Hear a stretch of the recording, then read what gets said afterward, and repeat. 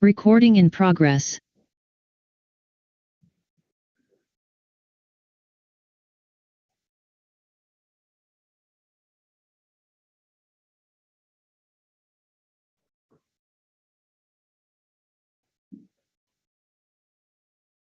Ici. Bonjour. Good morning, everyone. Bonjour. Honorable ministers, distinguished. Good morning. All protocols observed. I would like to welcome all of you to the 2022 Adedeji lecture, which is an annual event for us at the ECA. And this year's lecture will be delivered by Professor Prof Tiyambe Zeleza, who is the Associate Provost at the Case Western Reserve University in the United States. The conversation we'll be having this morning is a continuation of the panel discussion that took place yesterday. You will all recall that one of the panelists at the last session of yesterday's meeting noted the role of education in transformation and development in Africa. Today, the topic of discussion is on the role of higher education and human capital development in Africa's transformation. Education is key to the future and prosperity of Africa. In introducing this lecture, we'd like to play you a short video that's going to precede the conversation that will be taking place. Can we have the video, please?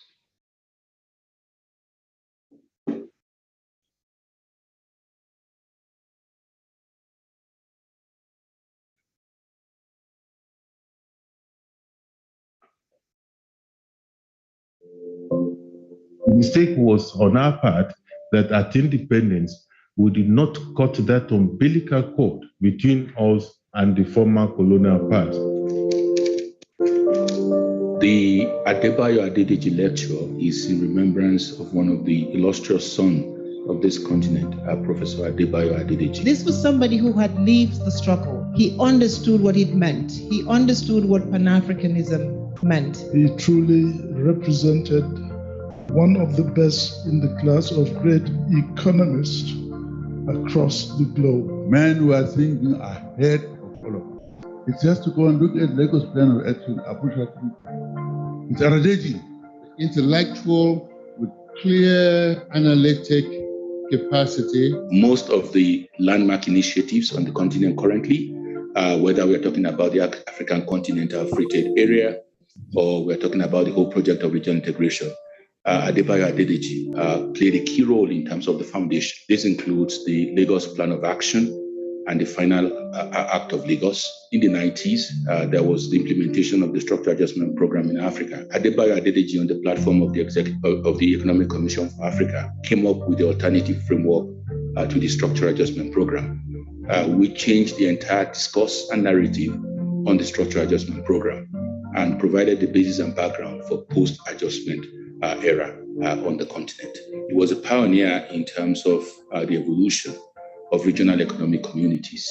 It's in recognition of the contributions of Adedeji that the Adedeji lecture was instituted by the Economic Commission for Africa. For the lecture, distinguished personalities who have also made contribution to the development of this continent are invited to present the lecture.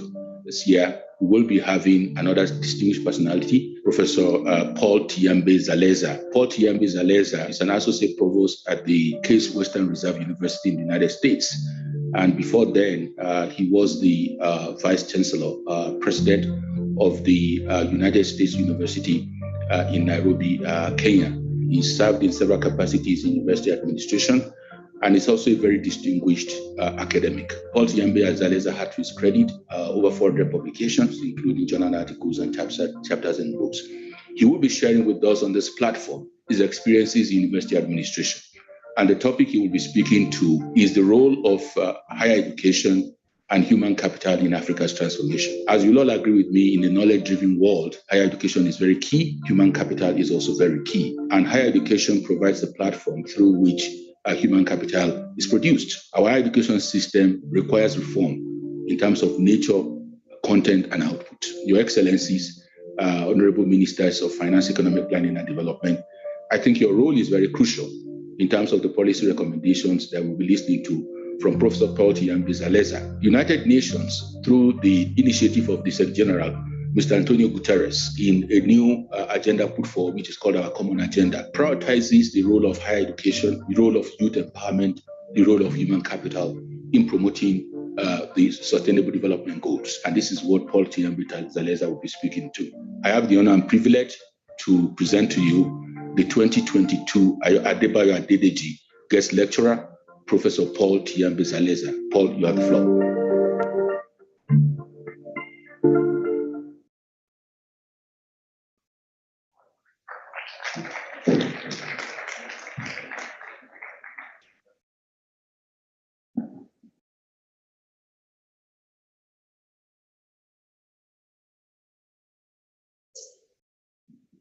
Good morning, honorable ministers, distinguished delegates, the UN Under Secretary General and Executive Secretary of the Economic Commission for Africa, Dr. Vera Songwe, all protocols observed.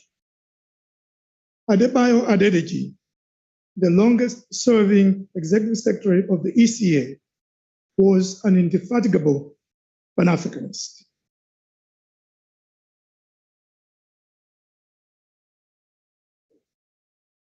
Who fervently believed in the historical imperative of creating a united Africa to reposition the continent from a pawn into a player on the global stage.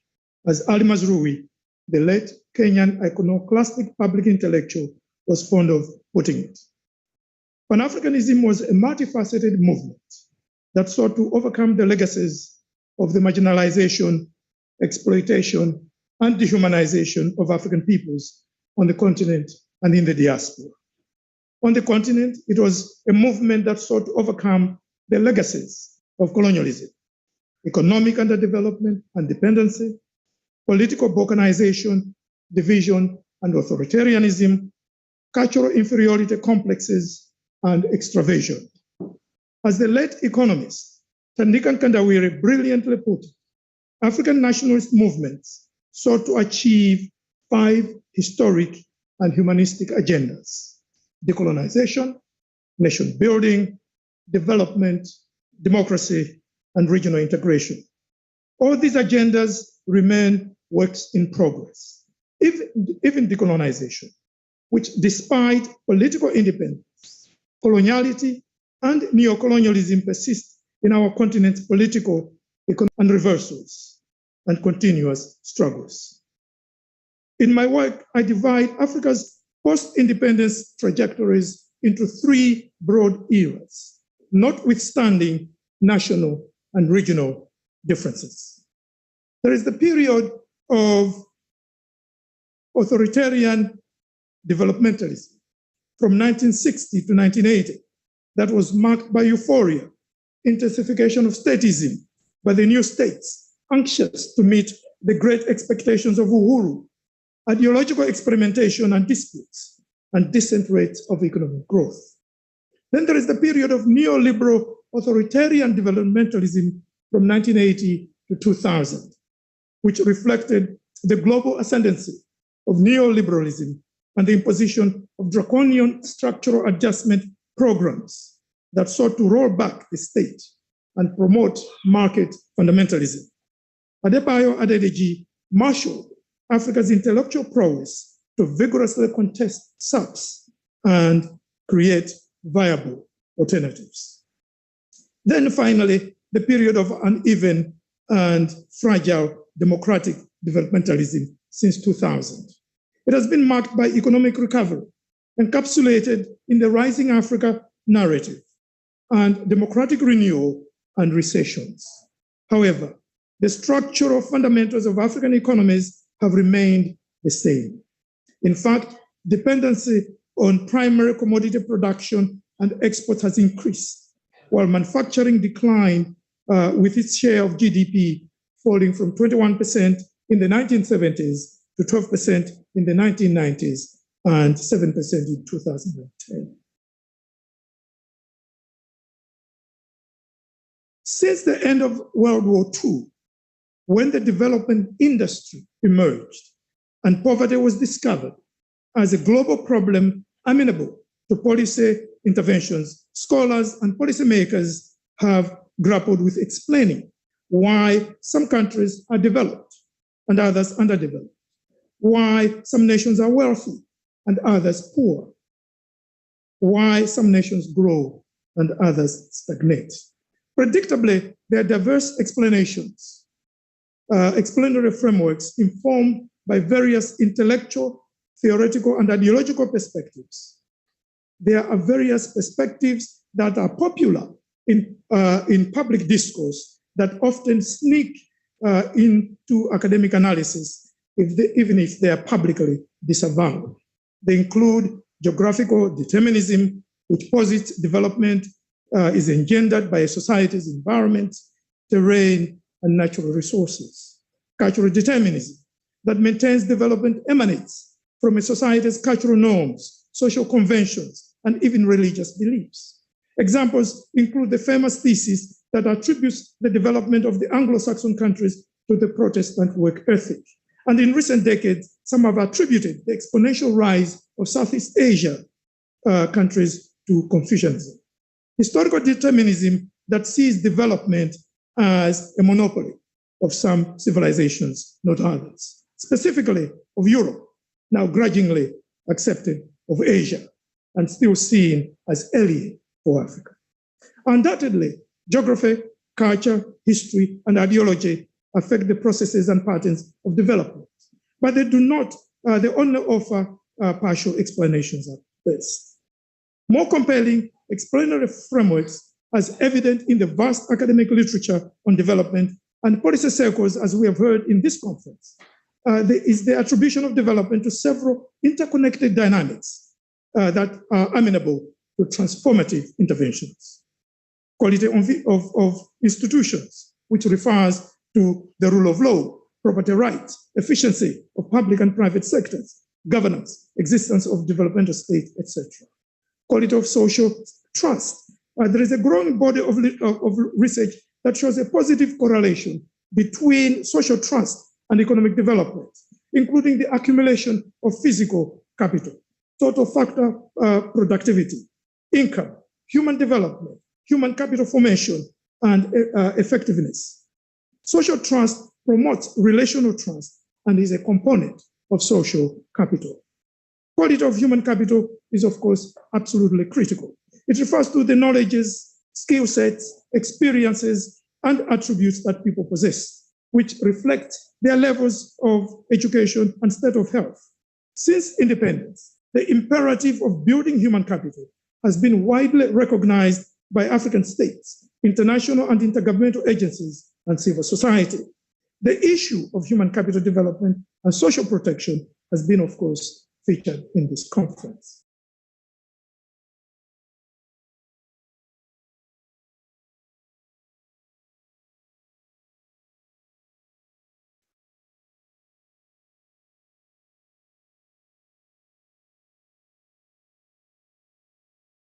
So when we talk about human capital, it seems to me there are three crucial dimensions to consider. The first is Africa's demographic explosion. It wasn't until the early 2000s that Africa's share of the world population returned to what it had been in 1750, when the slave trade intensified. Population growth began to accelerate from the 1960s. The continent's share of the world population grew from 9.3% in 1960 to 10.7% in 1980, to 13.2% in 2000, and 17.2% in 2020. On current trends, it is projected to rise to 25.6% in 2050, when there will be 2.5 billion Africans, and 39.4% in 2100, when there will be 4.3 billion Africans. The relationship between population growth and economic development is a matter of fierce debate.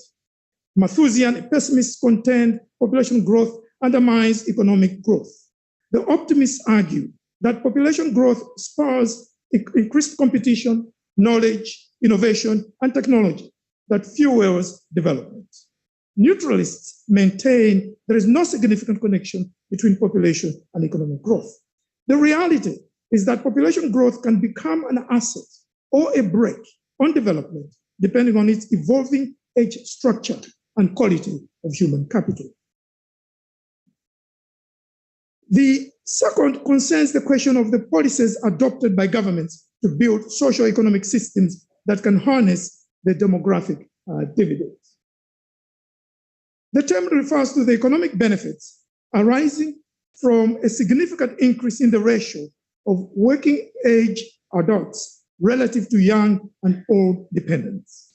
In countries with a high proportion of children or the elderly, a high proportion of resources is spent on taking care of them, and therefore it is likely to depress the pace of economic growth. The African Union produced a report, which I'm sure many of us are familiar with, a roadmap on harnessing the development dividends through investment in youth, which was produced in collaboration with key agencies, including the African Development Bank, NEPAD, and the UN Economic Commission for Africa, and other UN agencies. It proposes key actions and deliverables on 4 interconnected pillars: employment and entrepreneurship, education and skills development, health and well-being, and rights, governance, and youth empowerment. The third area concerns the imperative to build capabilities. As developed by the UNDP, the notion of capabilities refers to people's freedom to choose what to be and do, which is closely related to the notion of opportunities. The UNDP distinguishes between basic capabilities, such as early childhood survival, primary education, entry-level technology, and resilience to recurrent shocks, and enhanced capabilities, including access to quality health at all levels, high-quality education at all levels, effective access to present-day technologies, and resilience to unknown new shocks. Studies show that while there has been a growing convergence in basic capabilities, divergences to enhanced capabilities is growing as sociological inequalities deepen in many countries. Levels of employment and education are key indicators of human development. Africa suffers from the world's highest rates of unemployment, labor underutilization, decent work deficits that are especially prevalent in the informal sector, the largest source of employment, and of course, as we all know, extreme rates of working poverty. According to the ILO's reports, 35% of Africans suffer from extreme working poverty. Another 25% suffer from moderate working poverty.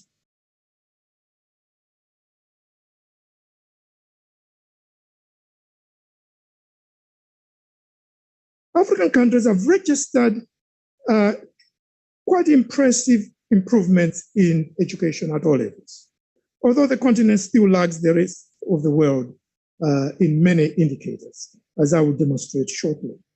First, let me talk about educational trends. As noted in the concept note for this meeting and several sessions, indicators for quality education leave a lot to be desired. Literacy rates for sub-Saharan Africa stand at 65.7%, compared to 79.7% for the Middle East and North Africa. And I really loved yesterday's morning intervention by the Executive Secretary that we need to talk about Africa as a whole and not have these divisions in some of these data indicators. The global average being 86.7%. The ratio of pupils per teacher in primary schools stood at 40:1, compared to a world average of 24:1. It is imperative to improve enrollment and the quality of primary and secondary education because they constitute the pipeline for higher education institutions. The latter, in turn, generate the teachers, pedagogies, knowledges, and mindsets for the lower levels of education. The growth in higher education across Africa has been quite remarkable. Altogether, there were only 76 universities on the entire continent in 1959, 19 of them private. The number increased to 294 in 1979, 784 in 1999, and by 2021, there were 1,690 universities on the continent. The majority were private. Second, when we look at the issue of higher education, of course, it cannot be overemphasized that the sector faces its own challenges. The following are especially pertinent. Limited institutional supply, by which I mean that Africa's enrollment ratios need to be raised. They are currently below 15% of the world, while and sub-Saharan Africa is 9%, compared to the world average of 38%. East Asia and the Pacific is 48%. The European Union, 71%. North America, 87%. And South Korea, which people like to use to beat up Africa, has an enrollment ratio of 96%. Inadequate financial resources. All major sources of financing for higher education are constrained, including tuition fees, auxiliary income, research grants, government subventions, philanthropic donations, and concessionary loans. Deficient human capital, especially in terms of faculty, as African higher education institutions are not producing enough graduates with terminal degrees. In public universities, for example, in Kenya, the ratio is 1 to 70. Teaching infrastructures and academic are often suboptimal. Physical facilities do not always match growth in enrollment and academic programs, and deferred maintenance is rampant. Then there are, of course, leadership and government challenges in terms of leadership and governance systems, which are regularly compromised by external interventions and politicization, internal dysfunctions, authoritarianism, corruption, and lack of leadership development opportunities. As university communities become more disparate and demands grow, academic cultures are more complex and contestations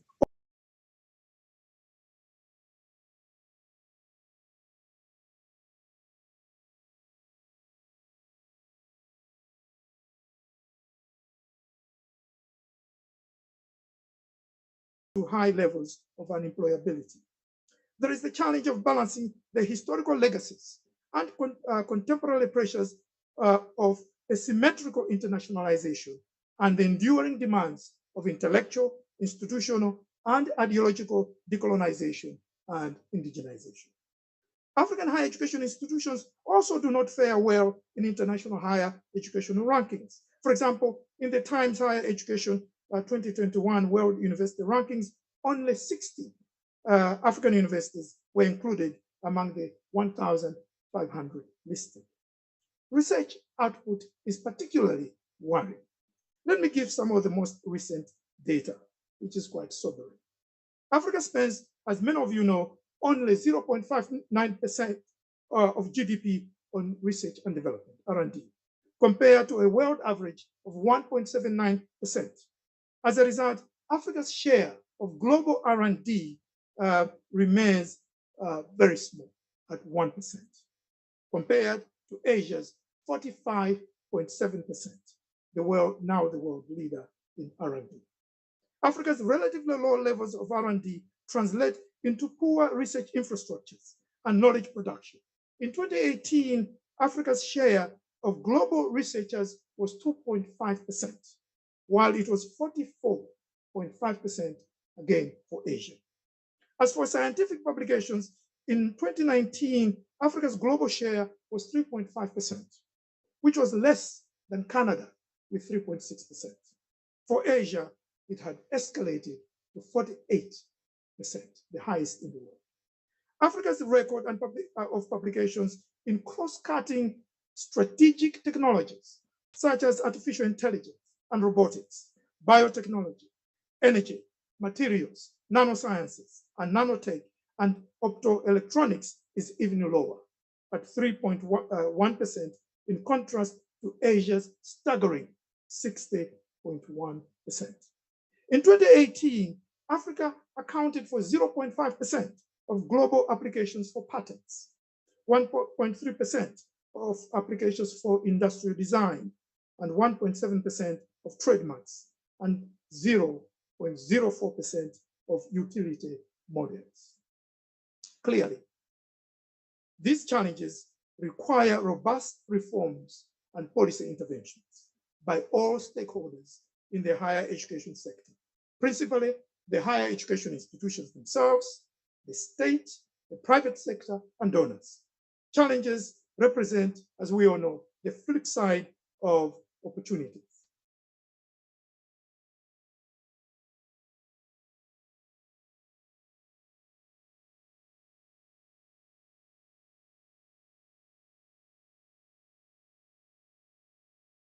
So what are some of the reforms that need to be done? I have identified 5 key areas for reform. The first is undertaking sector-wide restructuring. African states must strategically plan for institutional and enrollment expansion that is matched by resources. Insofar as many public and private higher education institutions are currently not viable, rationalization and mergers should be encouraged. As part of this agenda, national regulatory agencies must be more vigorous in approving higher education institutions.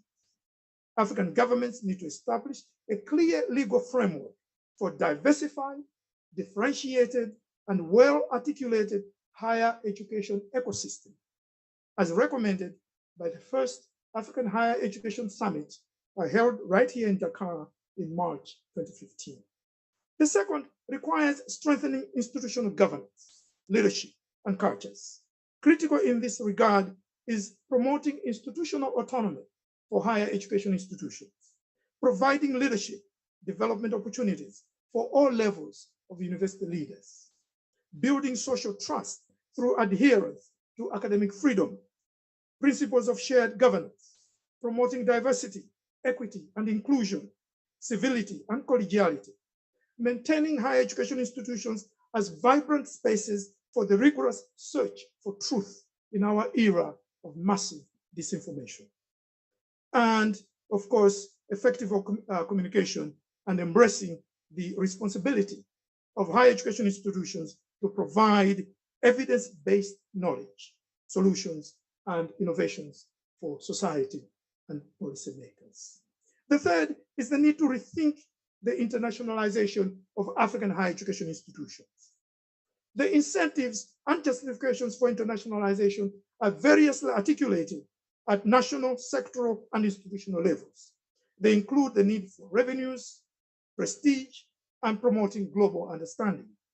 The experiences of COVID-19 should be harnessed as an accelerator for rethinking internationalization by integrating internationalization at home and abroad, promoting transformative technology-enhanced partnerships, developing sustainable and equitable financing, enhancing faculty and staff capabilities and collaborations, in addition to the traditional focus on student mobility and exchanges, pursuing inclusive and ethical internationalization, strategically integrating internationalization in institutional mission, values, strategic plan, budget priorities, and culture, promoting more progressive forms of globalization as the specter of deglobalization spreads its xenophobic tentacles, interrogating the impact of rankings that have become increasingly ubiquitous as part of global academic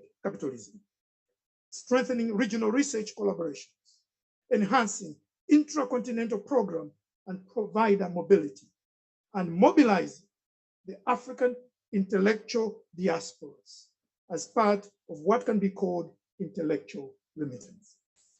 The fourth is enhancing research productivity.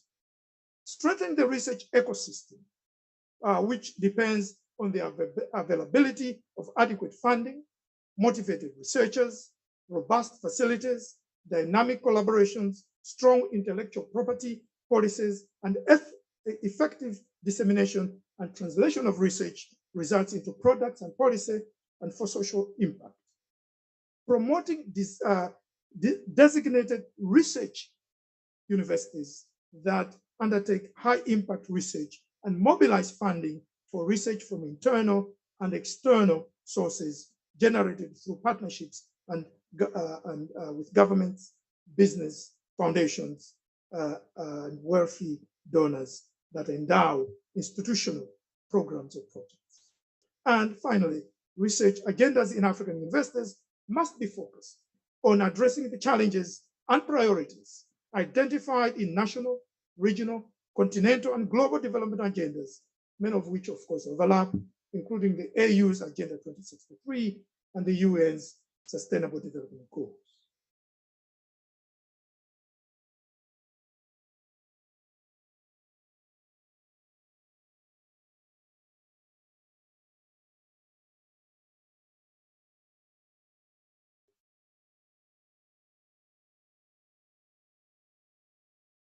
Let's get to the next slide.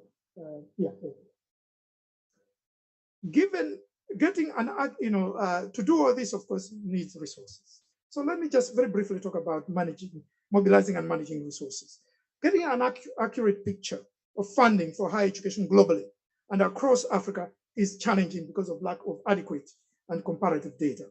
However, the following trends are evident. Total public spending on higher education globally increased from $615.5 billion in 2006 to $992.4 billion in 2018.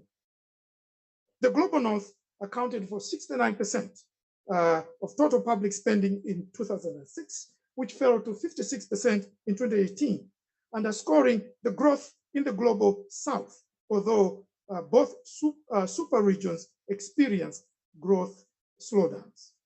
There were also pronounced discrepancies within the Global South. Most of the growth occurred in the East Asia region, which accounted for 46% of super regional public higher education expenditures in 2018. Expenditures per student fell in all regions of the world, although predictably, expenditures remained higher in the Global North than in the Global South.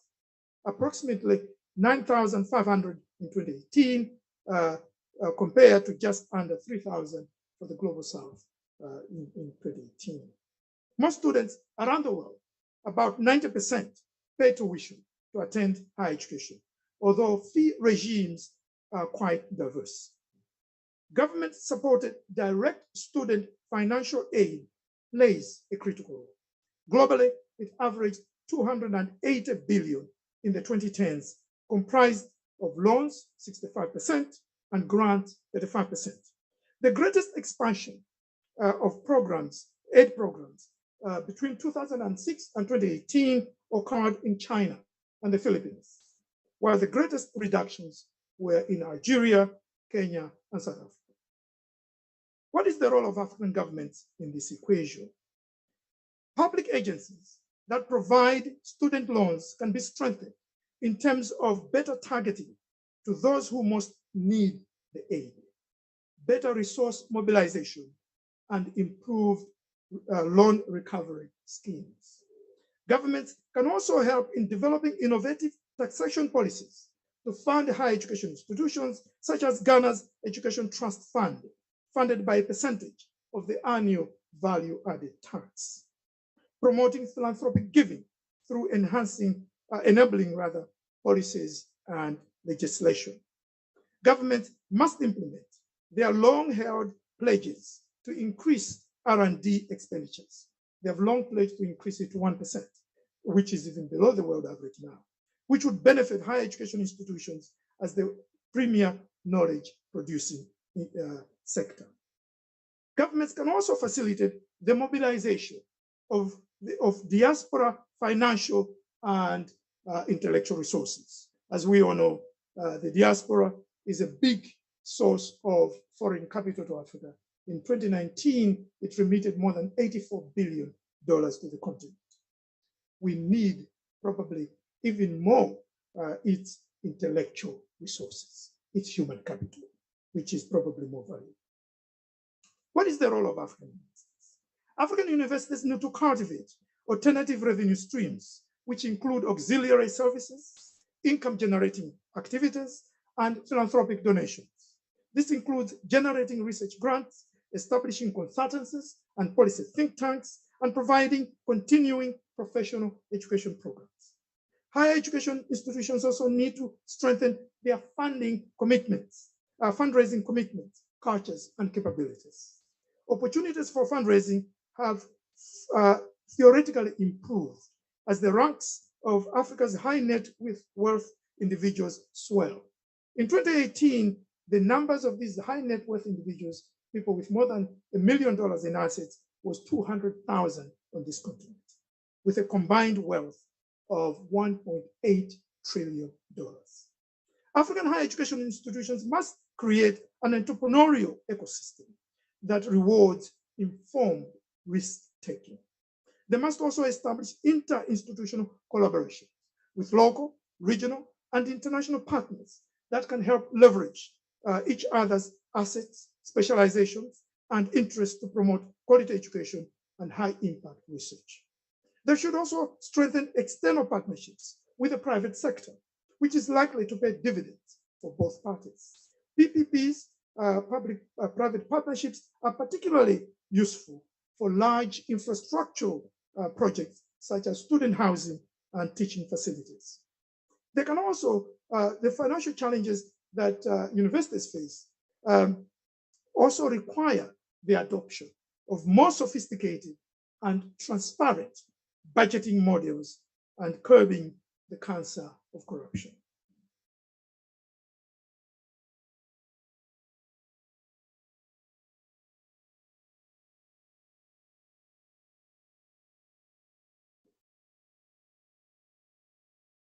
All right, this is my last slide. The fourth industrial revolution is, of course, an agenda for everyone, including universities. The fourth industrial revolution is transforming all aspects of economic, social, and political life as digital, biological, and physical systems increasingly converge. It is leading to massive changes, as we all know, in manufacturing, agriculture, services, transport, trade, communication, media, entertainment, hospitality, politics, healthcare, education, even conferences like the one we are having, research, publishing, the nature of work, modes of surveillance, and even the construction and performance of identities. The stakes of the fourth industrial revolution for Africa couldn't be higher. The continent actively participated in the first three industrial revolutions, but largely as a pawn, selling human labor for trinkets during the slave trade that generated the first industrial revolution, as colonial peripheries during the second industrial revolution that occurred during the colonial era, and as neo-colonial dependencies in the third industrial revolution. The AU's Digital Transformation Strategy for Africa, 2020-2030, incorporates a series of existing frameworks and initiatives developed by various agencies since the early 2000s. It is an ambitious and comprehensive strategy that identifies several key areas for intervention, including creating an enabling policy and regulatory environment, fostering interconnected digital infrastructure, developing digital skills and human capacity in educational institutions, and promoting digital innovation and entrepreneurship. Africa must develop high-performance computing capacities. That is so essential for big data storage and analytics. That is propelling the digital transformations of the fourth industrial revolution. In 2017, the entire African continent only had 0.2% of global HPC capacity, which forces the continent to mortgage its data to the major digital powers. The continent also needs to actively participate in negotiations of the international governance of digital technologies, so it's not reduced to a rule taker. It also needs to promote national, regional, and continental policy coordination and innovation for digital technologies. The implications of the fourth industrial revolution and the digital disruptions for education are, of course, complex, contradictory, and even confusing.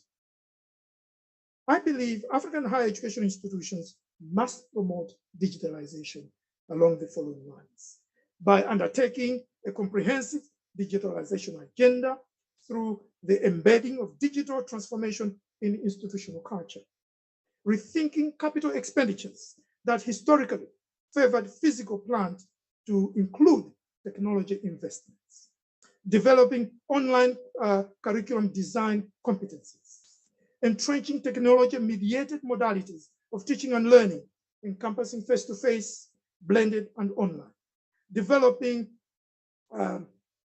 holistic and innovative curricula that impart skills for the jobs of the 21st century, in which digital literacy and competencies are indispensable, developing effective policies and interventions to address the digital divide and issues of mental health disorders and learning disability, safeguarding data protection, security, and privacy, developing meaningful partnerships with external consultancies and stakeholders, including digital technology and telecommunication companies, and anchoring their research and innovation in the technological infrastructure that supports and enhances the opportunities of the fourth industrial revolution.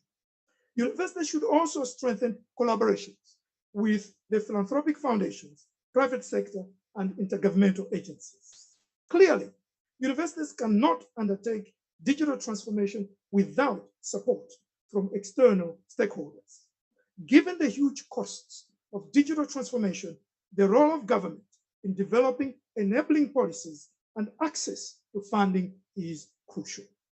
There is a World Bank study titled Connecting Africa's Universities to Affordable High-Speed Broadband Internet. What will it take? And it offers some intriguing suggestions for supporting the fourth industrial revolution for African universities that African governments and others might want to pay attention. In conclusion, there is need for a new compact, in my view, for higher education. There is need for sustained epistemic and policy dialogue and partnership between all key stakeholders in the higher education ecosystem. It is clear higher education is critical for harnessing the demographic dividends and propelling Africa towards the fourth industrial revolution. It is imperative to close the persistent disjunctures between policy conception and pronouncements and execution. Our states, universities, and other stakeholders must walk the talk on transforming African economies, societies, and politics to realize the long-deferred dreams of generations of Pan-African thinkers, leaders, and activists, such as the visionary public intellectual and consummate policymaker Adedeji, to create integrated, inclusive, innovative, and sustainable democratic and developmental states and societies. Thank you.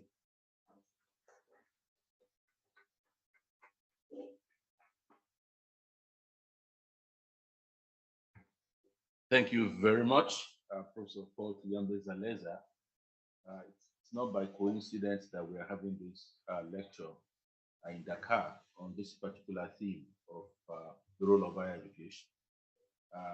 Senegal provided the space for intellectual freedom on the continent. In the 70s and the 80s, when scholars were being persecuted in their respective countries, they came here. Dakar became the Mecca of African scholarship in the 70s and 80s and the 90s. Scholars like Samir Amin, Kandika Mukandaweri, Abdallah Bujra, they were all here. They left their respective countries to come to Dakar. Dakar provided a hope for them. And the biggest research institution in social sciences in Africa is based here, which is called the Council for the Development of Social Science Research in Africa. And of course, Paul and I were part of that community in the 90s and the early 21st century, participating in the debate and the dialogue on the continent. So we're back home to Dakar to continue the debate and the culture. And through the Executive Secretary, we would like to thank the government of the Republic of Senegal and to also admonish them to continue the tradition of scholarship that they've cultivated on the continent. Dakar should continue to be the home of scholarship and knowledge production on the African continent. Distinguished participants, dear ministers, we've listened to the lecture of Professor Prof Tiyambe Zeleza. Evidently, we cannot reap where we do not sow. Our investment in education, our investment in knowledge production is very low. And we are calling for the production of vaccines. We are calling for economic transformation. We are calling for digital transformation. If we do not invest enough in research and development, if we do not invest enough in higher education, we cannot have any transformation. As he shared with us, Africa is the least researched continent in the world. We have the least number of publications in all areas in the world, and that's why the production of knowledge by ECA through our various publications are extremely important. Our expenditure on R&D, research and development, is the lowest in the world. In the ranking of universities in the world, Africa scored the lowest. Out of 1,500, we hardly feature 60 universities on the continent. Out of the first 1,000, we do not have more than 10 universities featuring. So how come we'll be talking about transformation if we do not invest in the basic foundation of transformation? Of course, there's need to reform our university system to make them more relevant, to be able to produce the kind of skills and capacity needed to drive our economies, and of course, to be part of the digital age. Those are extremely important things that we need to engage as we move forward. As ministers of finance and as ministries of finance, economic planning and development, this is something we need to mainstream in our development process. And I think that's why it's extremely key. Yeah, we have someone like Prof Tiyambe Zeleza, who has transversed the whole academic terrain in terms of management of universities, in terms of knowledge production. He's a leading scholar, and we're very proud to have him. We'll open the floor for questions, comments, observations for the next 10-15 minutes before we close this session. And of course, the guest speaker will also respond to your questions and comments. So the floor is open. Honorable ministers, distinguished participants, the floor is open for your intervention, questions, comments, and observations.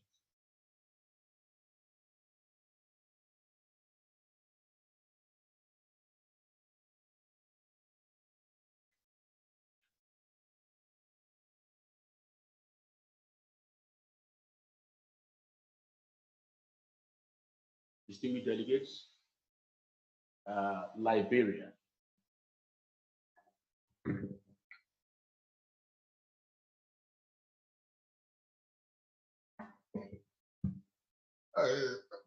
Professor, thank you for such a very brilliant presentations that highlight some of the theoretical foundation that we can build our human capital development models on, and then bring also practical reality in terms of the comparison between Africa and the Western country. I was glad to see that it came out clearly that Africa is behind in terms of R&D. Now, my question has to do with how can we build a very strong synergies between African who are working in the diaspora, professional African lecturing in top university in Africa. How can we leverage on their knowledge in terms of using technology to also contribute to promoting some level of research in our universities in Africa, as well as building a very strong partnership with our African university as a means of increasing our research output in Africa. They have to do with how can we build collaborations with African university, African professors, so that through that collaboration, by learning, by doing, their capacity will be enhanced, and then we'll be able to increase our own productivity. What's your own thing about that? Thank you. Can we have more questions?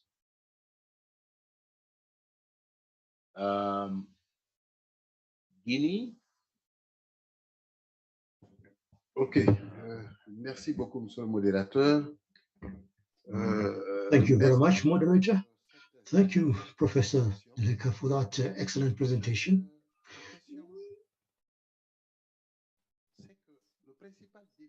My question is that the main challenge for African development is transformational. According to you, should we prioritize technical training, technical education, or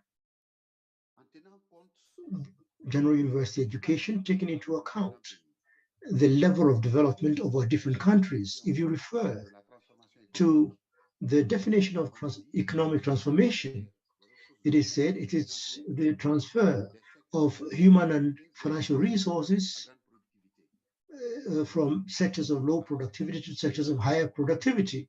Now, what I would like to know is what category of education, professional, technical education, or university education, to which we should give priority. I thank you. Thank you very much. I will call on Senegal to take the floor. Merci beaucoup. Je suis Moubaraglo du Sénégal. Thank you very much.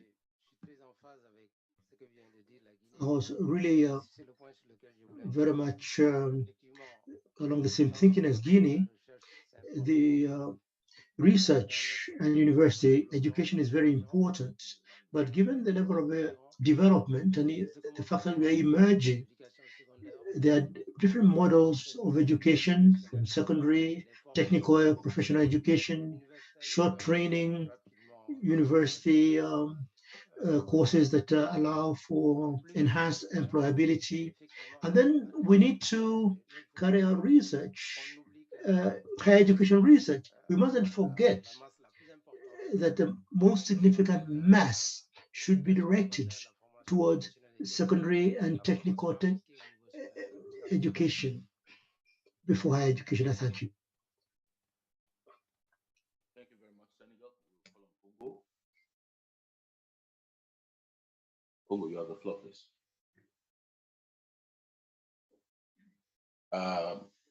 If you are Democratic Republic of the Congo. Ah non, Congo Brazzaville. I'm from Congo Brazzaville. Thank you very much.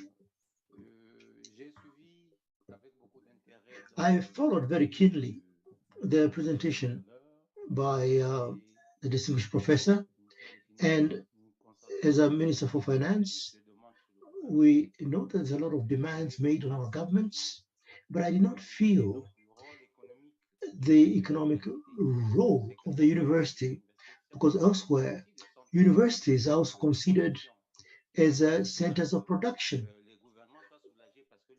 which would mean that the government is not taking all the pressure. But I did not feel this economic dimension of universities in the presentation. Perhaps you could say a few more words on this, because this is something that could be enlightening to us all. I thank you, Professor. Thank you very much. Any other Gabon? شكرا. نعطي الكلمة الآن. Merci de me donner la parole. Thank you for giving me the floor. We have followed very keenly the presentation and explanation given by Professor Zeleza.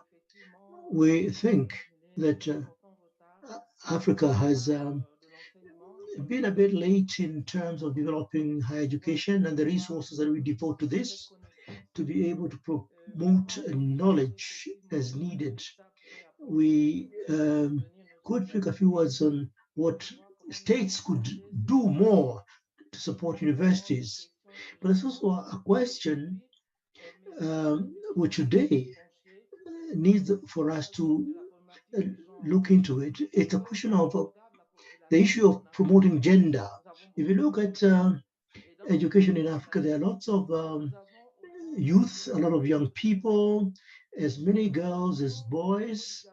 But we know, for instance, in Gabon, we have begun to follow up on this question to ensure that girls stay on in the education system. We need to work towards equality so that girls who start school, either primary, secondary level, also move on to technical and university education. Why are we keen on this issue? Because we have customs and traditions, which mean that even when we have children whose education we need to finance, we have a preference for keeping the girls at home. So we need to devote more resources and ensure that these resources are used for better promotion of human resources, put an emphasis, specific emphasis on removing this divergence between the genders, that we should encourage girls and boys to also move into scientific, technical education. I thank you. Thank you very much. Is there any other member state that would like to take the floor before we call on the observers and other participants? Yes, please, Sierra Leone, you can take the floor. Thank you very much. I would like to really commend the speakers for enlightening the continent on the importance of higher education. In our country, Sierra Leone, the president actually prioritized human capital development in our national development plan, and that is really gaining traction. But I think what we want to advocate for is to channel education and focus it to meeting the needs of Africa's priorities. And that is really focusing education on agriculture, for instance. When we try to meet the constraints of development and use education as a means of solving that problem. So for instance, in the continent, we have the challenge of food security, but the role of education in solving that food security is something that is very crucial. And I think we need to channel our curriculum in terms of how we can improve the information that is there to the public on food content. So that is something that I have not seen really mentioned in the conversation. So I think it's something that I want to push for, that education is important, scaling it up in terms of higher education, but how is that going to solve the challenge of development? That is something that I would like us to really focus on more, making education a problem solver. Thank you. Thank you very much. I think your question is also related to the question by the Honorable Minister from Congo Brazzaville on the economic value of education. And I'm sure our guest speaker will speak to that. If we do not have any other hands from our member states, are there observers who would like to take the floor?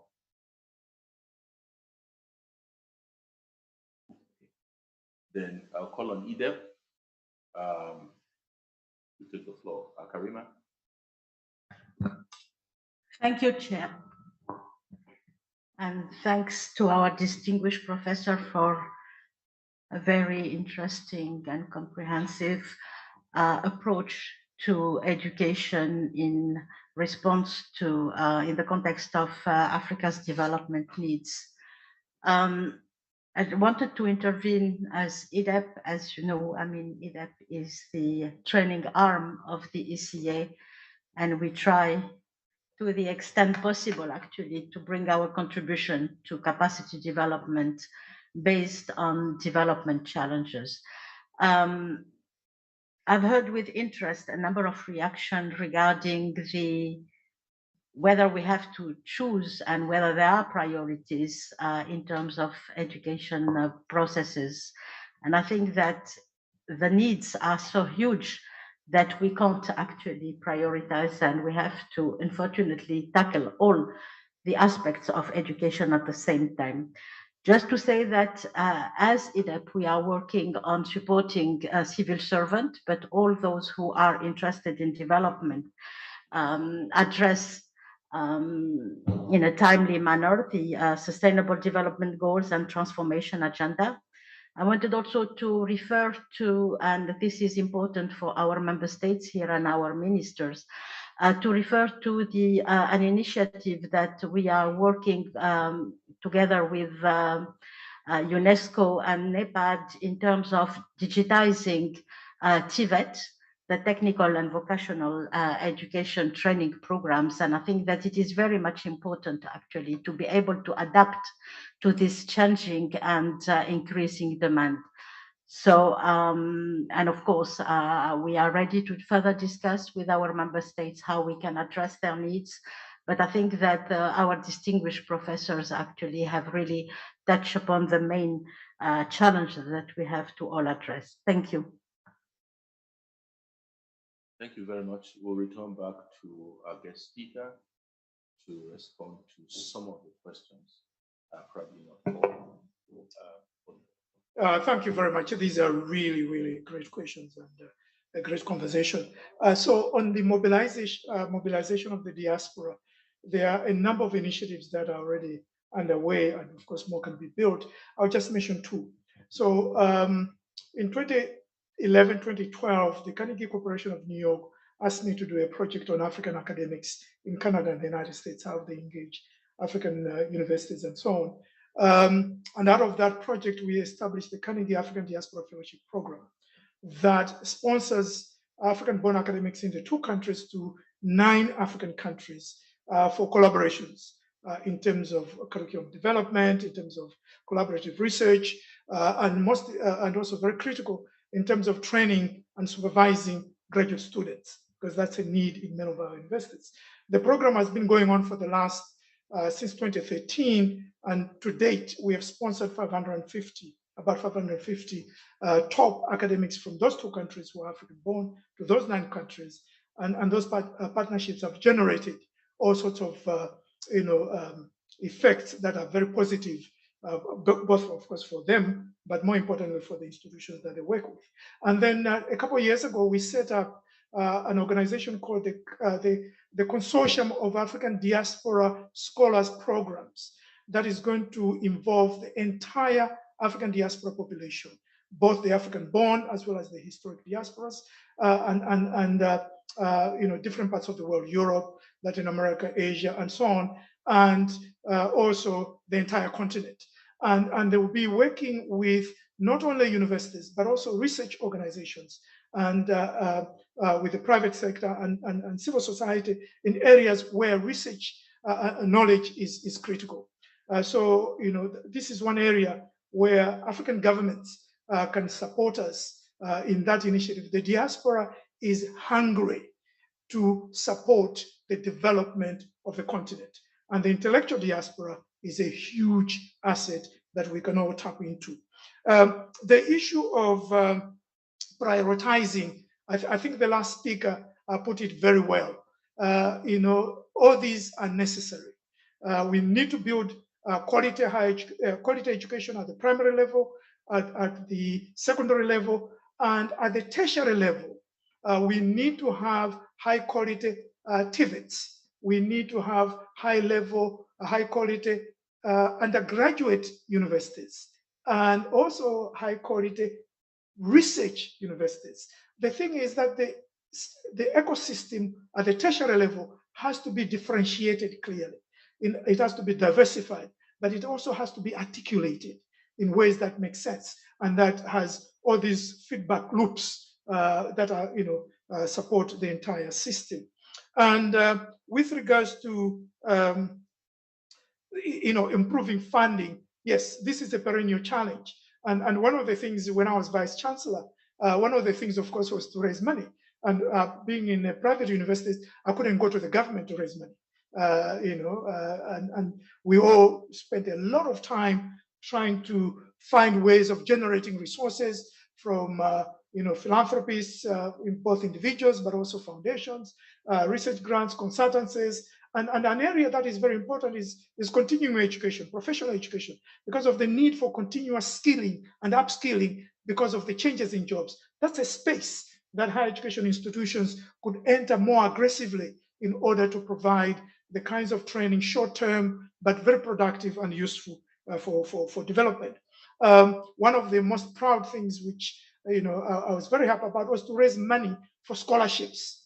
And we managed to get $63 million from one foundation, the MasterCard Foundation, to support 1,000 young Africans from disadvantaged backgrounds, 70% women, 25% youth who are refugees or internally displaced, and 10% young people who are living with disability. So we need to make sure the universities themselves developing their fundraising capabilities and other ways of raising resources in addition to whatever support might come from the state.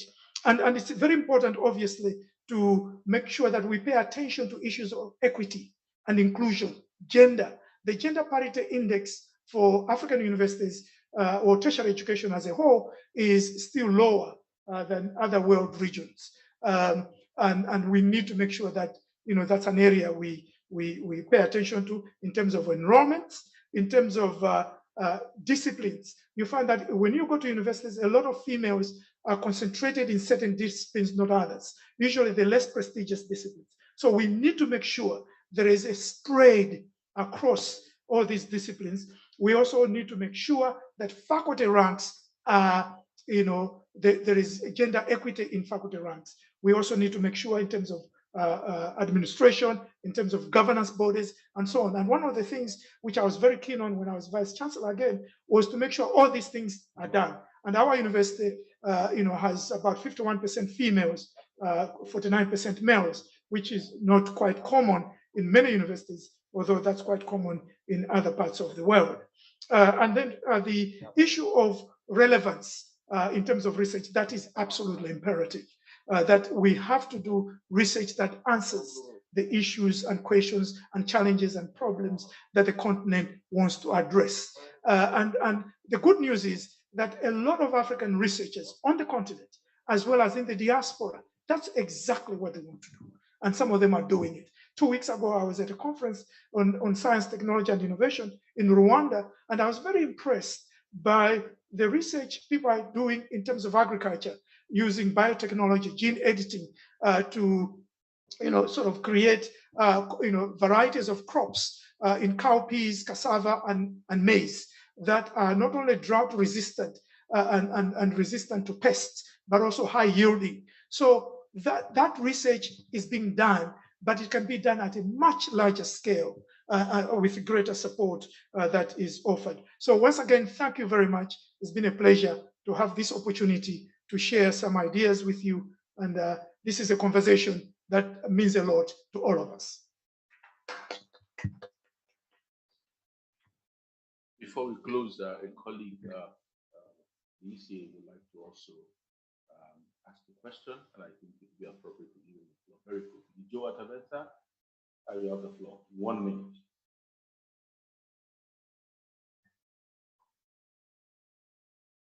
Thank you. Thank you. Joe Ataveta with the ECA. Quick question.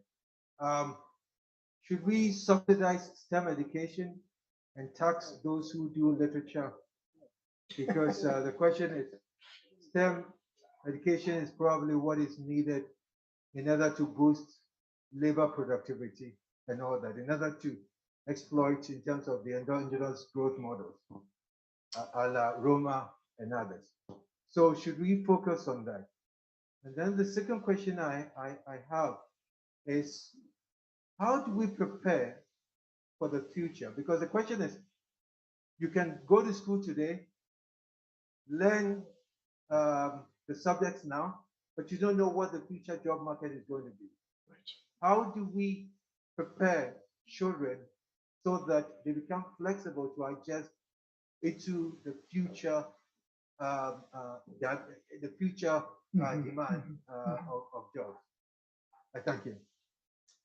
Thanks you very quickly. Yeah, excellent question. We could spend days. I spend all my time thinking about that question. So I think there is a misguided discourse that is STEM only and forget the rest. I prefer to talk about STEAM, science, technology, engineering, the arts, mathematics. Your last point underscores that very point.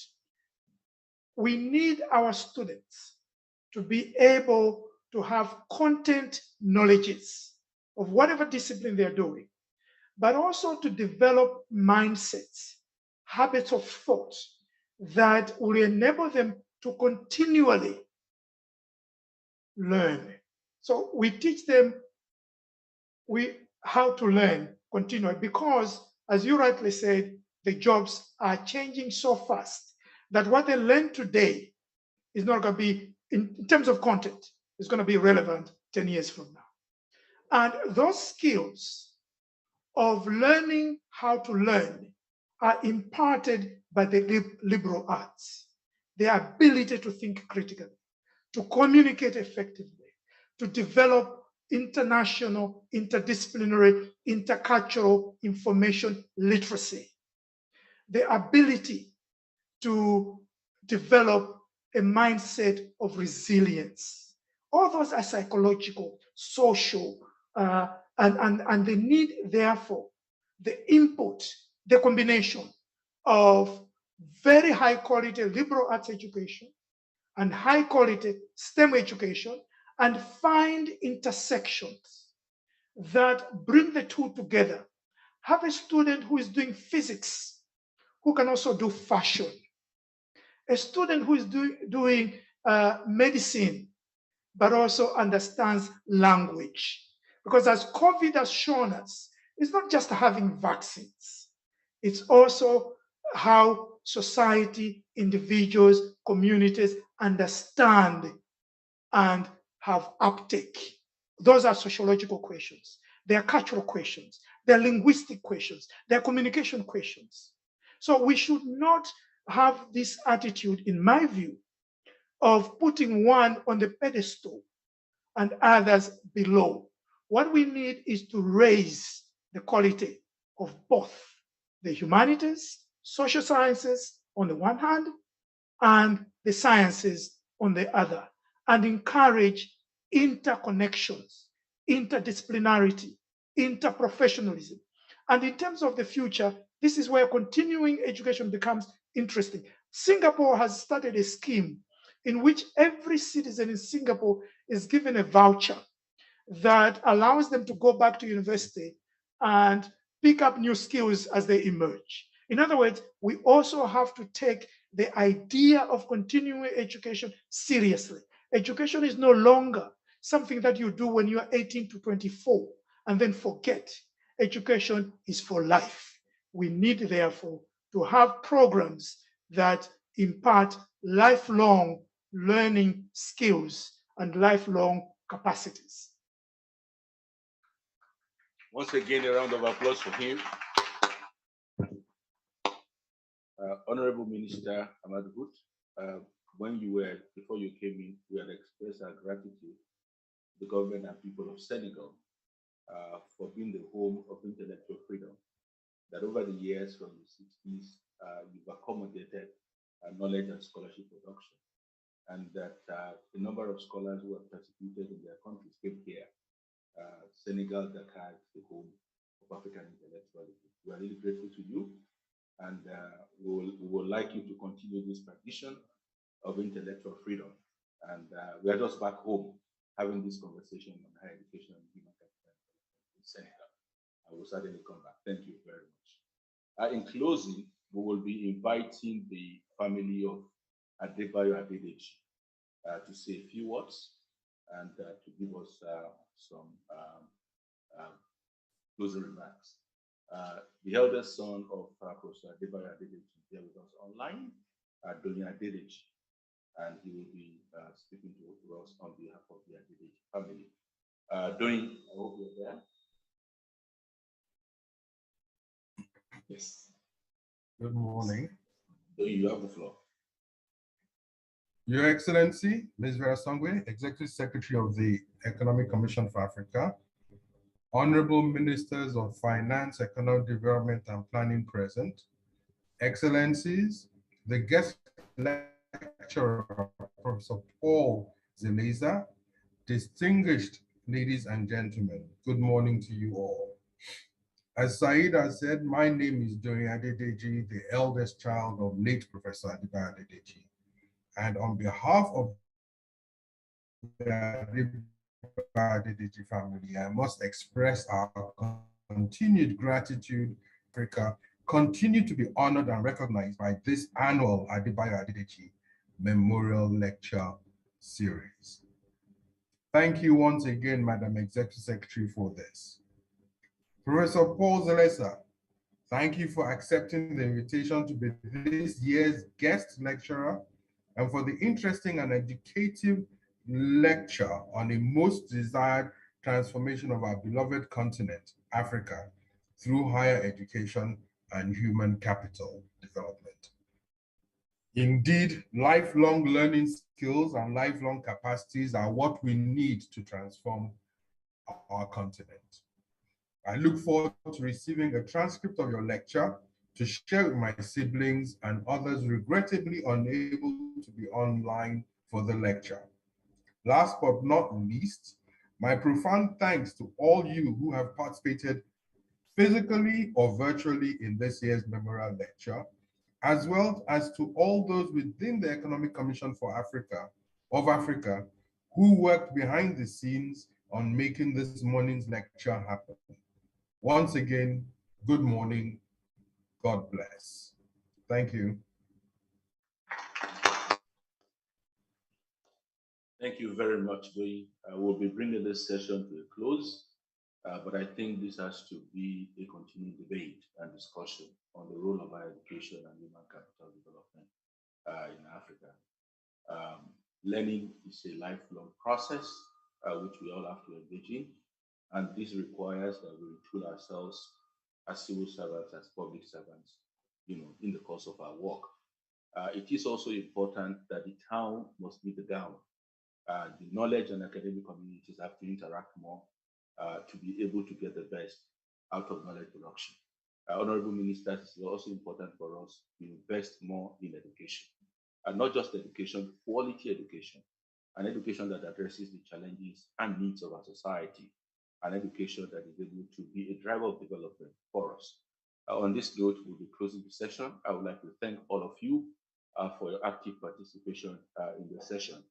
And we'll be inviting the moderator of the next session to take the floor. Thank you very much for your kind attention.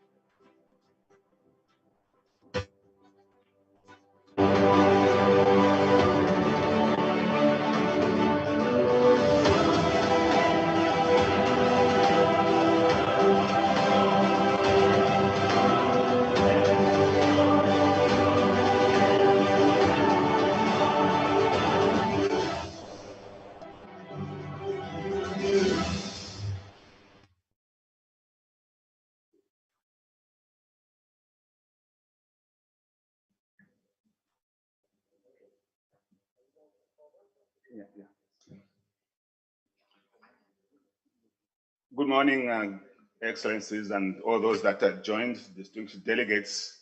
We are now going to start a different session, which I want to welcome you to, the high-level roundtable discussion on accelerating implementation of the Sustainable Development Goals and our common agenda. But I would like to preface the discussion on this by having a young economist to address us. And I'll ask Zazela Mwansapala to come and make her intervention before we start the session.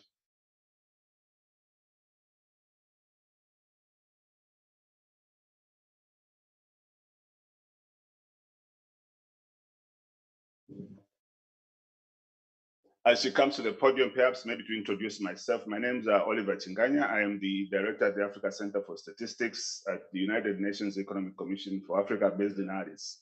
And I will assist with the moderation of this particular session this morning. Okay. Good morning. Hello. Good morning, ladies and gentlemen and honorary members. My name is Zenzile Mwansapala, and I'm currently a master's student in economics at the University of Cape Town and one of the privileged members of the ECA Young Economists Network that is run by the African Institute of Development, African Institute for Economic Development and Planning, IDEP. As a proud member of the YEN program, I'm here to share two things with you today.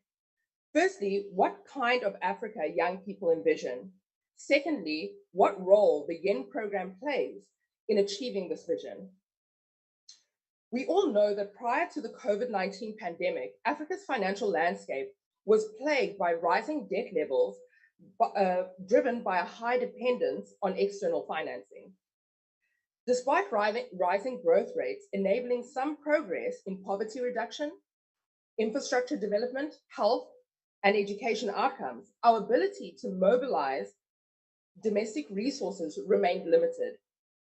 This is because our continent was still characterized by high levels of extreme poverty, struggling public health systems, huge education and infrastructure gaps, and pervasive stereotypes that continue to prevent women and girls from fully participating in economic life. Not only has the pandemic reversed any progress we have made, but it has also exacerbated the challenges that Africa continues to face. Therefore, more than just recovery, the youth in Africa are calling for a change to the status quo. We envision an Africa where our mothers no longer have to rely on traditional fuel for cooking and have access to modern, reliable, and sustainable energy. An Africa that prioritizes the health and well-being of her people by providing access and affordability to healthcare and developing skilled African health professionals so that we can become the leaders in medical advancements for the diseases that affect our continent. We see an Africa where our capabilities are nurtured through equitable access to quality education up to tertiary level for all, where all our skills are harnessed to support innovation in technology, climate change, and financial instruments like the nature performance bonds that may better meet the needs of our continent. We see an integrated Africa with developed capital markets, along with supportive physical infrastructure. We want to see an Africa that values the capability of women and girls and recognizes the unpaid care burden that restricts our opportunities to pursue productive learning and employment. To achieve this vision, it is paramount for governments and policymakers across the continent to rely on locally produced knowledge by investing in Africa's greatest asset, the youth. This is where the ECA YEN program comes in. The YEN program is a collaborative peer learning research think tank with over 800 young enthusiastic African economists across 29 countries and 72 universities, and it's growing. The program is aimed at harnessing Africa's youth by training and empowering a new generation of highly skilled economists in macroeconomic research and modeling. Therefore, the YEN program represents a crucial link between the need for homegrown talent and the outcome of policy formation that is required for the mobilization of financial resources to generate inclusive and sustainable growth in the continent. To that end, a group of YEN members have already been working tirelessly on a project to develop macroeconomic models that can stimulate double-digit annual growth and enable us to achieve the Sustainable Development Goals. But this is only the tip of the iceberg if we are to achieve the Africa that we envision. We need a group working on models to support scaling up public financing and blended financing approaches to address the longer-term effects of the pandemic that have weakened fiscal positions. We also need a group working to address the shorter-term effects of the Russia-Ukraine crisis that is threatening food insecurity, especially for our most vulnerable. So on behalf of the members of the YEN program, I'm here to say, we are here and we are ready. Give us a chance to help improve Africa for the betterment of current and future generations to come. Together, we have the potential to build a stronger, more resilient Africa that all of us have always dreamed of. Thank you very much. Thank you very much, Zela, for that. Basically, you are saying it's your time, you are here, and that it should be used as effective as possible. You talked about this being a collaborative platform of engaging young economists to harness the talents that exist in different countries. So thank you very much. Just a round of applause for her again, please. Now we'll come to our main reason why we are in this particular session, and I'm therefore going to invite the eminent persons that are going to be discussing with us this morning. I will start with the Chief Economist and Executive Secretary of ECA, Hanan Mose, to come to the floor. We also have others that are actually online. For instance, we have the Assistant Administrator and Regional Director for Africa. We are at the UN Development Program. She will participate virtually, Madam Hauna Ziokwanwa. I'm also calling upon Professor Ibrahima Sheikh Duang, the United Nations Assistant Secretary General, World Food Program and Director General of the African Risk Capacity Group. I call upon Michelle Sidibe, African Union Special Envoy for the African Medicine Agency. We also have the UN Resident Coordinator from Rwanda, Mr. Fode Diai, to also join us. We have the Founder and Chief Executive Officer of the Africa Catalyst Global Development Agency Advisory, Duadu Sibeni, to join us. We have Honorable Minister of State in charge of economic planning for Rwanda, Claudia Oweri, also to join us at the podium, please. And then the Deputy Minister of Budget and Development Planning in Liberia, Honorable Tani Bronson, to come also to the podium. And finally, we have someone representing the Ministry of Planning and Economic Development, Mr. Sherif Daoudi, Deputy Head of Sustainable Development Unity, also to join us at the podium. As the panelists come to the podium, walk over to the podium, I just want to say a few words. I think over the last couple of days, particularly starting from Sunday, we've had so many things that have been spoken about, discussed and presented by different forums. We had in the evening during the dialogue dinner, a discussion that talked about repurchasable agreements, markets, the repo markets, so to speak, which is basically short-term borrowing in the government securities, issues of access to capital markets, and a very good example and issue that were discussed in particular by Egypt, who gave us a very illustrious example about the difference between green economy, green bonds and green loans, and how they were able to use that in their path as they beginning to address some of those issues. A number of the other issues that were discussed were around financing for climate adaptation, resilience, and also mitigation. There was a discussion or thoughts about what are we going to present at COP27, our COP in Africa, and what will be the issues that are going to be discussed in Egypt. Inequalities were some of those issues that were discussed, dates and capital financing and so forth. But all this were also put together by the head of state yesterday when he addressed us, basically saying Africa is not being treated fairly and that something needs to be done. A call to actually go to the G20, or is it going to be G21 if Africa is going to be represented there? The president was very clear in his mind that I think the issue of conditionalities seem to be a straitjacket.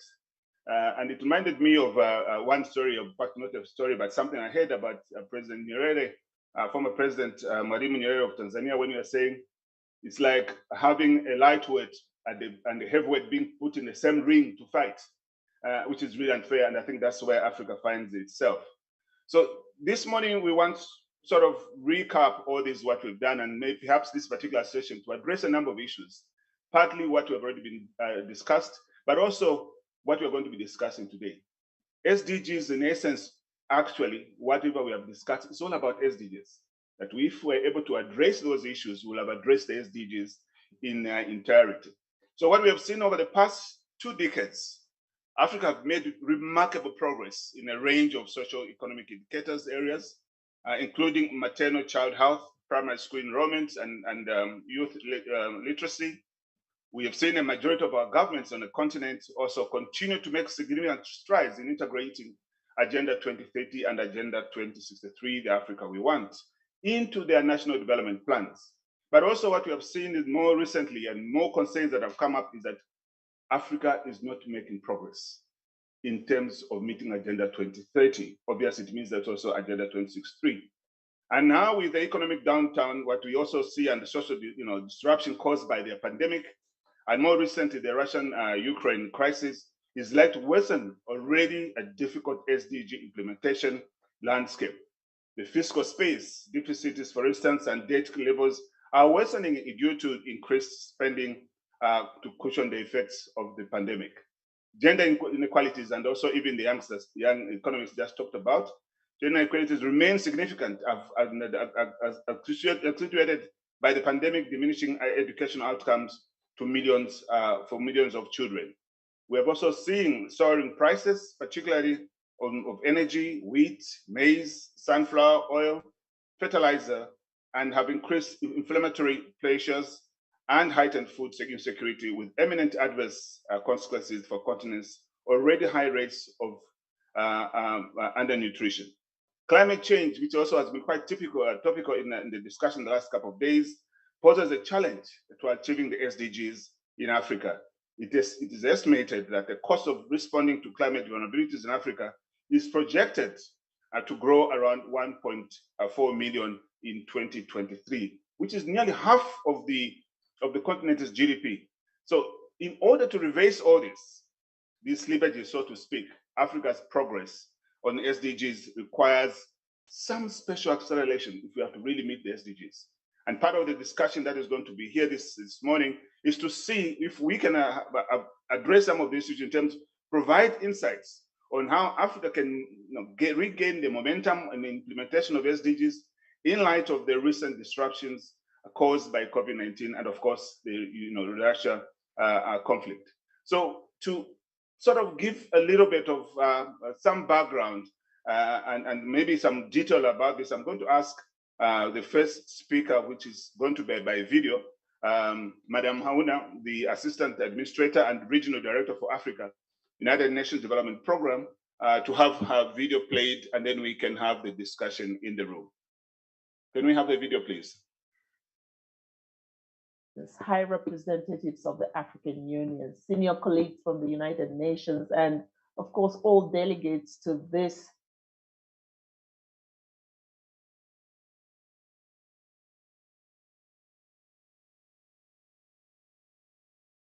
Don't seem to get the audio. Can we please?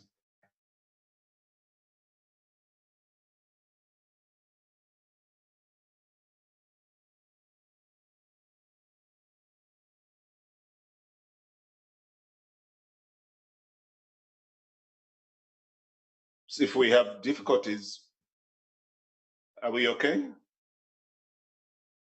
Because if we have difficulties, we could continue with the panel and then we can have the video a little later.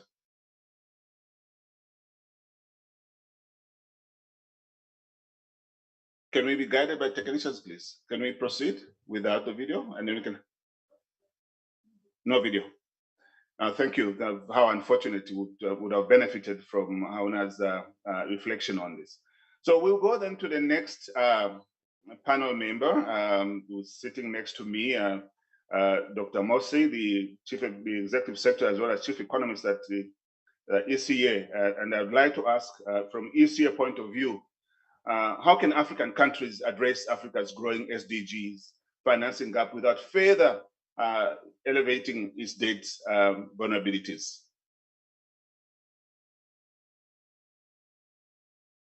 Sure. Good morning, everyone. I think this session nicely ties to what we've been talking about for the last few days, bringing all aspects together. Because at the end, when we're talking about financing Africa's recovery, it's about also closing and addressing SDGs. As Oliver asked, how do we do that without increasing further the vulnerabilities that we have on the debt side? And here, there are a number of things that can be done, actually. One is the issue of creating the space. And we have talked over the last few days of a number of things that can be done to actually create that space. For example, things like extending the debt service suspension initiative for another 2 years to allow countries to some space to actually address the increasing socioeconomic implications of the multiple global crises that we have been facing.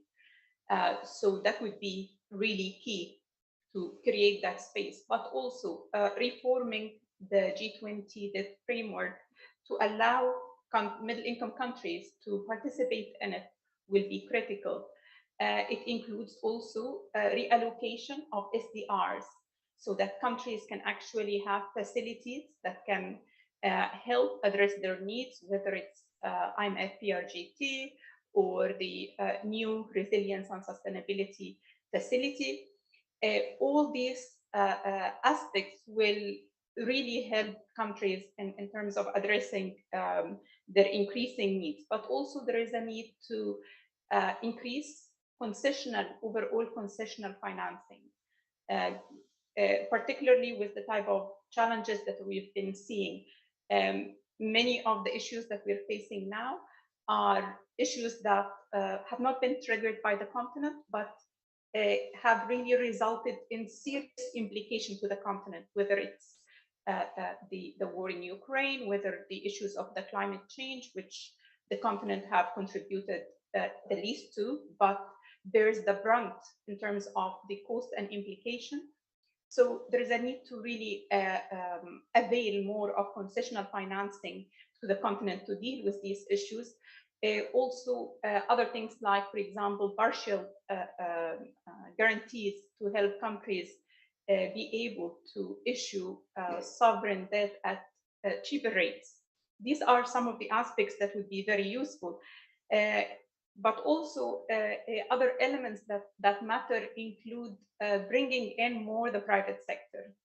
And here we need to have more of the blended finance, where we have more of the official development assistance used to help reduce the cost for private sector and bring more of the private capital for us to address all these challenges. The magnitude of the challenge and the needs in the continent really requires a multi-stakeholder approach. It's not just only, the governments will need to do their parts, but it will need also to involve the private sector, international community, and that's why it's really key to crowd in the private sector through programs like the blended finance, but also through other tools like de-risking, credit enhancement. All this will help a great deal.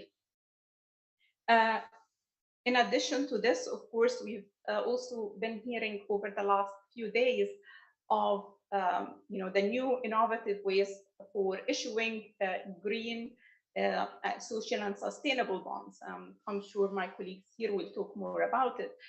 These are also areas where we need to tap to help bring more financing for SDGs. There are also the things like impact investment. While impact investment have been growing rapidly worldwide, the share of Africa in this space remains decimal. So we need to work more on bringing more of these impact investments to the continent. And then domestically, there are a number of areas also that we will need to focus on. And that includes the need to deepen domestic resource mobilization, because to address the SDGs, we need the resources, and we need to really close loopholes, reduce exemptions, enhance the capacity to effectively enhance domestic resource mobilization. And we also need to address issues of illicit financial flows. If the continent is currently estimated to be losing $84 billion a year. This is double what we need to close the education gap for meeting SDG, and it's 1.25 of what is needed to close the health gap. So these are critical resources that we cannot afford to lose. So really enhancing, the internal capacity to address these illicit financial flows will be key, and also taking advantage of globally agreements that have been done. For example, on the OECD agreement on minimum corporate tax and taxing digital giants. This is increasingly an issue that the continent can benefit from, and aligning the tax legislations domestically to make sure that we benefit from these agreements will be a very important source of additional revenue that can be achieved. Finally, there's also a need to deepen capital markets, which will also help.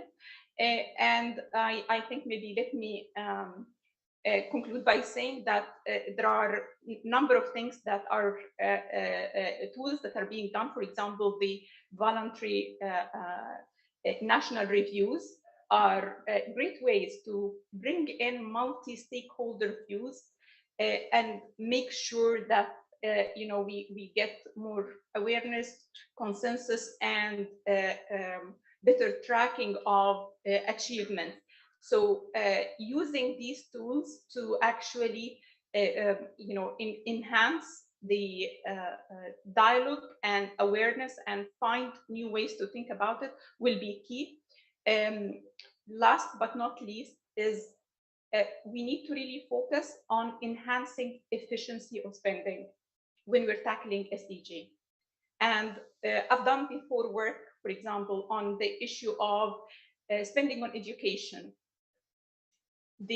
Africa actually is among the highest spenders on education, 5% of GDP a year. However, we don't get results that match what we're spending. So we get efficiency of spending for each dollar spent 58 cents, while Asia gets 82. So definitely, I think we need, when we're talking about financing, we need to make sure that every penny that is being spent, we get the highest returns, because we don't have, we have limited resources. So we need to make sure that every spending really matters and gives the highest returns. Thank you. Thank you very much, Hanan, for that. I mean, the emphasis that's been coming up several times about concessional financing, raising or mobilizing domestic resources, addressing the issues of illicit financing and tax. And we were reminded the other day that we need to task what is there. You cannot tax anything if there's no money in the pockets, and also talking about the capital markets itself. We'll now go to the second panelist, Dr. Ibrahima Sheikh Diong, whom I already introduced. He's going to speak to a number of issues relating to the pandemic the vulnerabilities and how these impact, or how they are impacted by climate change, and how also they are measured into GDP. But before then, we have a short video from the Director General of the WHO, Dr. Tedros, to sort of recap before he can give his reaction to that video. Can we have the video played, please? Honorable Ministers, Excellencies, dear colleagues and friends, the COVID-19 pandemic has taken a heavy toll on Africa, on people, communities, and economies. And it's not over. Transmission is increasing, testing is declining, and less than 1 in 5 people on our continent is vaccinated, 1/3 of the global average. Vaccine supply has improved, but absorption has not kept pace. It's urgent that all countries in Africa commit to reaching 70% vaccination coverage as soon as possible, with a focus on those most at risk. This is essential for saving lives and for driving the economic recovery. The pandemic has also highlighted the need for local production, not only of COVID tools, but of all medical products. Increased local production has multiple benefits for health security, investment, skilled jobs, and economic growth. To strengthen capacities for local production, we have established the WHO Technology Transfer Hub in South Africa. Late last year, the Africa Medicines Agency treaty entered into force, paving the way to improve the quality, safety, efficacy, availability, and affordability of medicines and vaccines across the continent. We will continue to support Africa CDC and Africa Medicines Agency, both technically and financially. At the upcoming World Health Assembly, WHO will present a plan to strengthen the global architecture for health emergency preparedness, response, and resilience. This plan includes a financial intermediary fund to support equitable access to life-saving tools. At the country level, we need renewed commitment by governments and parliaments to increase domestic financing for health in Africa. One of the most fundamental gaps we face is in building a strong health workforce. And yet, the world currently has a shortfall of 18 million health workers, and much of that is in our continent. The COVID-19 pandemic has shown that when health is at risk, everything is at risk. That's why domestic investment in strong health systems is essential, centered around primary health care at the foundation of universal health coverage. Because ultimately, health is not a luxury for the rich, but a human right, not a cost, but an investment, not simply an outcome of development, but the foundation of social, economic, and political stability and security. There can be no economic resilience without health resilience. I thank you. Thank you very much. I will proceed. So I'm now going to call upon Ibrahima, just your reflection on Dr. Tedros' remarks in the video and your thoughts about the issues of vulnerability, climate, and how these impact, and also the measurement into GDP. Well, thank you very much, Mr. Moderator. A very good morning to the Minister of Finance and Minister of Economy in this room. It is always a pleasure to speak, Minister of Finance, because at the end of the day, everything ends up at the money, and then your role is extremely critical in financing whatever great ideas we have from this conversation. Dr. Tedros has made my life easier by making the case about the importance of preparedness and early warning systems, because disasters as such, if you wait till it happens, it may be too late to save life and livelihood. Now, going back to the topic at stake here, which is the SDG. If you look at the SDGs, what they have in common is all about protecting the life and livelihood of vulnerable communities. That is made even harder because of the climate crisis and the outbreak of the epidemic and the pandemic that Dr. Terrace talked about earlier.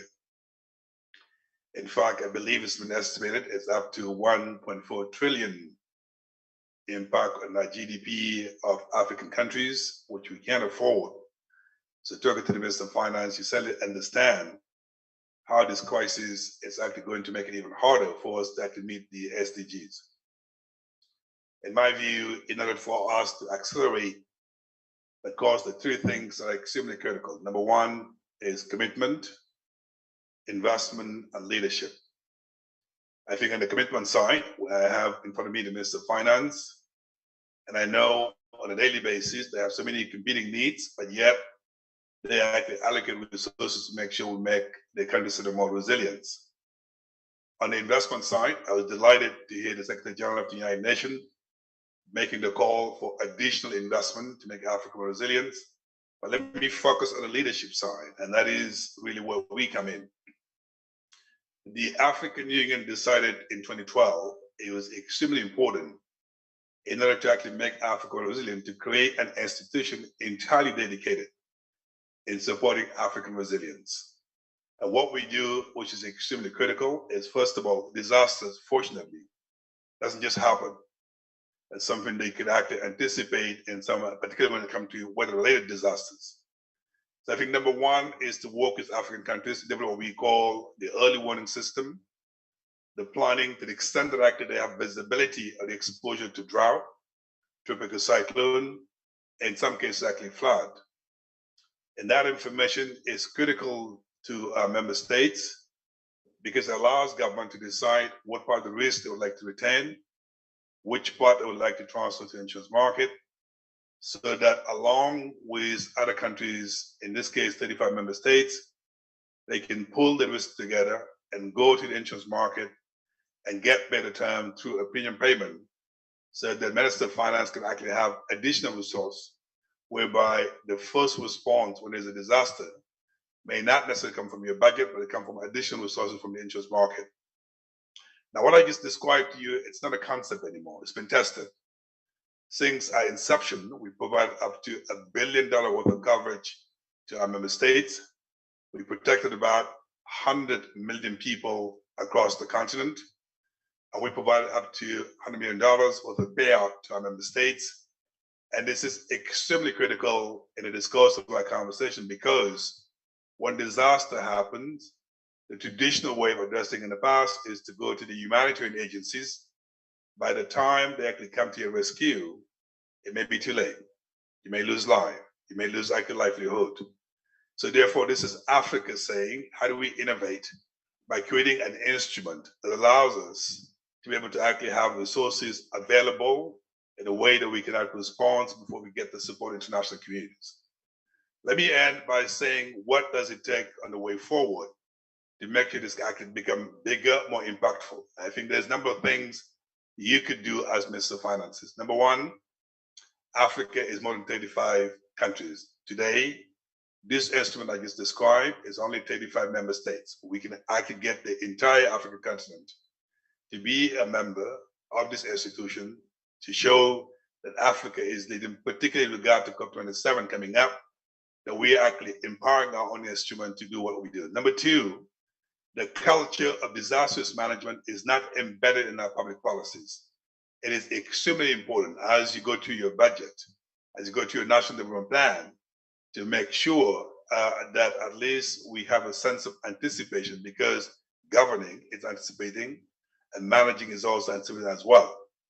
I think last 2 points equally important. We are, despite the fact that what I described is extremely useful for Africa, we are mindful that many African countries may not be able to actually afford the premium payment I just talked about earlier. And that is why we decided to actually launch an Africa Premium Financing Facility, which is basically a facility that can provide subsidies where necessary, so the government can actually afford the premium financing with a hope It will build the culture of disasters management so they can actually pay their own way as well. I think last but not least, at COP26, it was decided, even though Africa contributes less to climate change, nevertheless, we actually suffer from the impact of climate change. The Africans have said resoundingly, it is important they have access to technology, so Africa can actually have access to the best technology when it comes to water projections, but also profiling, so that at least visibility is created actually across our continent. I think last but not least, it is important with marching toward COP27, African voice should be unique. African voice should be better structured and coordinated. And again, we can do three things at the same time: resilience, adaptation, and mitigation. So while we invest in adaptation and mitigation and outbreak and epidemic, we need to save life and livelihood, and that's where resilience comes in.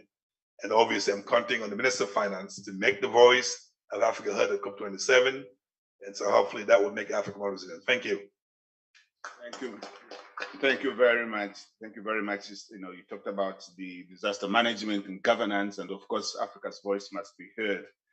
That's very useful. And I think a lot of this sort of falls through in the number of discussions that have taken place so far.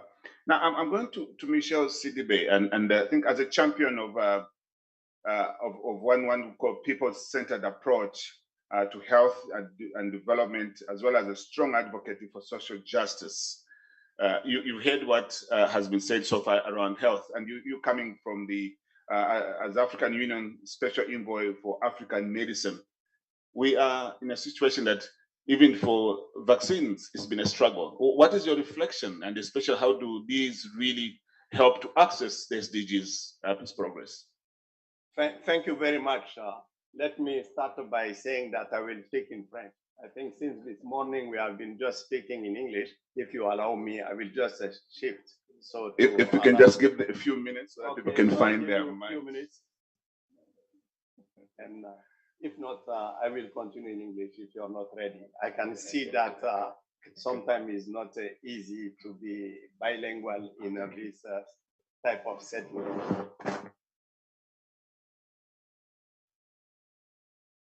Maybe if you want, I continue in English.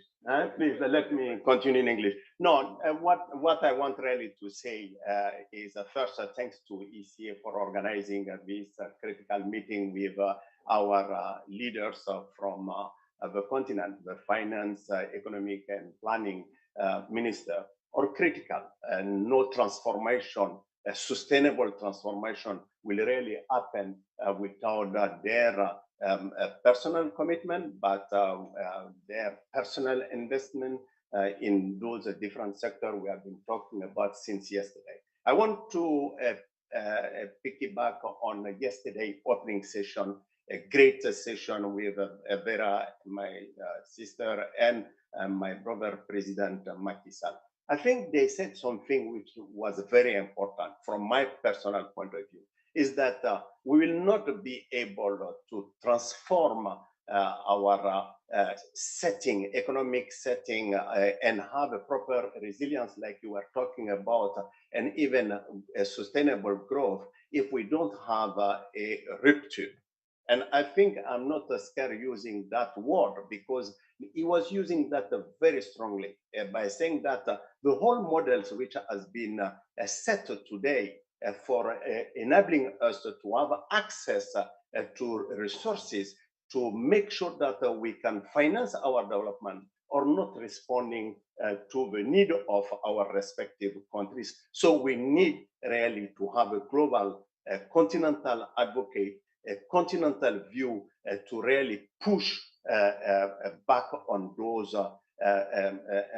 systems which have been there for almost 40, 50 years. So that's one. I think that is very important one. The second one, to come back to your point, because I don't want to repeat all the things you have been already saying, I think the key for me is to think about the regulatory system in our continent. We can talk about many things. I heard, this illicit transfer of funds. I heard about how the taxation can be done, how we can go for digitalization to make sure that we can tax easier informal sector or agricultural areas and others. But all of that will never happen if we don't have a strong regulatory system. I will take one example. If you take the health sector, I wrote a paper with Vera on that one. By 2030, it will represent more than 260 billion for the continent. But you cannot tap on that one if you don't have a strong regulatory system. Why? Today, you talk about vaccine. We are producing less than 1% of the vaccine, but we are consuming 25% of the world vaccine in this continent, and we are producing less than 1%. And this 1% we are producing, we have a huge problem with the market shaping to be able to make sure that we tap on Zleka, the president was talking about that yesterday, so to make sure that those products we are producing today, we can really sell them, we can transfer them from one border to another. We're producing less than 3% of the medicine we are consuming. I want to tell you that last year, the medicine market was representing, so I'm not talking about health because Tedros, my brother, talk about it, you talk about it, but in economic sense, was representing 1,412 billion. Out of that one, Africa was 1.2 billion. So the loss is huge. So if we don't have a strong regulatory system, we'll not be able to build our hub of excellencies to produce those medicines, will not attract the private sector, we will not be able, certainly, to make sure that we Africanize research and development, which is key. I heard that this morning and yesterday and now. So, and will not be able also to create jobs. With a very one of the analyses we have been making, if we manage to really invest strategically by creating hub of excellencies for local production, for medicine, vaccines, but also medical products, we will be able, without any doubt, to create more than 16 million jobs before 2030. So those are few points I want to say. Inequities, all those issues will never be able to address if we have to count on, and I am saying that very strongly, you cannot count on developed countries to make sure that they will produce and they will produce for you. They will produce primarily for themselves. You will be always second in line. I realized that when I was fighting and I was head of HIV/AIDS program, we waited 7 years before we were able to give drugs to our poor people. So we need to change this paradigm. We need to be able to take ourselves this responsibility, and it will not happen without Minister of Finance and Economic Development. Thank you very much. Thank you very much, Michel. I'm sure ministers of finance, when we open the floor, they have a lot of questions, and especially looking at the dismal numbers that are being reflected for the continent. I think that sets up very well now with the next panel member from Rwanda, the resident coordinator. I would like, Mr. Ndiaye, if you could perhaps, but as we talk about acceleration of SDGs and how at the country level, you make the linkages between the planning and the budgets, particularly because one of the things that's being said about is the misalignment of SDG strategy to the budgets themselves. And as a result of that, there's no financing that is actually found to finance the SDGs. So what is your country perspective coming from the UN and sitting in a country like Rwanda? Merci beaucoup. Excellences, Mesdames et Messieurs les ministres. Thank you, Your Excellencies, Ministers. First, I would like to thank ECA, the Minister of Economy and Finance, will speak later on what their country is doing, but we can talk about what our cooperation is doing. But I would like to make the following observations. First, we need to look at the paradigm. The current paradigm is full of complex and issues as well as uncertainty. And then the second thing, we are discussing very complex issues which do not require technical solutions, but more so leadership. I think Ibrahima mentioned it, and also governance. Michelle spoke about that. But above all, we need a new social contract, because development is based on trust.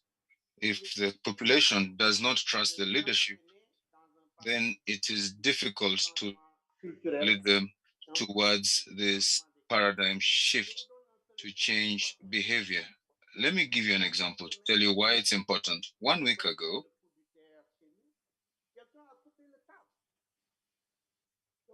when we had a meeting, someone just decided to cut the cable, and this was a very heavy investment, and this is a very important issue. Secondly, is that funding is not an end in itself, but a means to achieve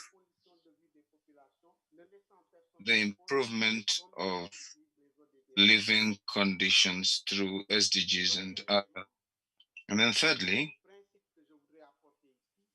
one of the principles that I would like to share here is that since we'll have to make difficult choices, we have to have dialogue amongst different actors to bring about all these factors. Fourthly, and I would like to stop there, which is very important, is that we are living in a world where I feel that for the continent to position herself, we must come up with a new economic development policy, which will be more green, more inclusive, more resilient, which takes into account women, children, that involves them as decision makers and not just beneficiaries. And as Professor Zeleza was saying, will be in line with the fourth industrial revolution. Today, it's not a matter of natural resources, but brain power. In artificial intelligence, big data, search, and the digital economy represent billions of dollars of potential. How do we position ourselves as the African continent to seize these opportunities? That is why we need to think about this new paradigm shift with a new economic development policy. Now, for me to end on what you had mentioned, I'm a former banker, and therefore I focused on the issues that I felt were most important. You cannot solve issues with emotions. You need analysis. Let me share an example. We have been given big figures on what we need. That is $285 billion. I talked about, and it's like 35. But when you present it as a big figure, then it seems very big. But if we think that we can invest 35 cents per day per inhabitant, then it seems achievable. Since yesterday, I've heard about two new words: local savings, and I did not hear about integrated financing mechanisms, because there is a Addis Ababa agenda of action of 2015.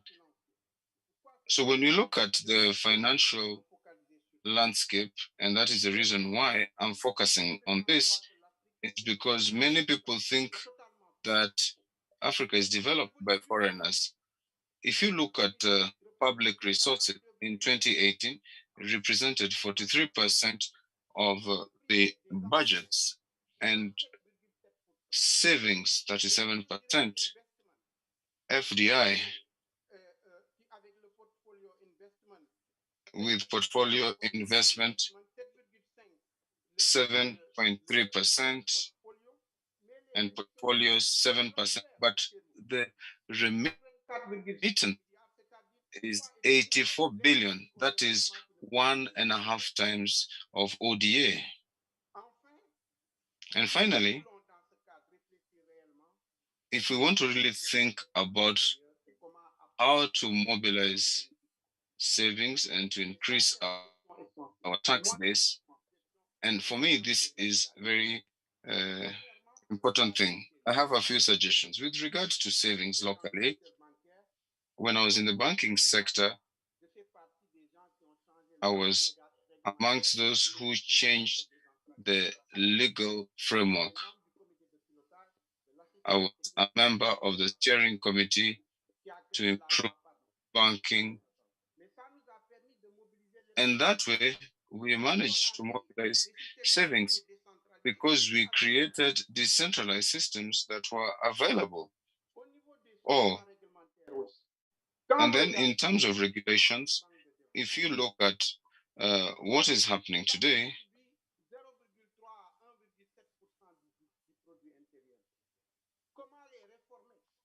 how can we reform so that our SMEs can actually represent a bigger share of our GDP? If you look at one of the studies by the IBRD, simply by changing their lending to capital ratio, we could mobilize 815 to $1.2 billion. So that's a lot of funding, but it's just simply through a paradigm change to achieve this. Now, we have spoken about sovereign funds, and you spoke about Africa not being well treated, but it would not happen if they don't treat themselves. We have our own sovereign funds, but where do we invest these? Where do we invest pension funds? Where do we invest them? If ourselves, we do not trust ourselves to invest in our own economies, do you think that the foreigners will think the same? I'm almost finishing, moderator, because this issue is a very important issue. The issue of corruption is something that we have spoken about at length. If we look at, and this simply to conclude, we need to reform the lending to capital adequacy ratio and then inject capital in development banks. And as a partner with NGOs, I tried to use one signature, and that way I was able to have a leverage factor of about 16 and 42 in Latin America for every dollar invested, simply by involving these people. So this is just to say that the major issue is an issue of a paradigm shift and it's an issue of leadership, as Ibrahima mentioned, management, and we also need to start ourselves. So I don't want to come back to talk about other things such as PPPs, digitization, and let me finish with agriculture.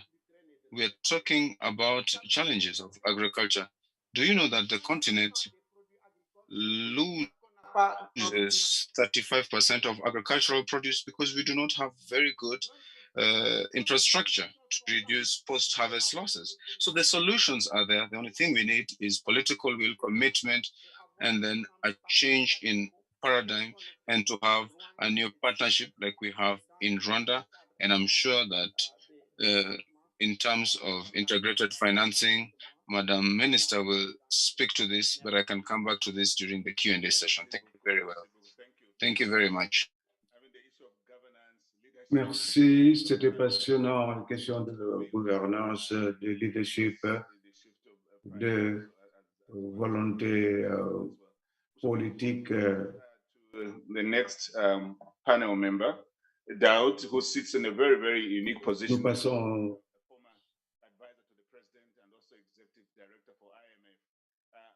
au panéliste suivant.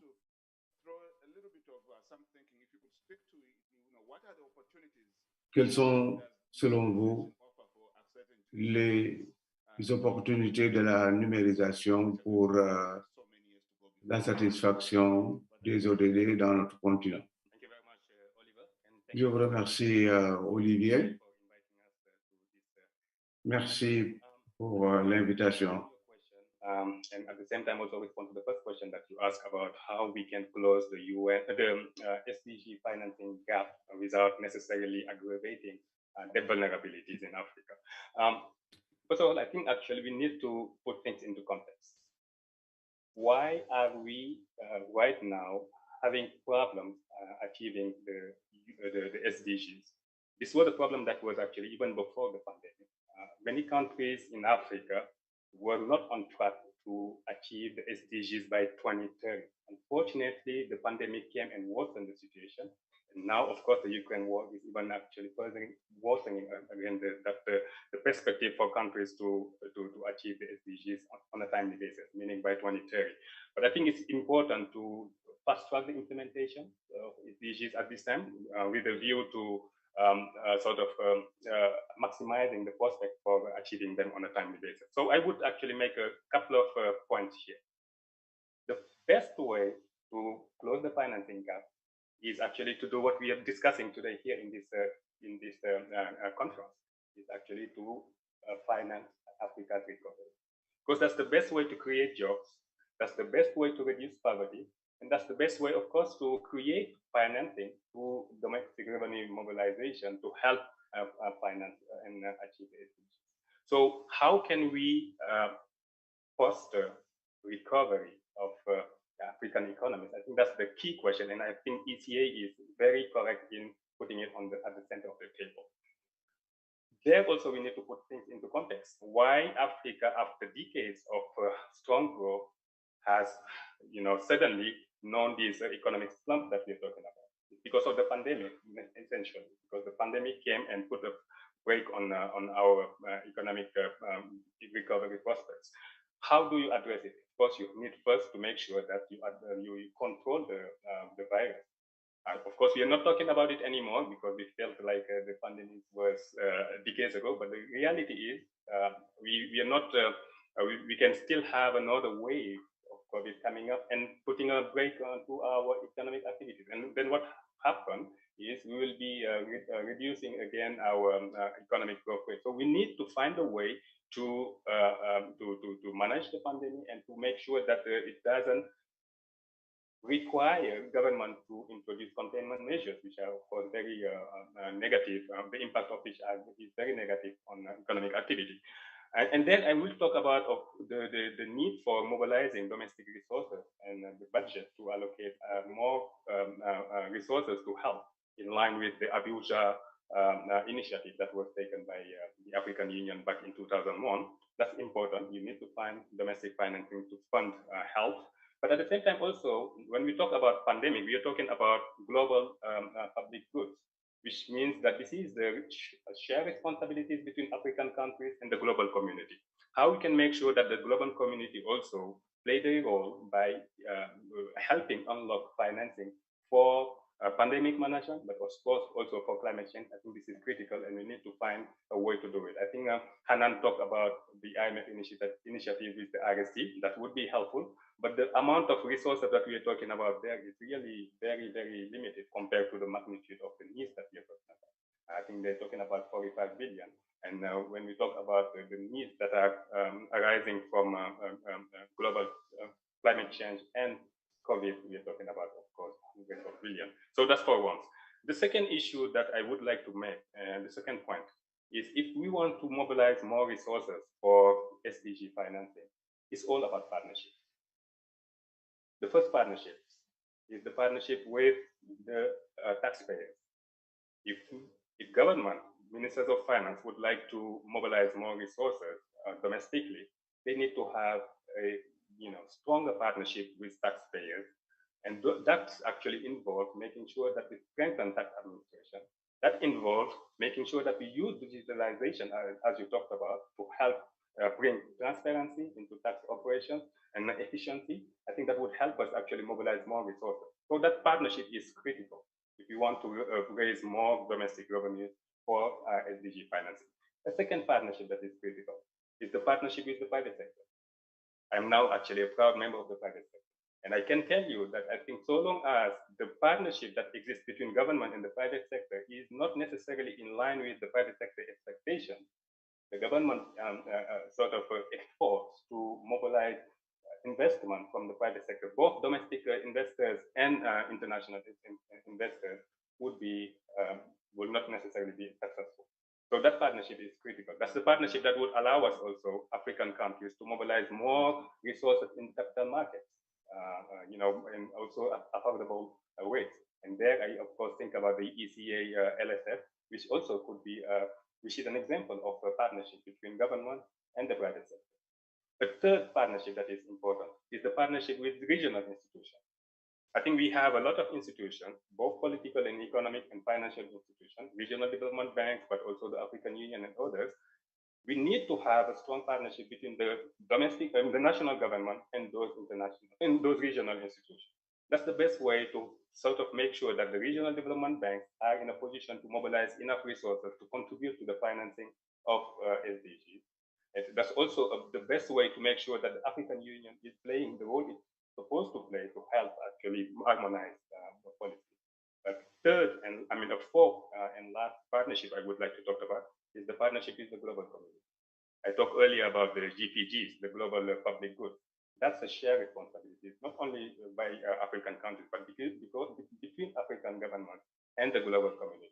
And how we can make sure that the partnership is strong and meeting African government expectation. I think that's the critical issue that we need to address. And of course, I could elaborate and talk about that partnership, which involves a better partnership with multilateral development banks, whether it's the World Bank, the IMF, or a partnership that involves, of course, the deal that the OECD has put in place, and of which 21 African countries was part of. All of that are actually an element of the partnership that we need to make sure that it is responsive to the needs of Africa. If we do that, we'll actually increase the prospect for raising additional financing and resources for SDG.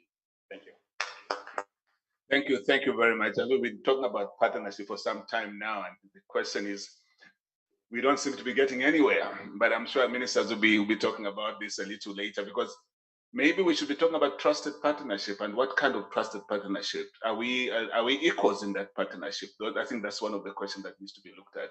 But we'll come back. I just want to mention to the distinguished delegates here that please take note of any questions, comments that you may have. We're going to be opening the floor so that we really have an interactive discussion this morning with the panel and yourselves. So we'll go next to Honorable Minister Owere from Rwanda. Minister of Economic Planning. So much has been talked about planning, governance, the misalignment of SDGs in the budget. What's your thoughts, and how do you do this in Rwanda? Is there something that you can pick? Other countries can actually emulate from yourself.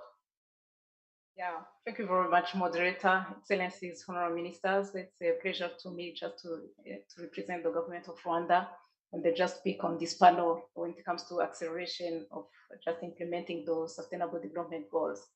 As planning is concerned, from following your question and the following also, the debate made by Fode, I would like to let you know that there is much to learn from this pandemic, and I think each country has its own experience. And starting by Rwanda, and when it comes to planning, I can say that even before COVID-19, the Sustainable Development Goals have been fully integrated into the national planning, into the national vision, into the sector strategic plan, into the development district strategies. And this was the process that we call the domesticating the Sustainable Development Goals.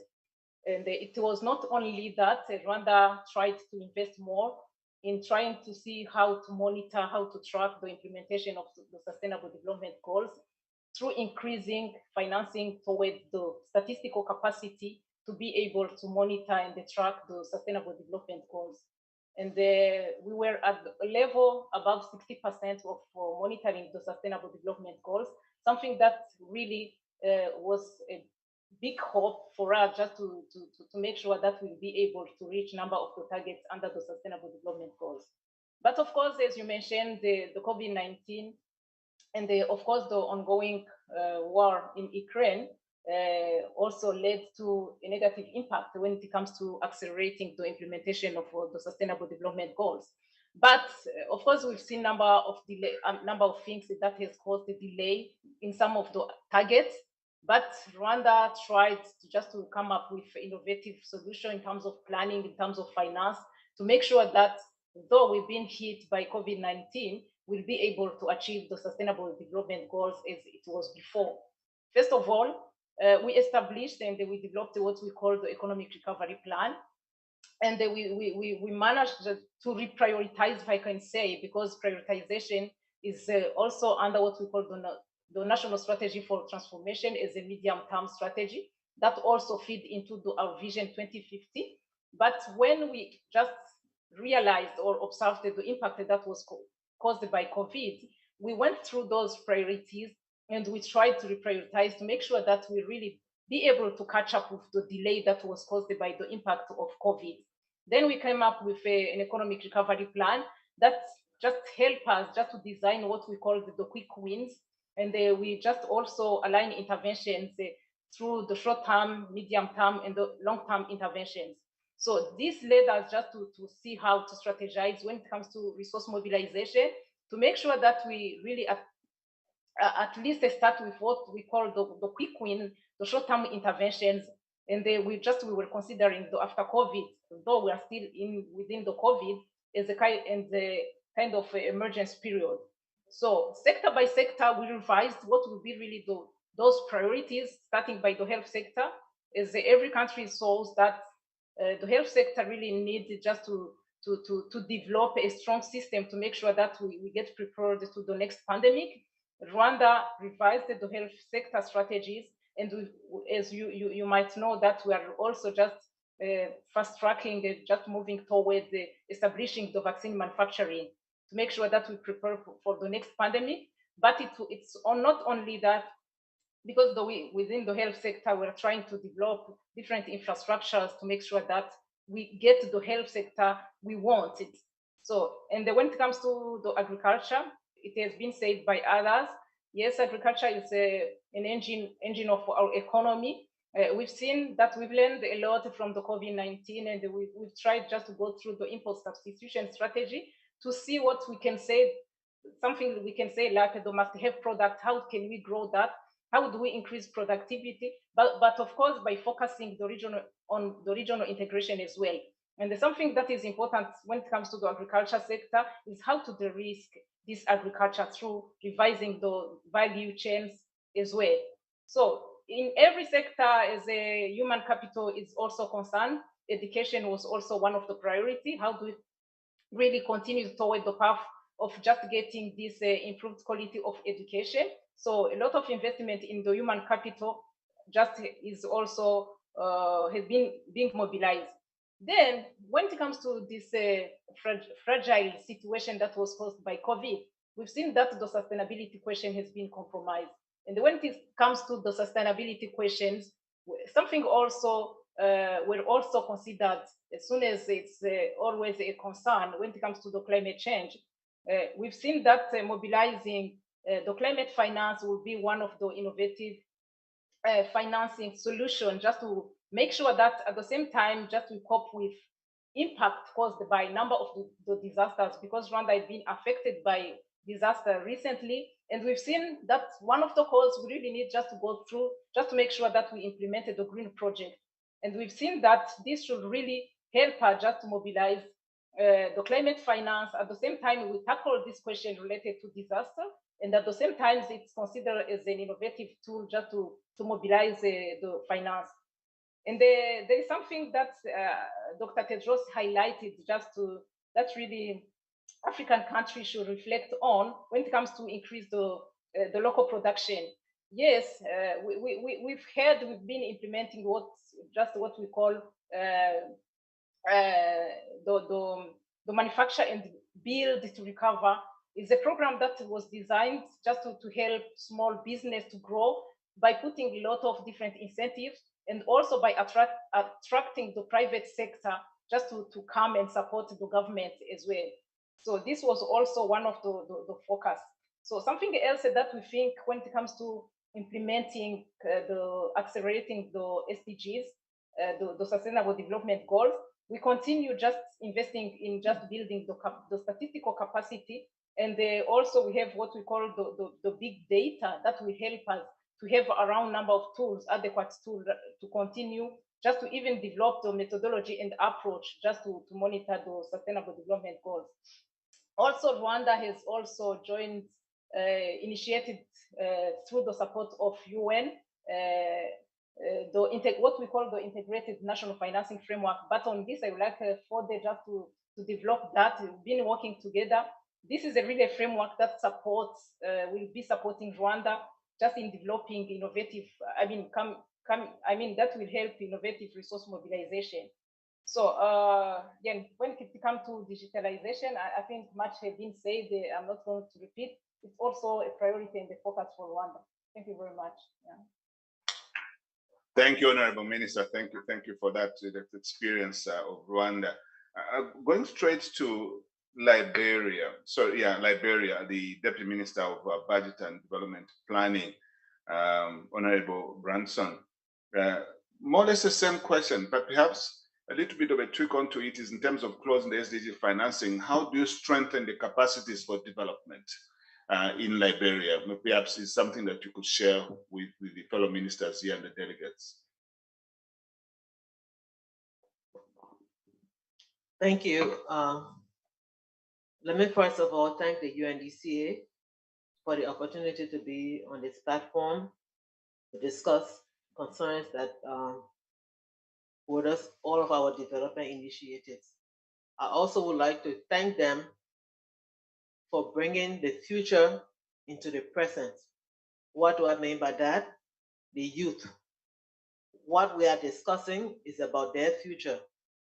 The fact that they are here in the room, I think it speaks volumes for us, because we heard yesterday from the presentation of a young man how very innovative they can be. So they need to be here to hear what's happening so that tomorrow they'll be prepared to provide solutions for us. There has been a lot said in terms of the impact of COVID on our development initiatives. And for Liberia is no exception. We are a recovering economy since the impact of the war, and the COVID has exacerbated some of our modest accomplishments that we have made. So what we have had to do is to recalibrate When we developed our national development plan a few years ago, we captured, we incorporated the SDGs as well as the AU development agenda. And so we took the opportunity in 2021 to revisit our development plan, to recalibrate and make sure that we had in there things that we were able to accomplish within the time frame, within the context of COVID. So much of what we have there now, we hope we can be able to accomplish. And I'm sure the impact that COVID has had is similar to what the Ukraine crisis is having now on us. So we hope to be able to do that. The problem of financing is a challenge across Africa. We have a domestic revenue mobilization scheme that is just taking ground, but now it's impacted by the fact that there's some methods that we want to implement, but because of the pressure that is being borne by our citizens, we can't add additional burdens to them. So we are looking at other options, and many of them were discussed during this week engagements. So we agree with what the Donc nous sommes d'accord avec ce que le président du Sénégal a déclaré hier par rapport à la planification à long terme. Ce sont des choses qu'il faut renforcer. Terms and conditions of most of the options that we have out there are very constraining, and we need something that has at least 20 years grace period that will give us time to really develop what we need to develop so that we can be able to benefit from it. Also, I believe that for us to see meaningful progress in terms of sustainability, we need to ask ourselves some critical questions. Do we have the relevant human capacity to drive effective programs and policies? Do we have enough strong health facilities to support longevity for effectiveness, for effective population and increased productivity? I think from the COVID, we saw how very fragile our health systems are. Most of us thought we had something that we could boast of, but the impact was very detrimental for all of us. Also, what can we say about our governance structure and systems in terms of stronger institutions? That's a challenge for us in Liberia. We need to strengthen our institutions to ensure that they have the capacity to deliver. And also, talk about the mobilizing financial support for sustainable development. Like the speaker said yesterday, education is key, and it was re-echoed this morning, meaning that it's critical priority for sustainable development should focus on transforming the minds of the people of Africa. It means educating our people. It means offering trainings that are aligned to our development agenda. It means ensuring institutional capacity. It means providing gender-based education that maximizes the potential of empowerment for women. Of course, we know that empowering women can significantly help to transform and put Africa on a sustainable path. Basically, we need an approach that is human-centered with social protection and that works in tandem to improve living standards, reduce inequalities, and empower people to navigate any challenges they encounter.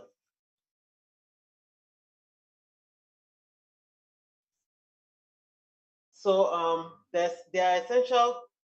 these essential sustained consumption and demand for economic outputs and thereby increase productivity for employment. This will allow entrepreneurs to take more risk because social protection will shield them from economic insecurity. Again, we can have one of the best plans to achieve sustainable development, but mobilization of funding is never easy. We learn from the innovative options for many of the participants, we now have to take decisions in terms of what is best for us. Thank you. Thank you, Honorable Minister, for sharing your experience in Liberia. I have two more ministers lined up before we open the floor. And I would like to ask, they're actually sitting in the audience. I would like to ask the Minister of Finance and Economic Affairs from Gambia, Honorable Sid Keita, to make a short intervention, perhaps a minute and a half. And Honorable Minister, in the audience, if you could perhaps address yourself to each of the physical dates and the debt levels that are worsening due to the pandemic, because they need to be cushioned. Some of that money has been set, been put aside or is being diverted to cushion the effects of the pandemic. So perhaps maybe you could spend a minute and a half, Honorable Minister. I'm not sure where you are seated. If I can be pointed to, the minister could just come in and make a very, very short intervention. Please go ahead. Thank you very much, moderator, and I thank the ECA for organizing such a forum. But I did not get your question. If you can repeat it, if you don't mind.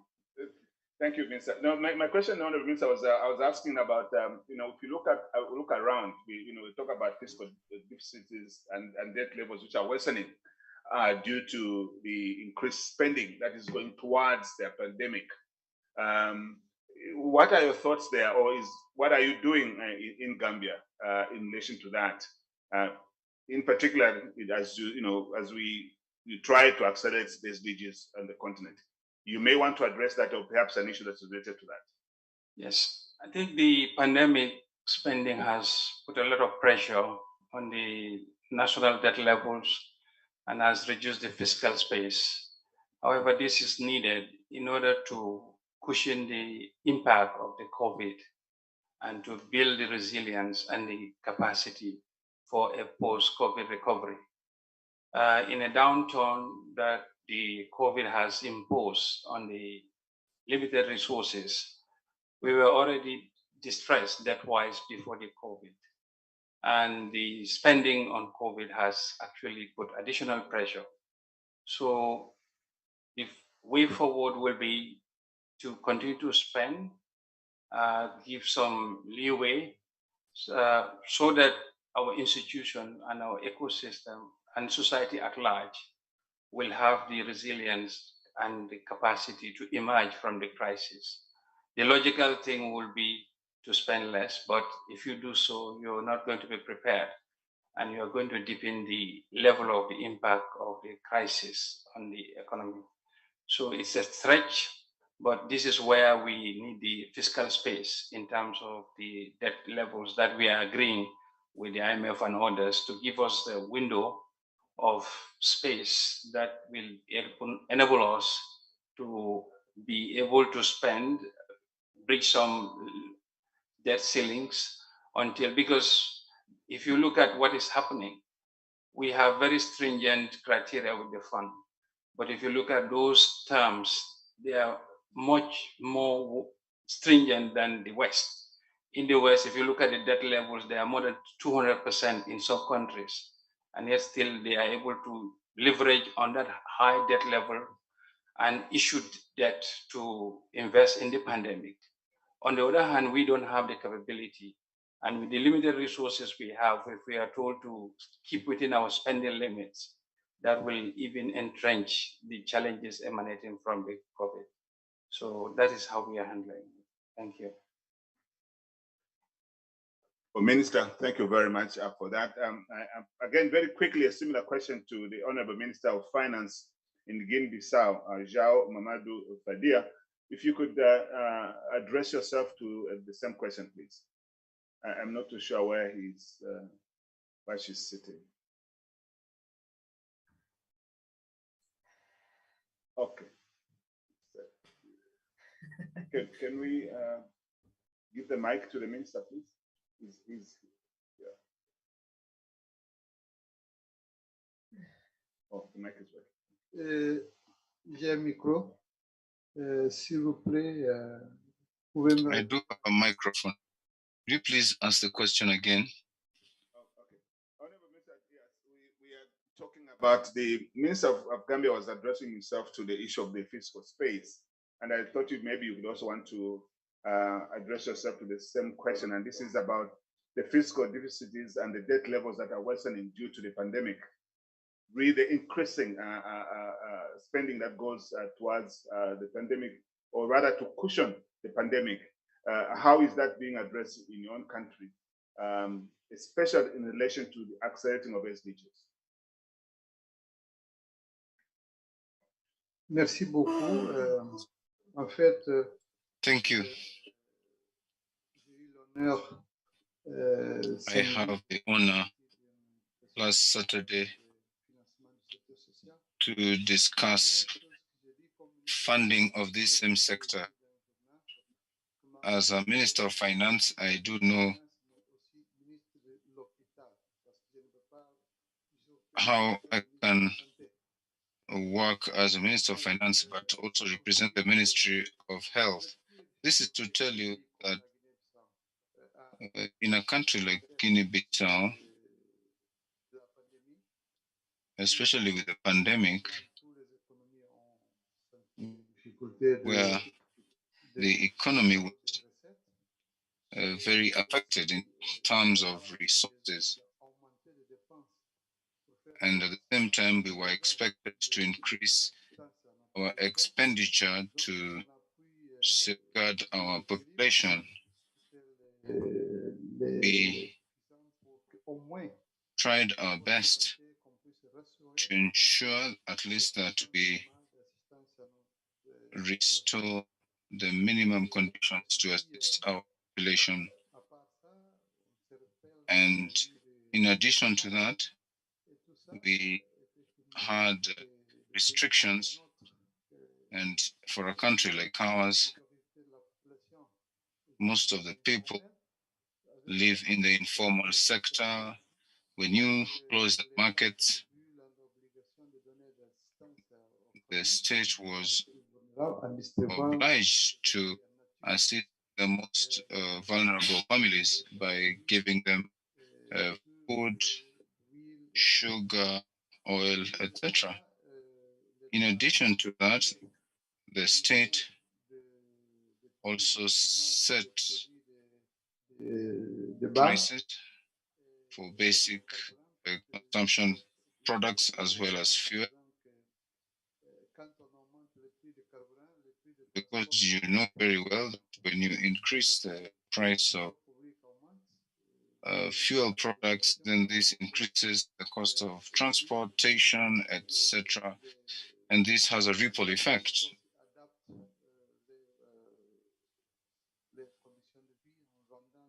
And the traders will also have to increase their prices. So this was a challenge. However, despite the situation where the state had to adjust to lower revenues, we realized that we cannot increase the taxes because there was no income in the economy. So what happened is that we had to continue spending, whereas we do have limitations from the World Bank. So I did not have much to do because we do not want to increase our levels of our deficit by increasing social expenditure, whereas we are not able to increase taxation. So you can imagine what challenges we had to achieve these objectives, but we still need to do our best. Those are our realities, and therefore you have to actually create a very good working relationship with Bretton Woods institutions. So we need to ensure that we do our best, but In the meanwhile, we still need to accompany our population and our people. And that way we were able to access credit faster, and that is what we did. Thank you very much. These are the measures we took, moderator.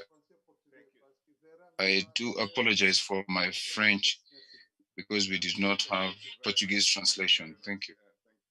Thank you for that. I would like to open the floor, really to have a conversation between the audience and the people in the panel.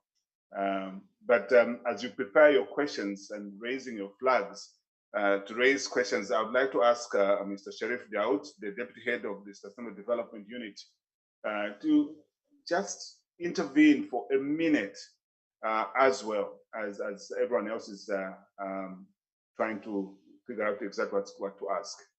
Please, you can put your flag upright so that you can easily be identified, so that you can have this conversation with the panel.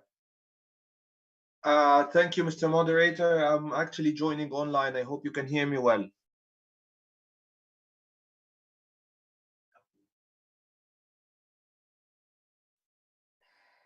Hello, can you hear me?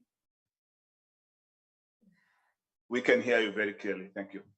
Thank you, Mr. Moderator. I'm actually having the honor of giving this statement on behalf of Her Excellency the Minister, Dr. Hala Said, who sincerely regrets of not being able to join as she is today having an urgent meeting in the Parliament. So allow me in the outset to convey our sincere appreciation and gratitude to the Executive Secretary of the UNSCA, the esteemed ministers of finance, planning and economic development of Africa, the participating UN agencies, the distinguished delegates. Indeed, it's a great success to have this meeting taking place, despite of all the challenges we are facing right now, including the COVID outbreak and the geopolitical situation we are having right now, especially the war in Ukraine and its impacts on the economy. Having said that, I just wanted to mention that in the ministry, we have tried to take several steps in order to address issues related to expediting the implementation of the SDGs, as well as meeting the challenges of climate change, being the host of COP27. So as for the national policies, the Ministry of Planning and Economic Development, together with the Ministry of Environment, has adopted what we call the Environment Sustainability Criteria. And these are guidelines aiming at greening the national budget. And while following these criteria, we have 30% of the national investment plan is composed of green projects, focusing on areas of renewable energy, energy efficiency, water and sanitation, clean mobility, and digital tech. We aim at raising this percentage up to 50% by the fiscal year 2024-2025. We have also launched the first green bonds in Africa and the Middle East region. The government green bonds in 2019 were at a value of $750 million US, and they are all directed to cover the projects of clean mobility. The demand and turnover for the bonds was covered 5 times, and actually the private sector, including private banks, are already launching their first private public bonds at the value of $120 million. Another initiative that I want to talk about is the Decent Life Initiative, which is aiming at improving the quality of life of 60 million inhabitants, which is almost 58% of the population living in the rural areas. It is considered by the UN DESA, the Division of Economic and Social Affairs, as one of the SDG accelerators. It focuses on the 17 SDGs, providing basic services, creating decent jobs, promoting gender equality, promoting climate-sensitive approaches. I want to mention that Africa, despite contributing least to the climate change and to the global greenhouse gas emissions, it's one of the most affected continents, and it's a climate vulnerability hotspots, and Egypt is not an exception for that. Having said that, we have also put in place several strategies and policies to address this, including the implementation of mitigation projects in areas of renewable energy. So we have one of the largest solar panels in solar farms in Aswan, and one of the largest wind farms in Gulf of Suez. and also applying a feed-in tariff for renewable energy, applying incentives for the private sector to transfer to green economy. We are also applying several projects when it comes to climate adaptation. Let me conclude by mentioning the following, Mr. Moderator. Indeed, Egypt would like to welcome you all in Sharm el-Sheikh in COP27 because we do see the nexus between climate change and economic planning. This is very key for us in Africa, and many speakers before me have just mentioned a marvelous amount of figures and facts in this regard. So we need to have Africa voice very well represented in the COP. We need to localize issues related to sustainable development and getting it at the level of the local governments and African villagers. We need to make sure that climate sensitive rationale is integrated in the process of planning and shaping economic policies and financial measures and tools. And actually, in order to increase Africa's ambition when it comes to climate change, support is a key and a prerequisite because if there is no support, ambition will never be reached when it comes to climate change.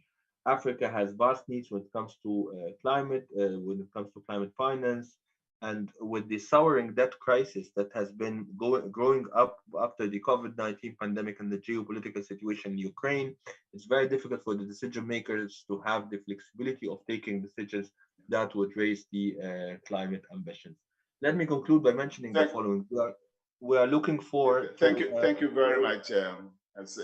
Thank you so much. In the interest of time, I'm sorry I have to stop you there. We only have 20 to 25 minutes before we close the session. And I would like us to engage the ministers here. There are several others that have actually raised their flags. If we could have Comoros, at least I see Comoros. I see Liberia. Is that Liberia? Yes, I see Liberia. So, and also I think the Ethiopia. Can we start this way and then we can come this way? Please, starting with Comoros and then Liberia, we come in the middle. And Gabon and Ethiopia, yeah, please.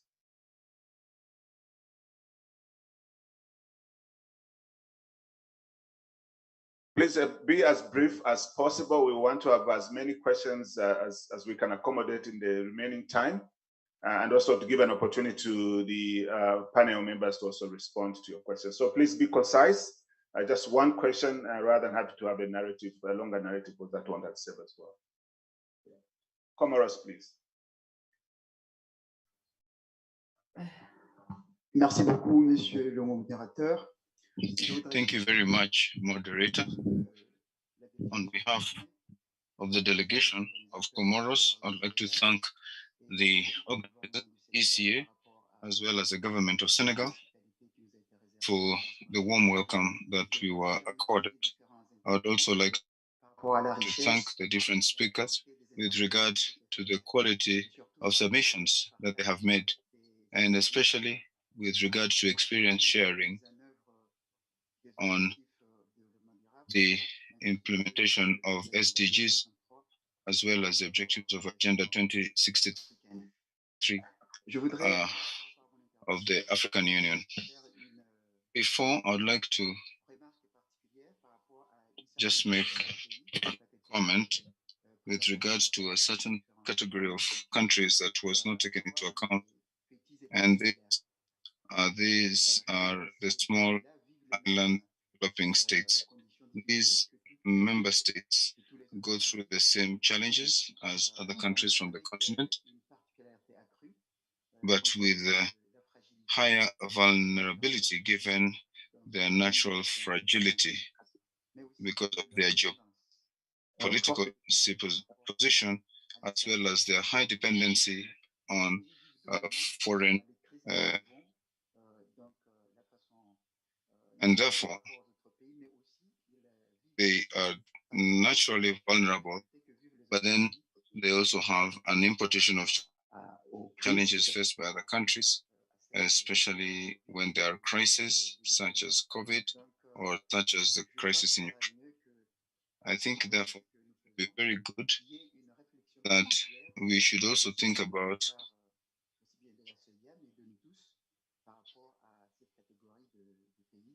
these categories of countries. So once again, I thank you very much, Mr. Moderator. Thank you, Your Excellency. Thank you so much. I think the last 2 days I've spent at this forum has been very educative and very interesting. I have a few issues that I just want to highlight. One has to do with mobilization of the necessary savings that we have to facilitate the kind of sustainable development we're targeting. Yesterday, Professor Peter Henry highlighted very important issues that I think we should take into consideration. That has to do with how do we strategize to mobilize surplus savings in rich country and then attract those savings to developing countries, especially Africa, that we have to sustain our development agenda. I think it's important that we try to discuss that aspect at this forum today.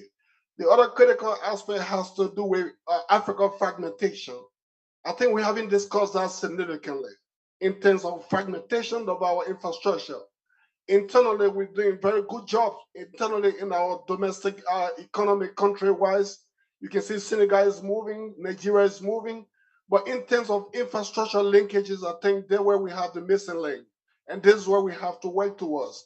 Traveling from Liberia to Senegal, you have to spend almost 36 hours when it's just about 2 hours, 20 minutes, or 3 hours. So that tells you the level of fragmentation that is very critical for our sustainable development that we need to target. The African Union is talking about 2063, but what can we do to link or leverage on our sustainable development programs in terms of linking them to move our country forward? The third aspect has to do with the payment system. I think in Africa, we're still lagging behind in terms of efficiencies of our payment system. When I was in Washington, D.C. just about a few weeks ago at the spring meeting, I spent $7 US to withdraw just about 1,000 United States dollars through the ATM machine. But in Senegal, just to withdraw about 200 US dollars, I had to spend $40 US. So you can see the cost of financing. So we need to look at some of those internal challenges to see how we can try to solve those problems. I thought it was a mistake, but I think it's a reality. So the payment system is an issue. The Pan-African payment and settlement system is something that we haven't discussed at this forum. It is important that we integrate the Pan-African payment and settlement system into this discussion, which is very critical for our sustainable development initiative. The last aspect I want to talk about has to do with intra-trade. How do we foster efficient intra-trade in Africa? I think that's where we have some of the missing link. Senegal has what Liberia needs. How can we mobilize our strategy to ensure that what Senegal has that Liberia needs, we are able to get it from Senegal easily? Cape Verde has what other countries need. I was on the ECOWAS team to review Cape Verde economy when I was working for the West African Monetary Agency, WAMA. When I reviewed Cape Verde economy, we saw that most of the input from Cape Verde in terms of business necessity that other African countries have the potential to produce are being imported from Europe. So you can see, and it's not only peculiar to Cape Verde, that cut across all the African countries. So how can we integrate this sustainable development discussion into ensuring that resources that are surplus in other countries, other African countries can leverage on them in order to expand their growth and productivity? I think that is just my contribution to this forum. Thank you. Thank you, Honorable Minister. You really raised other questions that will perhaps trigger another conference to deal with those questions that you raised. I'll go to DRC and then we'll close it with Ethiopia. DRC, please. DRC here. Gabon, and then we close it with Ethiopia. Merci, Monsieur le Modérateur. Thank you for giving me the floor. I'd like to thank all the speakers for the quality of submissions that have been very pertinent. I'd like to speak to a comment that was made. It's true that one of the major challenges for the continental development and achievement of SDGs is funding. Now, funding SDGs requires major resources, and different speakers have spoken to mechanisms that can help our country to find the necessary resources without necessarily sharing the risks related to corruption and poor governance, as well as loss of funds through other illicit practices. So this is a major concern because, as you are aware, with recent events such as COVID-19 pandemic and the war in Ukraine have shown the limitations that our economies have in coming up with emergency interventions that can then solve these solutions. And this has a negative impact on our population. So we must draw lessons from these events and come up with early warning and intervention mechanisms. Don't you think that we should recommend that we come up with these resilient mechanisms, but which can also be sustained in future? Thank you very much. We are pressed with time. If we can, Guinea, very, very briefly, Gabon, and then Ethiopia. Ok, merci beaucoup et je remercie déjà les membres du panel. Thank you. I'd like to thank the member of the panel. I'll be very brief as you requested. In terms of achieving SDGs, we have understood that we need to work with local authorities so that we can impact directly on the living conditions of the population. So from our experience in Guinea that I would like to share is that we felt it was necessary to come up with alignment of different skills that were transferred to the local authorities. And we also felt that it is necessary to align the skills transferred with the local development plans and SDGs. And we managed to work with the local authorities, and we came up with local development plans that are aligned to SDGs.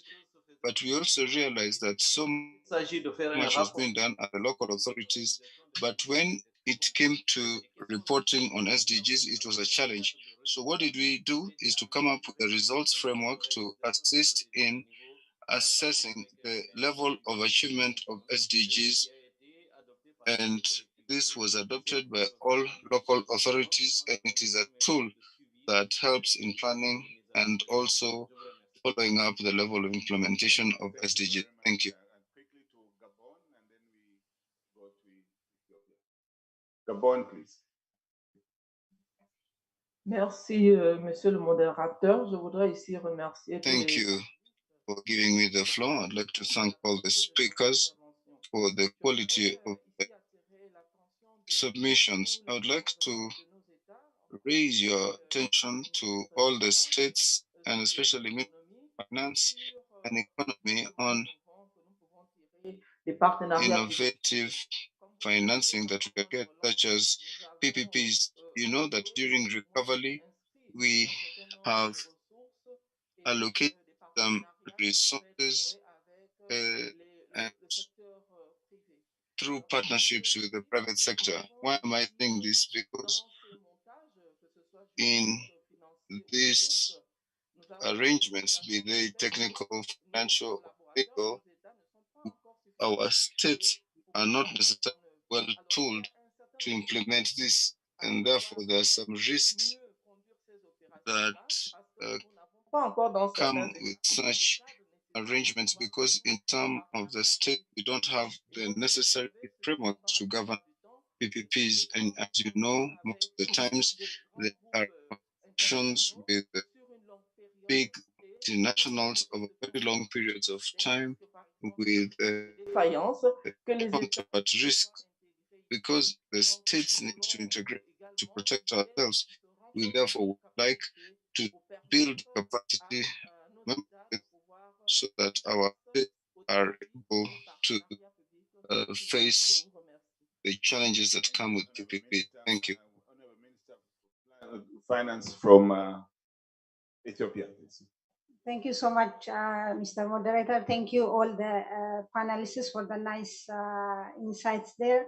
So I will start with what we did in terms of SDG planning. So Ethiopia never had a separate SDG or even MDG plan. For us, our national plan integrates or perfectly mainstreams the SDGs. So this was a precondition for alignment of the national priorities with the SDG, as well alignment of the global development cooperation, in fact, to the SDGs as well.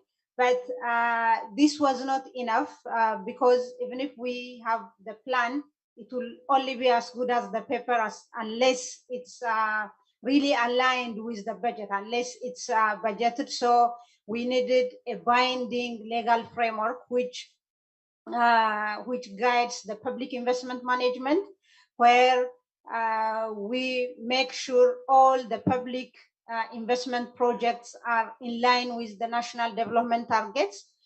In other words, means the SDGs.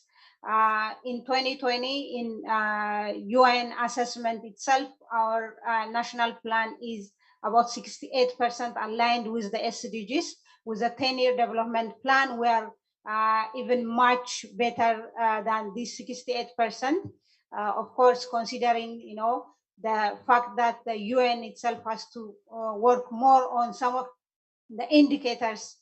We are expecting more on the technical notes, on some more revisiting of the indicators there. So we have already launched the public investment proclamation, where all the projects pass through the scrutiny of environmental, social, economic viability, as well as being in line with the targets and goals of the SDG. We have talked a lot about the international financing or the global development cooperation, and the fact that it's dwindling from time to time. But what did we do at domestic level to finance, to have innovative way of financing of the SDG goals and targets? In agriculture, for instance, because investing in agriculture really reduces poverty more than any other sector, as you know. So we have invested a lot in agriculture, in bringing water and agricultural land together. So we invested on irrigation. We invested in mechanization. Of course, we made more than 620 individual mechanization items duty-free. So farmers were able to access those mechanization items. So we have kind of saying we are revolutionizing the import substitution on food. The other is, voluntary domestic resource mobilization for instance, for tourism, for destination development. We did lots of destination development works only through voluntary mechanisms of raising finance from citizens. We have built more than 4,000 primary schools by mobilizing resource from the citizens, so that the learning outcomes are better and we achieve the development outcomes. Also, we have the community-based health insurance in place to achieve the leaving no one behind. So finally, the shocks, because of the COVID shock and as well as the shock now we are experiencing due to the Ukraine-Russia war, we have to prepare a 3-year operational plan, which really prioritizes, being self-sufficient in food, medicine, and clothing.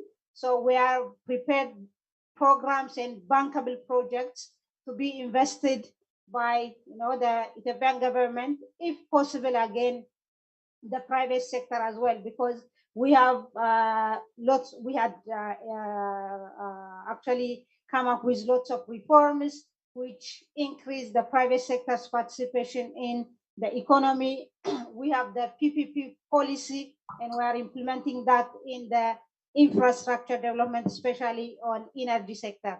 Thank you so much. Thank you, Honorable Minister. And good best practices and tools in most of the countries that I've shared. I think there's a lot that we can pick in terms of accelerating the SDGs. But I think as we close the session, just to crown the discussion, I would have loved to go through all the panelists to sort of 1 minute, but we don't have that time, that luxury of time. I would like to ask that we have the video that comes from Hauna. You know, if we could have that short video, which was meant to be the first one. Can we crown that and close the session, please? If it's ready.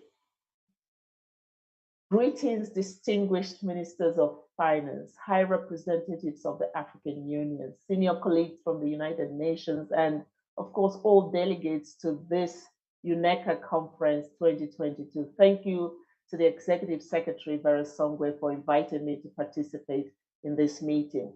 Today, we are discussing how to accelerate SDG implementation and how to break new ground from the financing side.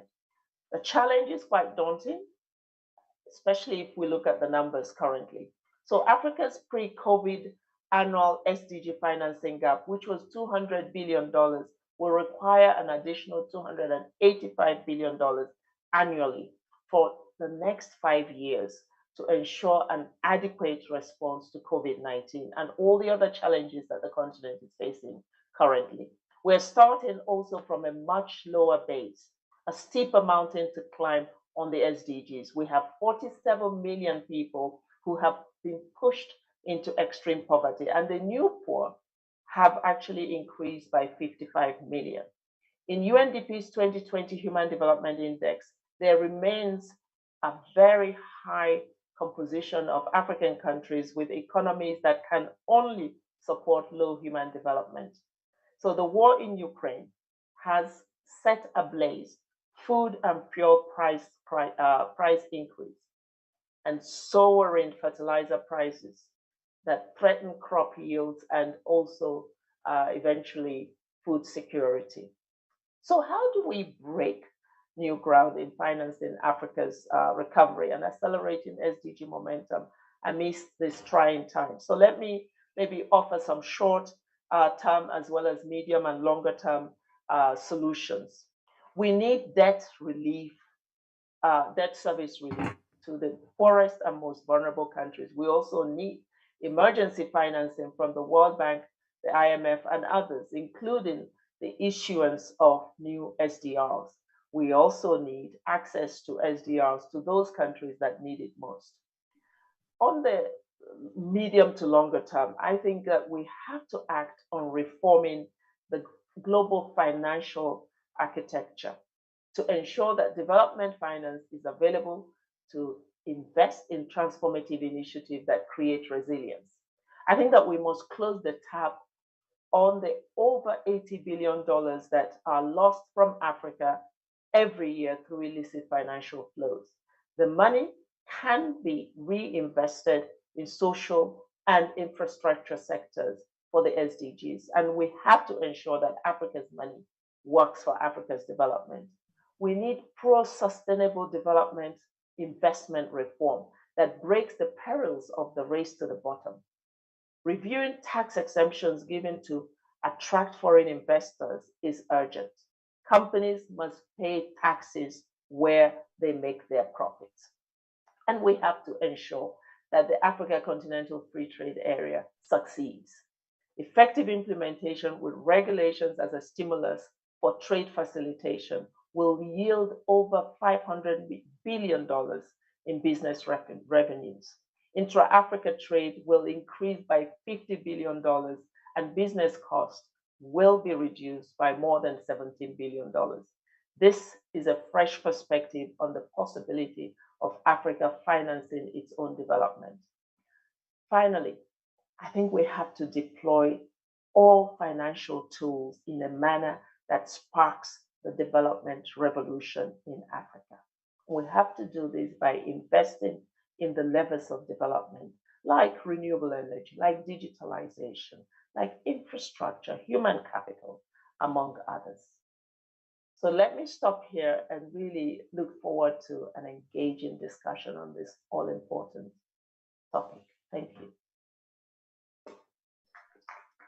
Thank you. I think it sounded like she was actually in the room because a number of the issues that she raised are things that we've discussed in the last couple of days, including today. I'm not going to attempt to summarize.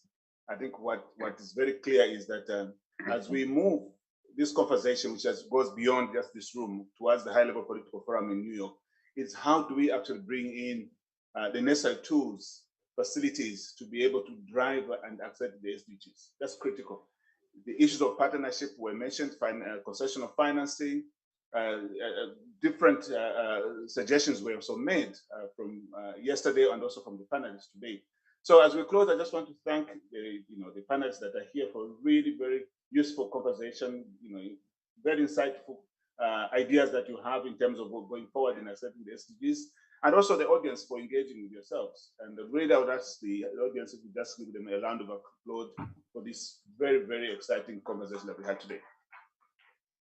So with that, I want to believe that the session is closed, and I'm advised that we will now break for tea. And perhaps, or is it lunch? Because it's almost lunchtime. So can I ask Chichi, I don't know who, Yuki, I don't know who's going to make that housekeeping announcement. Thank you to the moderator. We can take a group photo before you leave.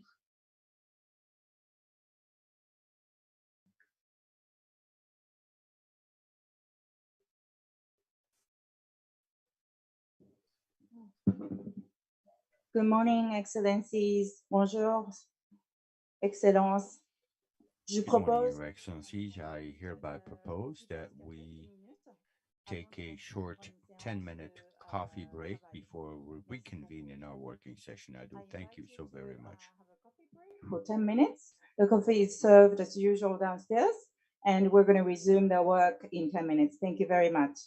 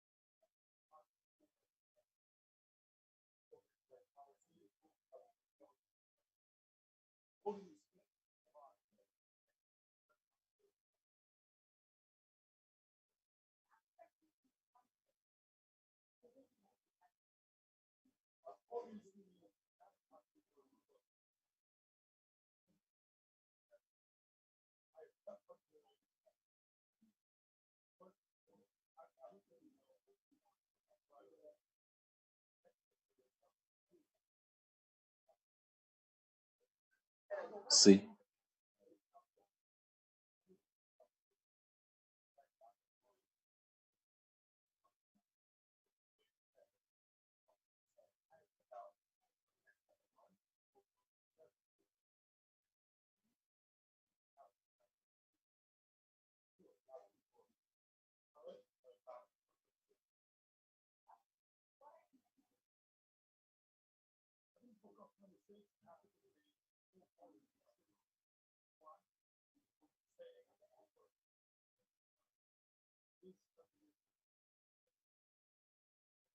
Check, check, check. Check, check, check. Essai. Essai, essai, ministre, essai. Qu'est-ce qui se passe? Qu'est-ce qui se passe? Mais ça, c'est important aussi. Essai. Essai.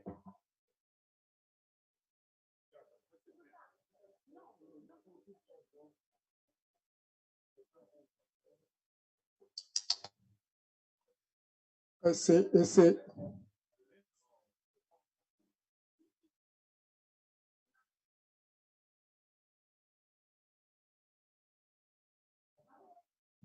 Essai, essai.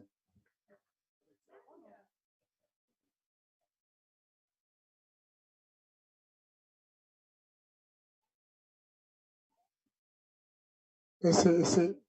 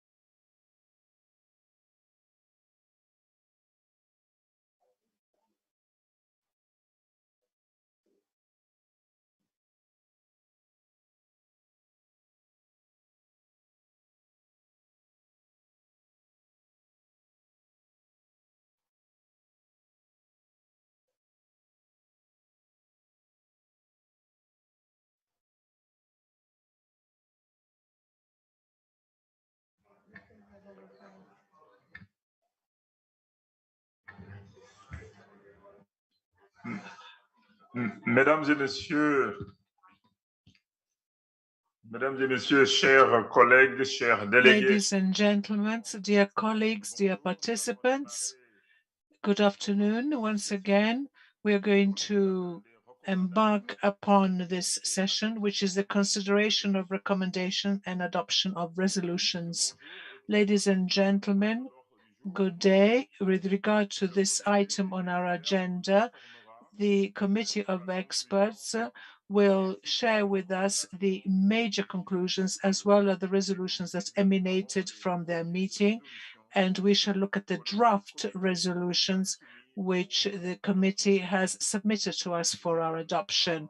I now recognize Mohamedou Bamba Diop. He's the General Director of Planning and Economic Policies at the Ministry of Economy and Planning and Cooperation of the Senegal, in his capacity as the chairman of the Committee of Experts, to present to us very briefly the major conclusions and recommendations that emanated from the Committee of Experts meeting. You have the floor, sir.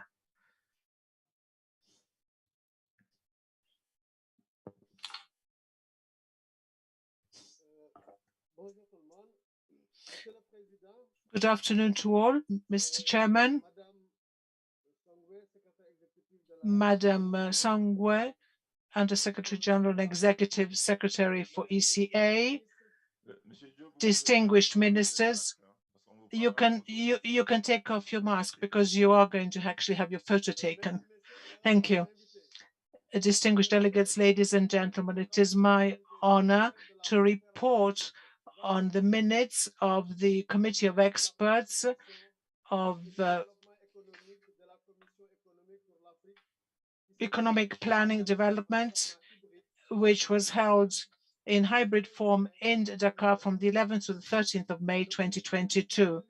The committee considered the main theme of the conference, namely the African recovery and finding groundbreaking rules.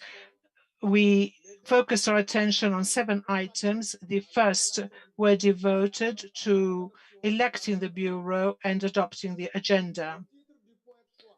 With regard to item 3 on the agenda, devoted to the consideration of the economic and social situation in Africa, the experts noted that COVID-19 and that the war in Ukraine has triggered off a series of planetary shocks which require a concerted answer at the continental level, especially by the putting in place of regional tools and also international infrastructures and architectures. Inter alia, the committee recommended to the member states to design new policies for diversifying the economy in order to be able to fight against the external shocks. The committee also recommended to the ECA to make available technical assistance to the member states to encourage digitalization in order to increase resource mobilization. With regard to item 4,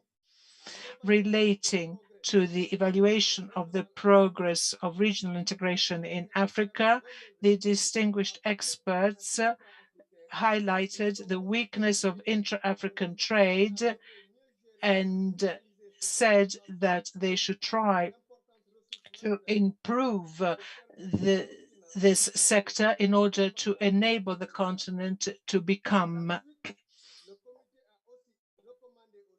play the role that it behoves it. They also recommended the members of the ECA to put in place a regional chain of value in areas like production of fertilizers and pharmaceutical products in order to improve the resilience of countries in the event of major crises. Moreover, it is requested to the member states to also try and implement the AFCTA as soon as possible. The committee also recommends the ECA, on the one hand, to work towards intensifying the trade among member states in the context of AFCTA, and also to make available and to leverage on the natural resources that are available to Africa. With regard to the next item, the experts dwelt on the various mechanisms and strategies that have been put in place by the countries to fund the SDGs and to relaunch their economies after the COVID-19 pandemic. By the same token, they also felt that Africa should improve its business environment so as to develop its private sector and to attract further investments. And also it advocated innovating finance and blended finance. And technical assistance was also recommended to be made available to the member states in order to mobilize domestic resources by creating a favorable environment for the private sector to introduce digitalization as well as the development of development banks. And it recommends to the ECA to strengthen advocacy, to in the introduction of SDRs, and to improve better access to other development tools. And under item 6 of the agenda, under statutory issues, 12 reports were presented. The experts congratulated the Secretariat of the Commission for the quality of the work that was accomplished during the period considered, despite the major difficulties presented by the COVID pandemic. They favorably welcomed the medium-term projects for the period 2022 and 25 and recognize that the 5 areas of transformation proposed are totally aligned on the strategic orientations that the Commission based its work on. The experts took note of the drafts, plans and projects for the year 2023 and encouraged the ECA to continue laying emphasis in studying further the economic diversification, the elaboration of new economic developments, the promotion of regional integration, and to respond as an African continent to the world challenges. To the member states, the committee recommended the mobilization of domestic resources to finance development on the basis of economic digitalization, the strengthening of statistical base with the use of the digital technology and also geospatial technology, a better integration and gender equality in the recovery interactions in order to eliminate the inequalities that affect women and the vulnerable social strata.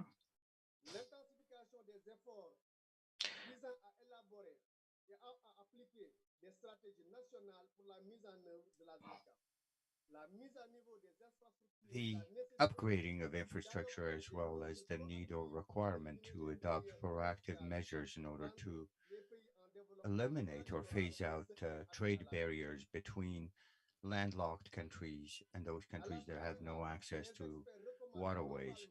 Within ECA, expert globally recommend jointly with the experts, as well as the ministers of finance and the governors of the central banks,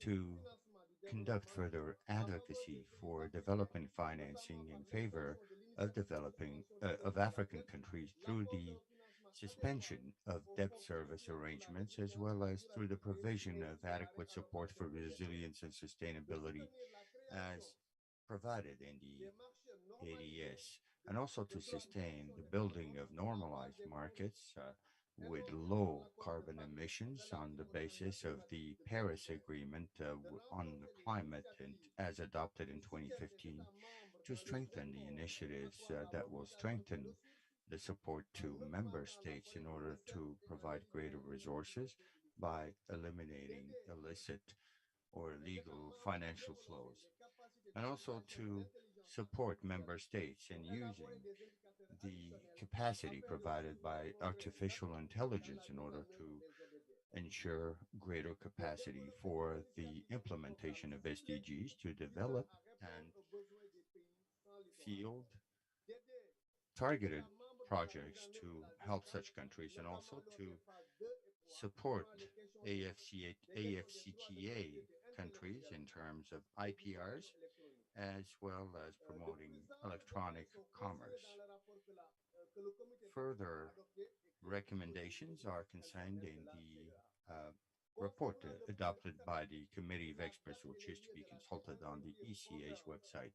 With regard to the 25th conference, the meeting has recognized the need to instill transformation efforts in Africa in order to reduce inequalities while we wait for ECA to mainstream those suggestions that were tabled by the experts. So to close, Mr. Chairman, the committee has recommended for adoption by the Conference of Ministers these draft resolutions as pertaining to the following subjects: financing African recovery and beyond, the importance of digital transformation in order to find innovative solutions, the role of partnerships for the production of vaccines in Africa, strategic orientations that ought to be supported for the terms of 2022-2025, as well as the program plan and the budgeted or the planned or programmed budget for 2023, as well as to support the least developed countries during the conference on LDCs, increase investments in transport in order to optimize the benefits of AFCTA, the non-carbon production certification, as well as the recovery of lost assets and the fighting of illegal financing and the preservation of heritage. Ladies and gentlemen, I do thank you for your kind attention. I would like to thank Mr. Diop for guiding the member states throughout the course of the proceedings of the Committee of Experts. Now that we are informed of the main conclusions and recommendations stemming from the proceedings of the Committee of Experts, we will now examine the draft resolutions as submitted for adoption. I would like to recall that such draft resolutions represent the fruit of intensive efforts conducted by the drafting committee, which was established by the experts committee and made out of member states representing each sub-region. They were, furthermore, closely examined by our committee of experts on Friday last. So they total 10, as stated by Mr. Diop. You may read them in the annex of the report of the Committee of Experts with a code E/ECA/CM/54/4. The said report may be consulted on papersmart.org.unica.org. As this is the case for all other remaining documents of this conference, you may also consult such documents by scanning the QR code that is displayed here in the room. So please, I would ask our technicians to display the QR code. Has it been done already? So thank you for doing it in a very short while. So we would start off with the first resolution, which deals with financing African recovery and beyond. Do you have any objection with regard to the text which was submitted by the Committee of Experts? I see no objection being voiced, and I therefore suggest that we adopt. Malawi, please go right ahead. You have the floor, Malawi.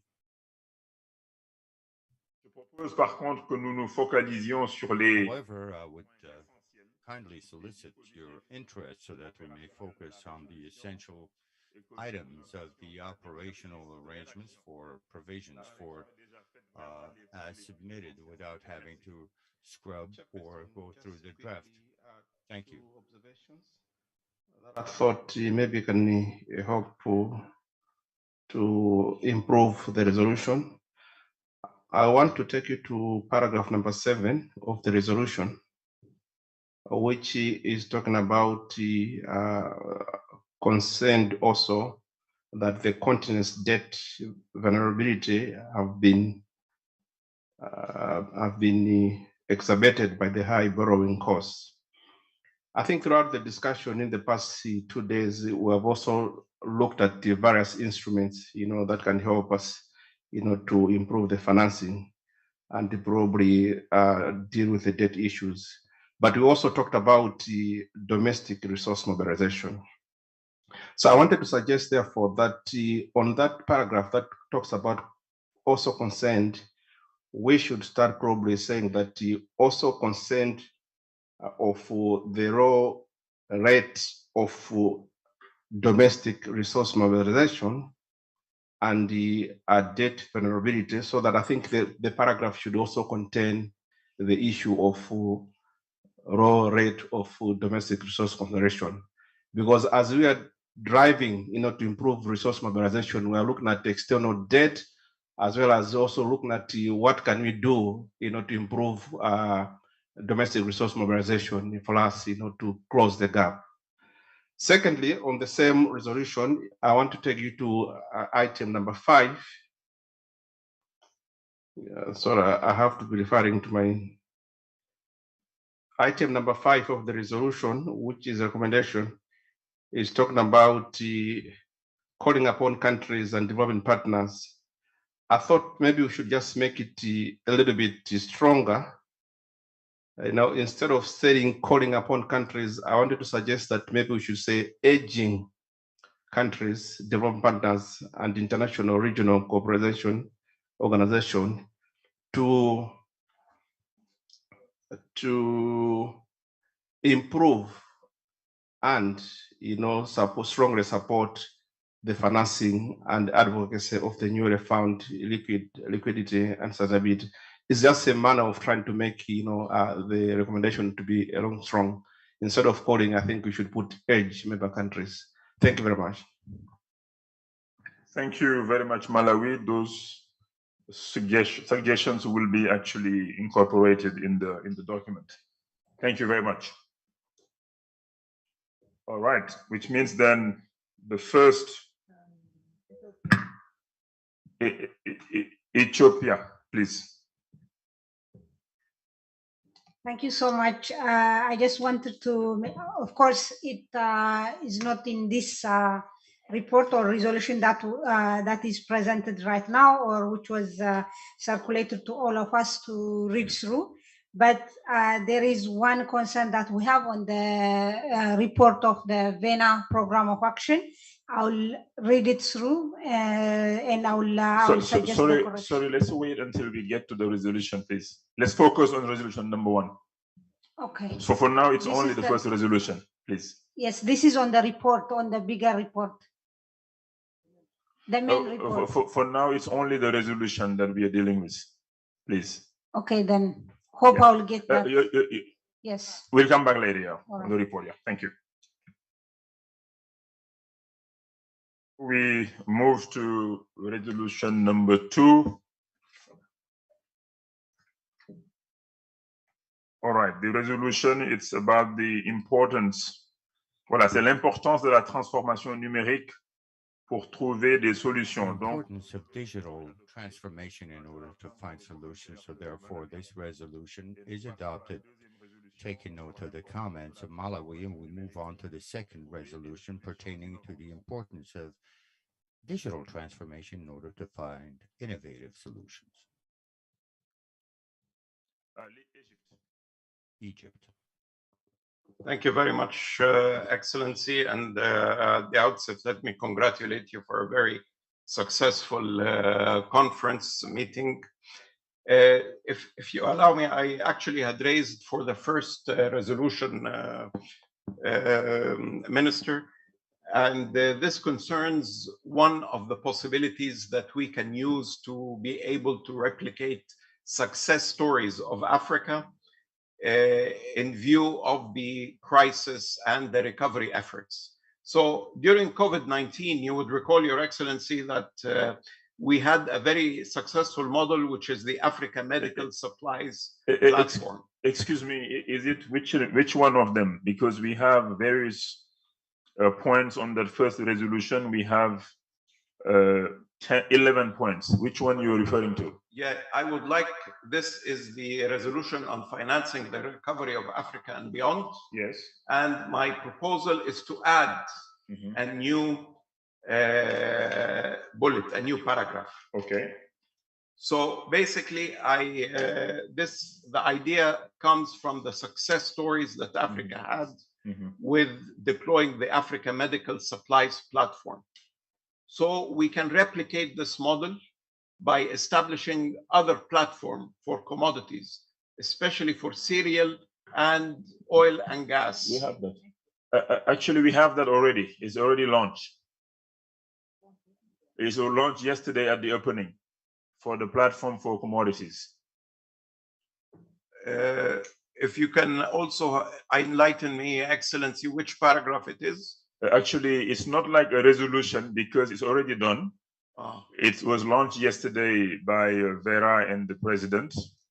It's called ATEX.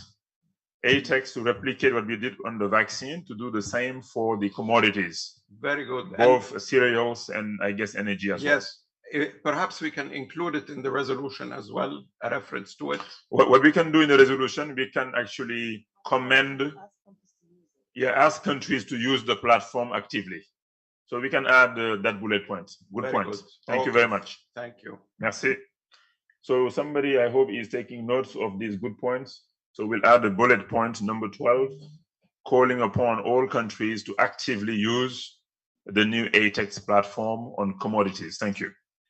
So we are going to on the transformation numérique pour trouver des solutions innovantes. Je ne vois pas de transformation in order to find innovative solutions. I see no hand being raised. Therefore, I consider it adopted. The role of partnerships for the production of vaccines in Africa in the improvement of health performance in Africa. So this is number 3, recommendation number 3. In the document, it reads the role of partnership in the production of vaccines in the improvement of overall health performance in Africa. Number 4, c'est le numéro D. Les orientations stratégiques. D, updated strategic orientations as well as the midterm program for 2022-2025 as well as the program budget for 2023. All right, this is going very quick. We'll have lunch very quickly, inshallah. Thank you. So that is D. We'll go to E because I owe a Chebujen to some ministers here in this room. I gotta make sure that happens. Number E, so E, les données et les statistiques. Data and statistics. Data and statistics. Chairperson, thank you very much. We do agree with all the proposed statements in this resolution. And I think they've looked at all the areas that you wanted to, to see included in the resolution. But I was wondering, Chairperson, whether we could introduce item number 7. And that item 7 should read, requesting the Economic Commission for Africa to mobilize special funding to assist vulnerable ECA members who are challenged due to fiscal spaces in their budget for them to strengthen their statistical institutions. I don't know whether you want me to repeat, but Chairperson, but please. What? Yes, can you repeat that, please? Yeah, this is an additional a proposal, number 7, because I think the issues have they're up to 6. So I wanted to see if it's possible, Chairperson, that we add another one that reads, requests the Economic Commission for Africa to mobilize special funding to assist vulnerable ECE members who are challenged due to fiscal spaces for them to strengthen their statistical institutions. So I think what we're asking just is if the EAC can rob for some resources that can help develop, strengthen the financial system. I'm not sure if ECA mobilizes resources. I'm not sure if it is their role. I wouldn't put that burden on ECA probably, unless Vera is happy to take it up. Maybe you can say work with countries. Work with countries and maybe development partners. Yeah, ECA to work with countries and development partners to mobilize resources.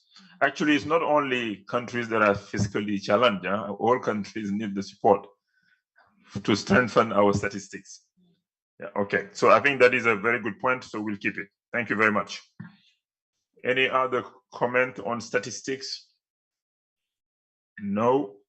Merci beaucoup. Thank you very much. Often ministers of finance, they like to do rebasing. That's, you know, they like that the most. So try always to, you know, talk about rebasing, then you get money. Thank you. The next one, F.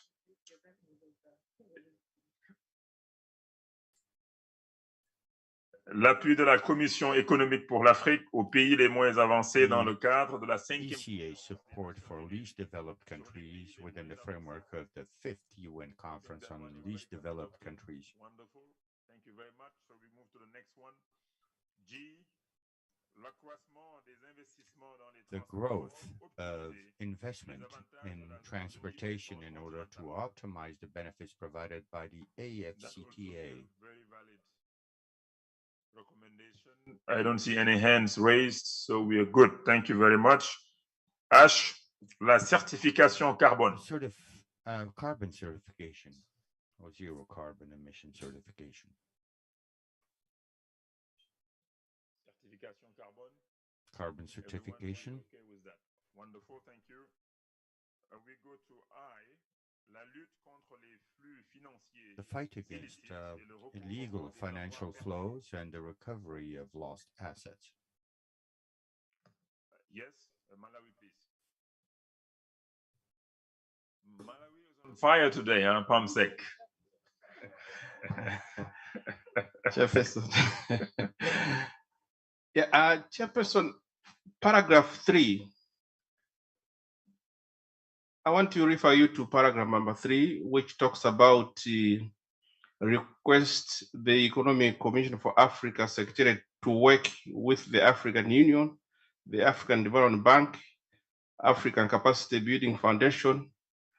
Is it possible to frame it in such a way that there's a time frame, you know, to the result of this working together of the institutions?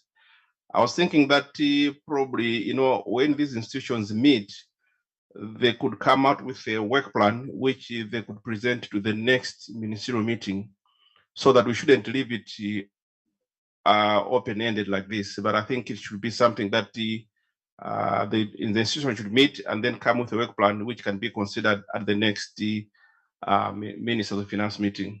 So we're trying to put a time element in that paragraph. It's a very good point, Malawi, but we need a shorter time frame because 1 year for work plan is too long. We want results in the next 1 year, maybe in the next 3 months or next, you know, to have a work plan in the next 3 months if possible. We can say at the ministerial level.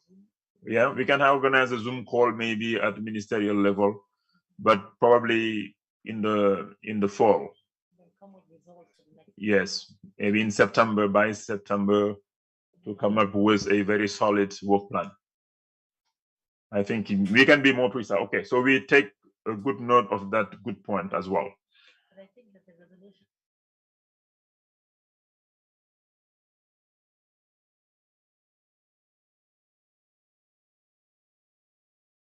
No, thank you, Malawi. I was thinking that maybe what we should do is to have some results that we bring to you in the next meeting. But you will have to work with us, member states, to implement those results so we have them. But maybe there will be, and then how we get to the results, we can have intermediate meetings to agree on that, if that is agreeable with you. Thank you.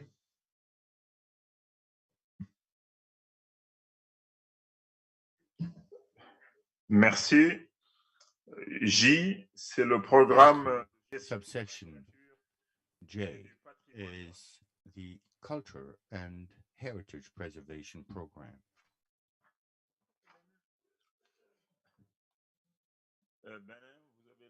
Benin, you did raise your hand or did you not? No?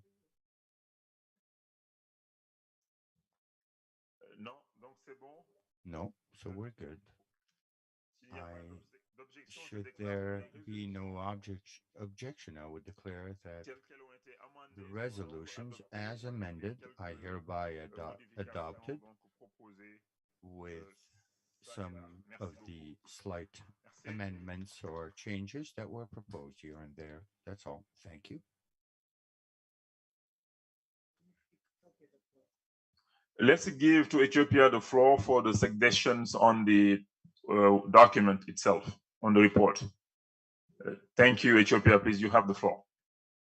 Thank you so much, Minister. So this is a correction in the report of the implementation of the VENA program of action on landlocked developing countries. So I'll read it. It goes like this: under section D, paragraph 24, line 6 of that report, Ethiopia has been included in the... Hold on. Let's make sure that the Secretariat has the document. Okay. And has the right paragraph as well, please. Just 1 second. Yes, under section D. Which page? It's page 9.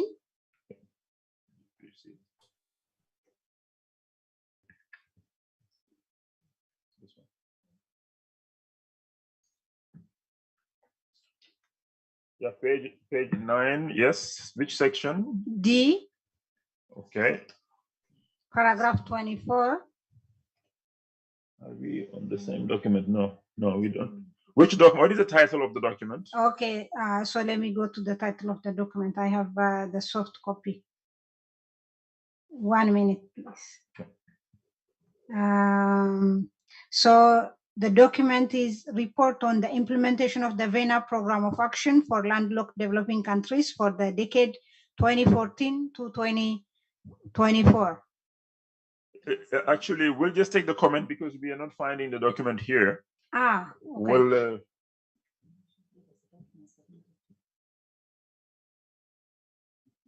yeah, hold on 1 second, please. Yes. Yeah. We can give the correction to the secretariat if needed, but would be great if you can find the report. Otherwise, we can yes. Maybe you could start giving the comment while we just pull up the report. So that, okay. Yeah, thank you. Yes. So our comment is under section D, paragraph 24, line 6. Ethiopia has been included in the bracket along with countries where social uprising, coups, civil wars, and unconstitutional change of government took place. We think it's misleading since it signals that all these things took place in all of the countries, including Ethiopia. It's important to rewrite the paragraph rectifying this ambiguity.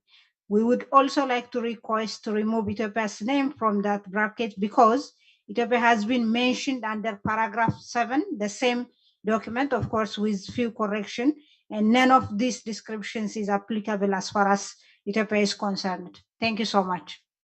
Yes, I'll ask Yuki to respond to that, please. Thank you. Thank you very much, Mr. Chair. And thank you very much, distinguished delegate of Ethiopia. I think this point was raised during the Committee of Experts last week by the distinguished delegate of Ethiopia, and the Secretary took care of it. And we issued the Rev 1 there's a document published as Rev 1, replacing the original document on this in this regard. So I would invite you kindly to check the Rev 1, and if there is some language you would still want us to tweak, we are happy to do so. Thank you very much. Sorry, probably. So thank you so much for correcting the one on paragraph 7, but this is a new one where Ethiopia is included among countries in a bracket described with those all things that I mentioned. So we just wanted Ethiopia to be excluded. That yes, it's a new concern that I'm raising. The other one is corrected. Thank you so much. This is paragraph 24? Yes, paragraph 24, yes. I would suggest we just take out all the countries. No need to stigmatize any country, I think. That would be great. Yeah, on the bracket, Yes. we just remove it. Khalas. Yes, Voilà. yes. Merci. Alas. Okay. We'll have a Rev 2 then, huh? Merci. Thank you. Les Comores? Comoro Islands.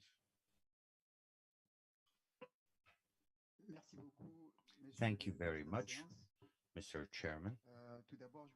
First of all, I wish to thank the chair of the Committee of Experts with regard to the faithful reflection of all proposals, observations, and remarks that were tabled.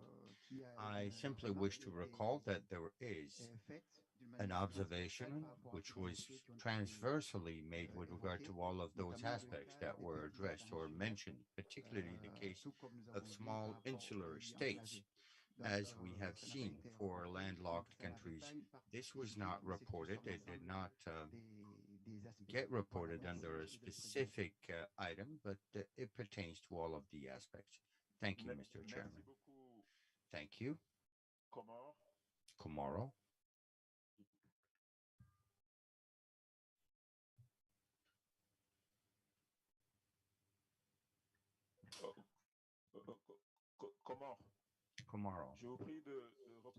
Please, would you state it again? Make your statement anew.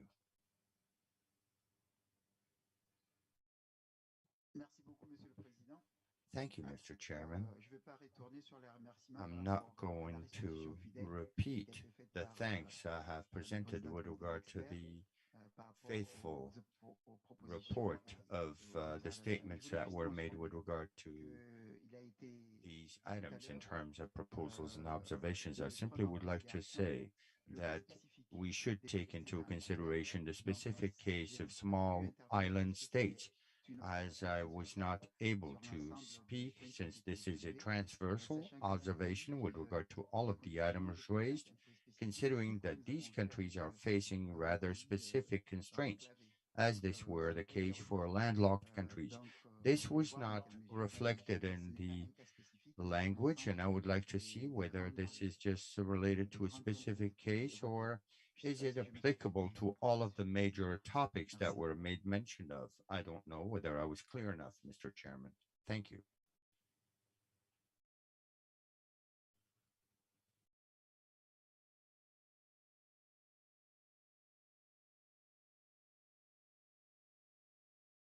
Voilà, je propose avec I donc, propose with Vera that Yuki au départ qu'on ait une that insertion où on fait maybe we would insert in this document or make a particular referral to small island states and landlocked countries, etc., so as to take into account their specificities in terms of language. Perfect. Well, Yuki has taken note of this proposal. Thank you very much. Now, last, another item that was raised by the Committee of Experts pertains to the date, the venue, and topic of our upcoming conference. As a reminder, we have been proposed to further these options. With regard to the date, the Committee of Experts does suggest March or April 2023. I have just been informed that the Secretariat proposes Wednesday the 15th until Tuesday the 21st of March 2023, taking into account other international events such as the occurrence of Ramadan and Easter holidays. If it is during the course of Ramadan, during the fasting month or the fasting period, it would be rather difficult.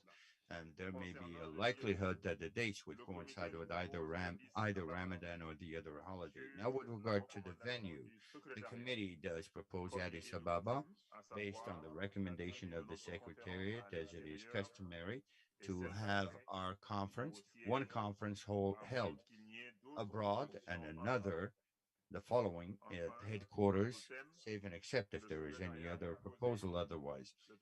And the Secretariat, in terms of topic, does propose the following theme to favor recovery and reduce inequalities and vulnerabilities in Africa. We were informed by the Committee of Experts that the topic proposed by the Secretariat was generally supported, and therefore the Committee of Experts has also further stated that the deliberations of the 55th session serve as an opportunity to address the 60th anniversary of the creation of the African Unity Organization, as well as the finalization of the implementation of the 2063 agenda over the course of this 10-year period. They have also suggested a topic related to the AFCTA. I suggest that we keep the title as submitted by the Secretariat and generally supported by the Committee of Experts, and that at the same time, the Secretariat further develops the topic, taking into account the comments and made by member states when it will prepare the topic related document that will be prepared next year. So should there be no objection, it is so decided. There is no objection. Thank you very much. Unfortunately, we have no break and we need to continue so as to enjoy our meal. Now, let us examine and hopefully adopt the ministerial declaration and the minister's statement. Now we will examine and adopt the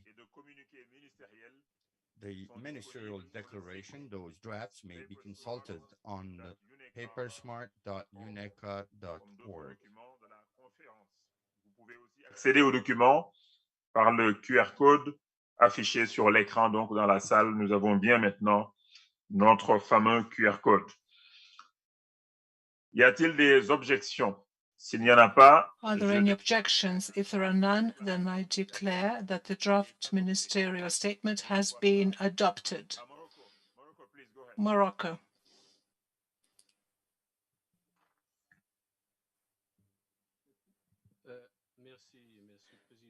Thank you, Mr. Chairman. I do not want to oppose the statement. On the contrary, I would just like to underscore the strong support of this statement and allow me, and perhaps it is a bit late time because everybody's waiting to go to lunch, but it would be remiss of me if I were not to say on behalf of the Kingdom of Morocco to congratulate you for the excellent organization of this 54th session of our conference at the conference, and which was accompanied by the supportive comments of His Excellency the President, that we would like to thank him most sincerely for the best conditions in which this conference was organized. Once again, congratulations, Your Excellency. Mr. Chairman, I wish to simply recall an item or perhaps two items before commenting further on the draft ministerial statement. We have focused on the innovative financing solutions in a very precarious situation, especially when it comes to the socioeconomic situation of our dear continent following the impact of COVID-19 and also the other crises which exist elsewhere, which have a strong negative impact on our economies. Mr. Chairman, I would like to underscore the fact that the objective of the multilateral exercise within our institution is to, first of all, put forward and at the core of the interest of our citizens, at the center of our agenda, and also to serve the interests, whether in terms of peace, security, or development. Therefore,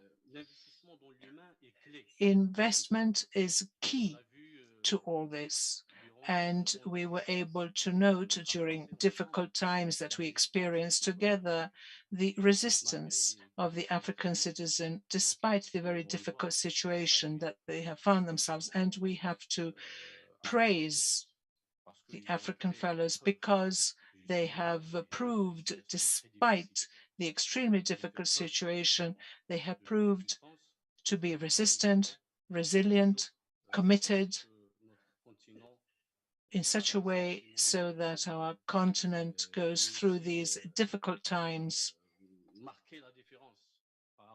to the best of its possibility, and also to mark the difference from the rest of the world, because we have to be aware of the fact that the African continent is not in the best conditions of all, but as is customary,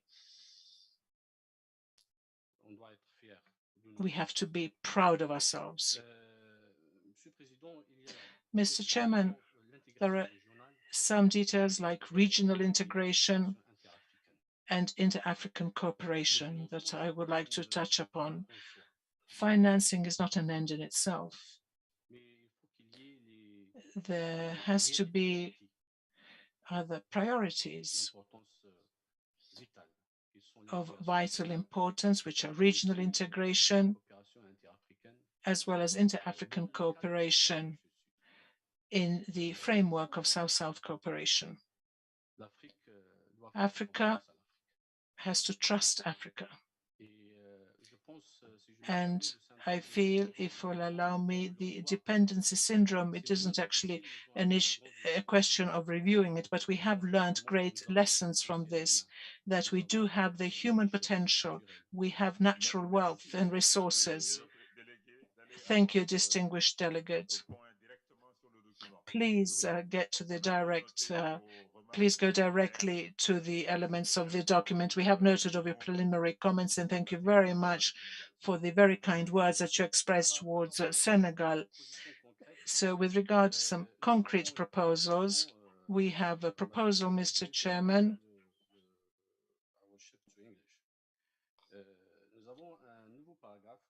We have a new paragraph of the ministerial statement, which we submit to your appreciation and the appreciation of this conference. I'll read it. Welcome UN Secretary General's report on our common agenda, which is designed to accelerate the implementation of 2030 Agenda on Sustainable Development, especially within the context of COVID-19 that has imposed setbacks on the achievement of the Sustainable Development Goals in Africa. I don't think, this will, pose any problem. We would like to second to amend paragraph 31. Sorry, you're done with the first paragraph? You want to have two paragraphs? No, I have Is it the same? I have three proposals, Chair, if you allow me, very quickly. I said new paragraph 28 of the ministerial statement. I'll read it out. Welcome UN Secretary General's report on our common agenda, which is designed to accelerate the implementation of 2030 Agenda on Sustainable Development, especially within the context of COVID-19 that has imposed setbacks on the achievement of the Sustainable Development Goals in Africa. I will submit this by written. Yeah, I think I think this one we have no problem with it. Okay. Can you go to the next one, please? Yes, amend paragraph 31st. 31st. Yes. Just below 31st. We're adding to 31st? Yes. Okay. Commend the Economic Commission for Africa on successfully implementing its work program for 2021, despite the challenges arising from the COVID pandemic, and for aligning it with UN Secretary General's report on our common agenda. I think this is, I don't think it has any problem in, we witnessed this as delegations.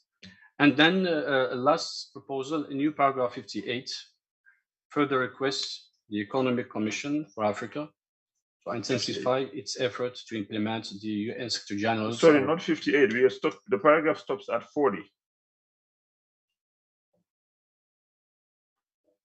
So then that's a new paragraph.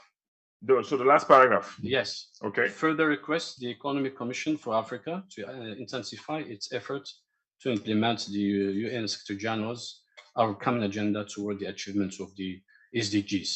So I submit, to your appreciation, Chair, and to this I think assembly. I mean, this is fine, no problem. We can submit it to the Secretariat and then we can incorporate. No problem. Thank you very much, Chair. Thank you very much. Egypt, okay, Egypt. Thank you very much, Mr. Chair. And I realize we need to complete you. We are a little bit behind schedule, but we just have one idea. We're flexible as to where it can be included. Perhaps the Secretariat can assist in the location. And that would be to refer to the challenge of fluctuating energy prices, particularly oil and gas. And perhaps the idea is to study the feasibility of establishing a hedging fund to support oil importers with the increase in the price, or even oil exporters with the decrease of the price. I think we'll be very happy for the Secretariat to draft language that can be included in this regard. Thank you very much. Thank you very much. It's a valid proposition. Probably we can say commodity prices in general, so we can include as well wheat and other items, which many of us are importing actually. So we'll ask the Secretariat to look into a language that will take care of that. Thank you very much. Pas d'autres commentaires, je vois, pas d'autres questions. Are there any further questions or comments? I take it there are no objections. If there are none, then I declare that the ministerial statement and the ministerial communique have been adopted, subject to the few amendments that have been proposed. I would now like to go on to the closing of the session by inviting Madam Vera Songwe, Executive Secretary of the Economic Commission for Africa, to deliver her closing remarks. Madam Songwe, the floor is yours.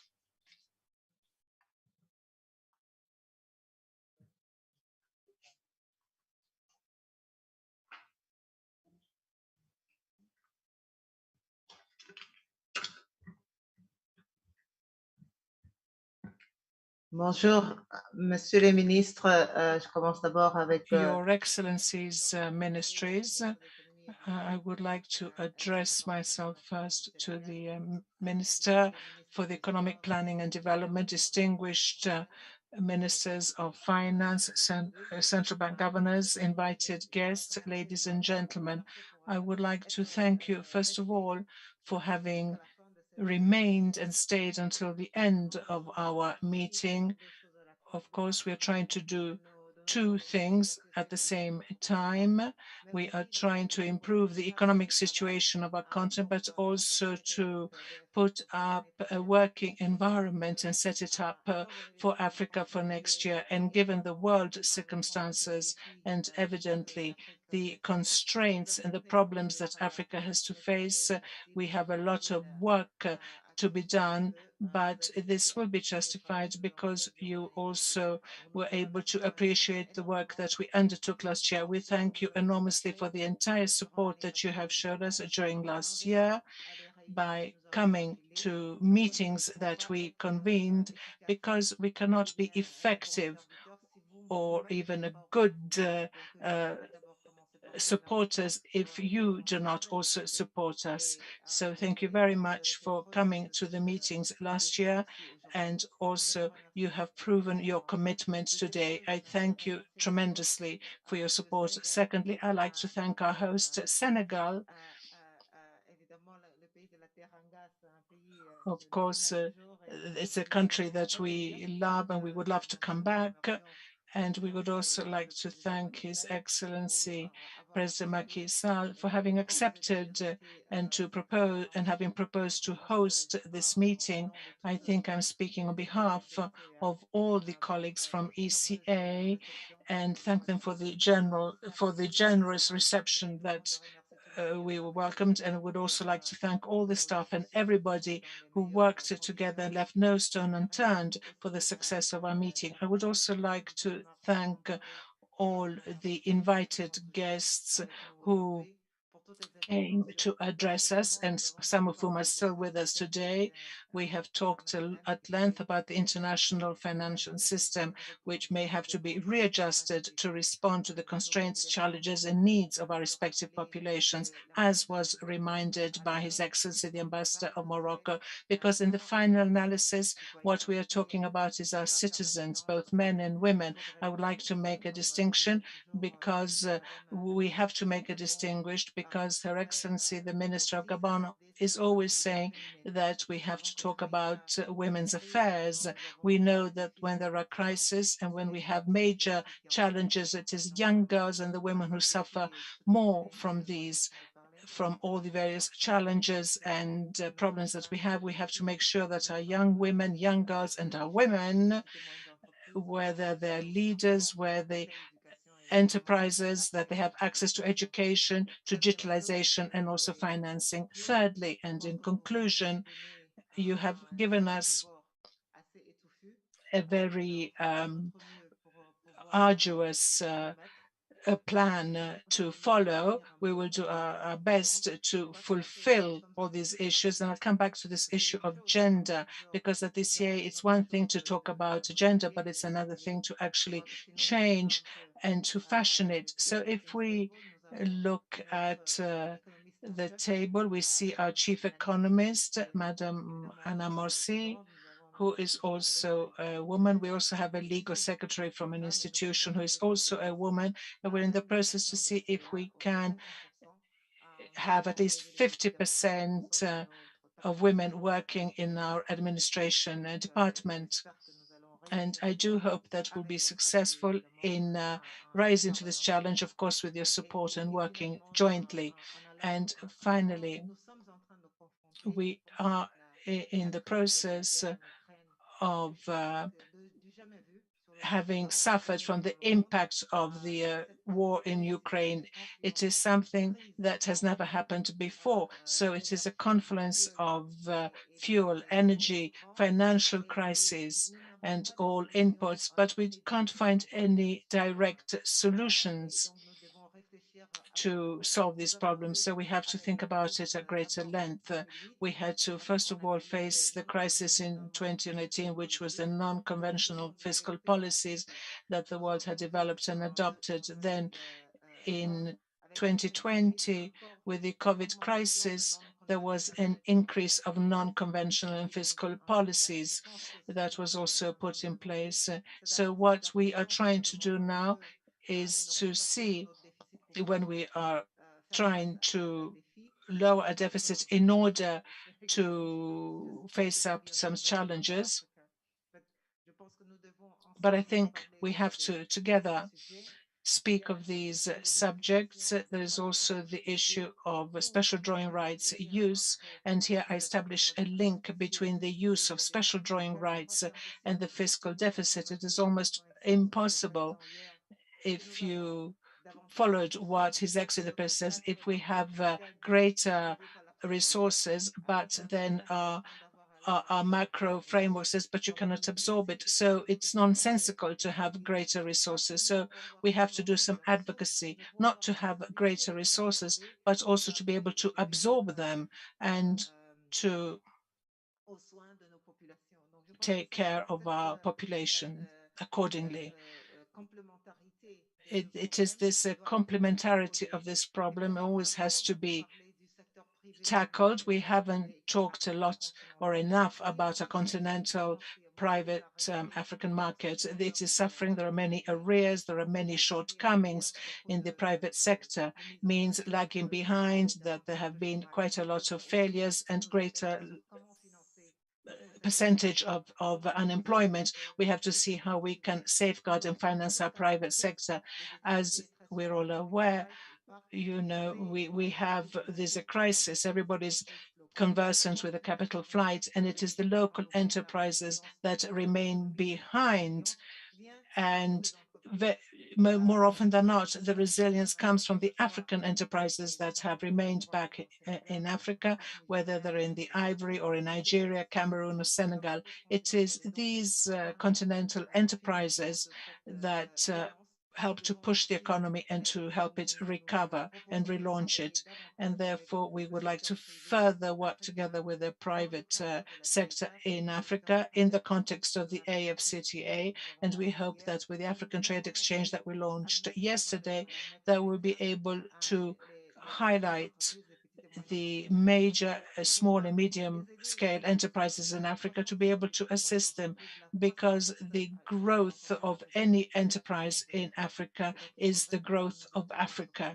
Therefore, we have to dwell on this, and in our capacity as ECA, we would like to make available to the private sector to work with them together with the ministers of finance, because when you're talking about the private sector, of course, we have to also think of those who are working in the economy at a higher level.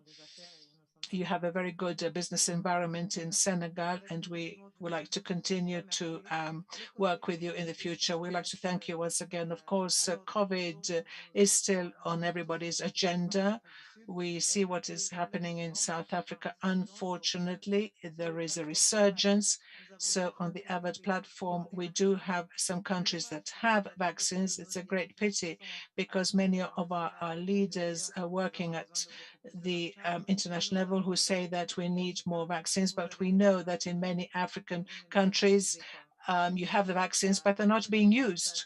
So this actually, it hurts us when we are told that they have all the vaccines and they only have used very few. If the problem of using the vaccines, I believe that the African CDC has done enormous work, and I congratulate also the boss, John Kengasonge, who today has gone to greener pastures to see, once they have what is known as targeted interventions in the countries like Cote d'Ivoire, and I'm thinking of Sierra Leone as well, there has been an increase in vaccines and vaccinations.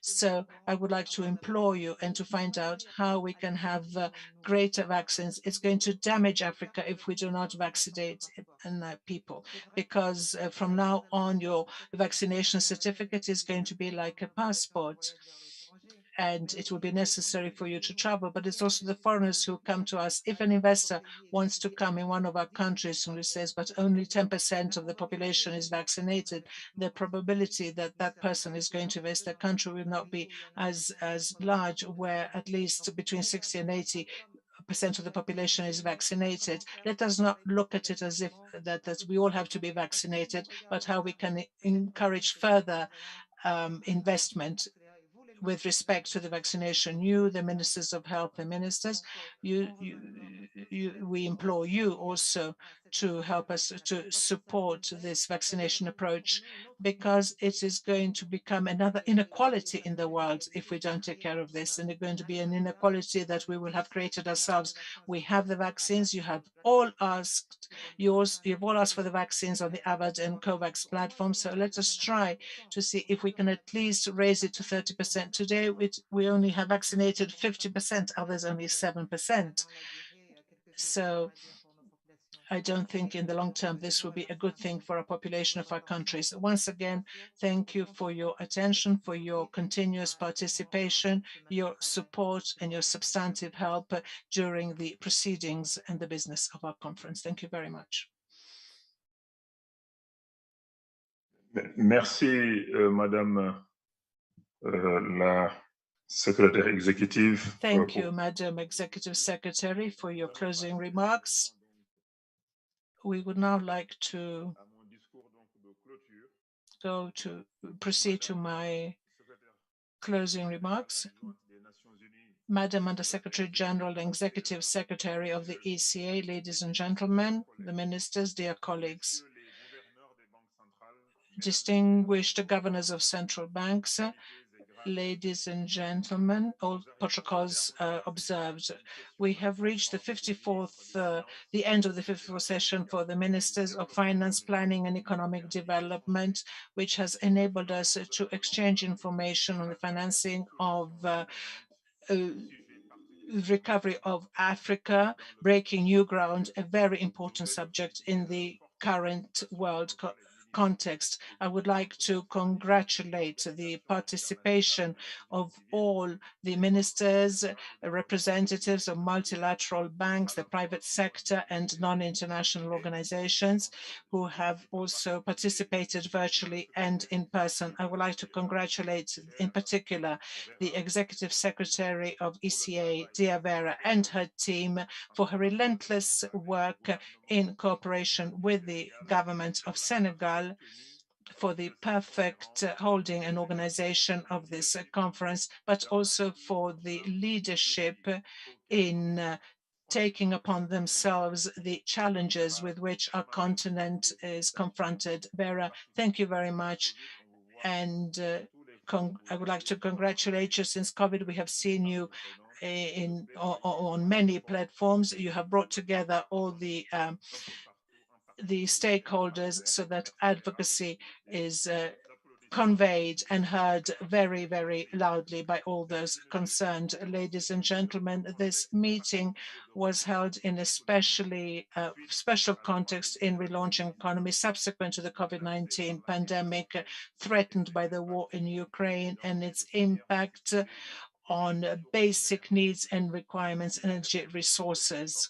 If the repercussions of this shock are global, they impact mostly the vulnerable groups, especially in the developing world. Therefore, these successive crises have exacerbated the vulnerabilities of Africa, social vulnerabilities, economic vulnerabilities, as well as climate vulnerabilities and financial ones, etc. The need for financing have considerably increased in need. Let us hope that we'll be able to go out of the box to find innovative alternatives and break new ground for our continent. It is my pleasure now to dwell on some guidelines that His Excellency President Macky Sall of Senegal largely insisted and highlighted in his opening speech. Therefore, to make effective the special drawing rights to be allocated to the to our countries that was agreed upon in May last year, and the need to introduce new systems, breaking new ground, so to have less impact on the debt and also on the budgetary deficit of the countries. The reform of the OECD regulations as granting exports, especially the maturity of loans for a better equation between the various aspects concerned, the creation of the African Rating Agency to better understand and support our realities. These measures have to be supported by a reform of parameters of the financial architecture, which today is out of date. It is not suitable and does not involve Africa sufficiently. the discussion that was held at ministerial level and the various roundtables that were held showed that there is hope. First of all, because Africa has major resources in it has resources and will be able to engage in a progressive progress, because pertinent proposals and innovative ideas have been formulated during our meeting. I would like to also dwell on some items that we focused on, namely to strengthen the mobilization of domestic resources, to increase income return by 30%, digitalize our economies, and to improve governance. To ensure that is further priority given to funding the blue and green economies through the private sector and mobilizing the African Development Bank and strengthen capacity for intervention of banks, regional development banks, by strengthening their capital so that they can bring in higher leverage in the funding of the bankable projects, and on public-private partnership as mechanism of funding for big projects by investing in the preparation of the project and by improving the regulatory frameworks. And finally, the establishment of an enabling environment for the private sector, transparency and accountability. Ladies and gentlemen, this meeting has also adopted a ministerial declaration which reflects our vision, our great vision, and as well as the priorities of the continent in the area of funding. Allow me to urge you to own this document and to defend it before our governments and before our partners, international partners.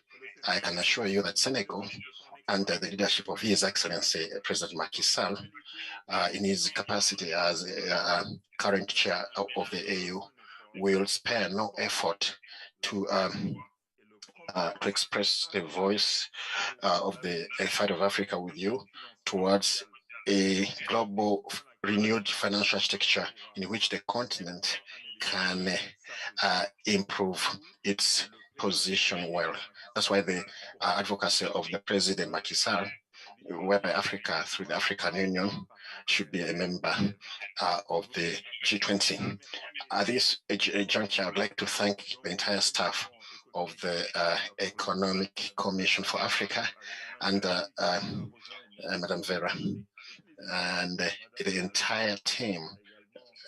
Is the secretary and the entire team and everyone who has worked tirelessly with the government of Senegal, especially the teams from my ministry, with the Secretary General of the Cabinet, with the technical advisor, Director Generals, especially Director General for Economic Planning, Mr. Bamba Diop, and his entire team. I'd like to give them a round of applause because they have done an excellent job with the teams from the Ministry of Finance and Budgeting.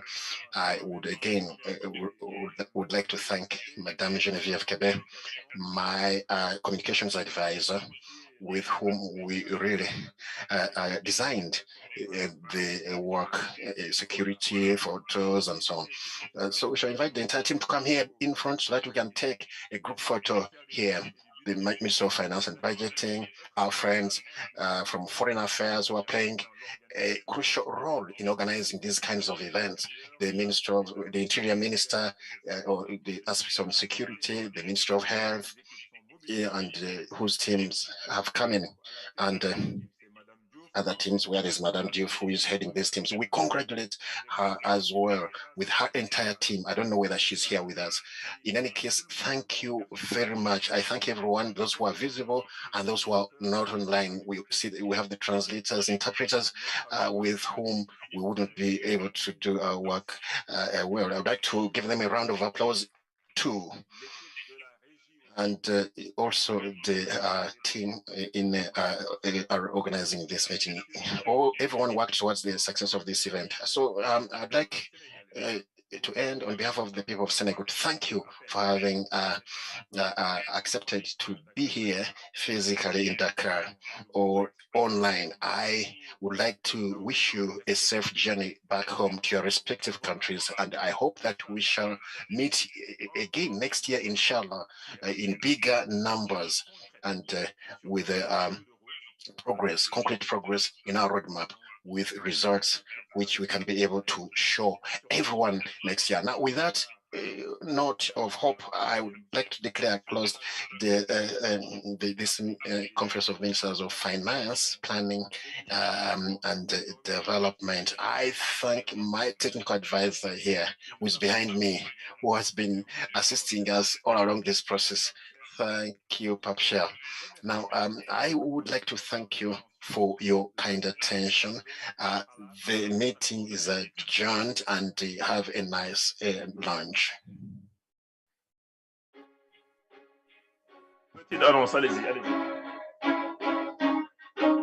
Uncle, can we have all the support staff just come in the front to take a picture? Avant de partir, nous, on a un point de presse très rapide qui va durer 10 minutes, j'espère. Sinon, Yuki a une annonce à faire très rapidement. On va une photo avec une équipe avant de faire le point de presse. On fait la photo après le point de presse. Merci, Monsieur le Président. Excellencies, honorable delegate, I'd like to make just a quick announcement from the Secretariat. Yeah, I will. As I mentioned during the expert committee meeting, the Secretariat is trying always to improve ourselves in terms of the conference convening functions. We launched online survey about this conference, so we'll be very grateful if you could spend 5 minutes acceding to the online survey and give us your feedback to this conference. And you can access to this online survey in 3 ways: by scanning a QR code that you can find anywhere on this conference premises, and you can find it on the conference website, and you can also access to it by email through the link that we emailed you. For lunch, ministers and VIPs, the lunch is generously offered by the host government. Thank you very much. It'll be the last delicious lunch that we are going to enjoy, thanks to the generosity of the host country, government of Senegal. It'll be at Baobab restaurant across the corridor from this room. And for other participants, it's in Savannah, near the registration area as usual. Thank you very much to all. Thank you very much. On fait donc la conférence de presse très rapidement. Oui, allez-y. So we're going for the press conference quickly. We request the members of the media and the journalists who are around to come closer so that Madam Vera Songwe can take the questions. We request for the QR code to be displayed. We request the journalists to kindly move closer to the podium for the press conference. Do it quickly, please.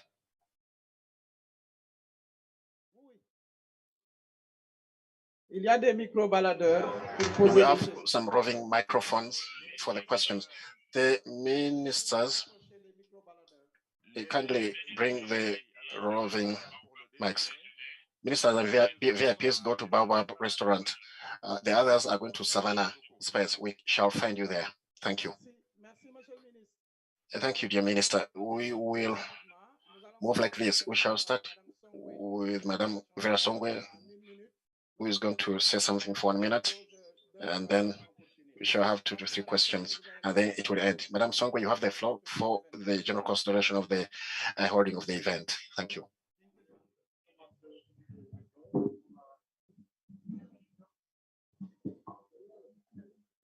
Vous avez la parole, Madame Songwe. Madam Songwe, you have the floor.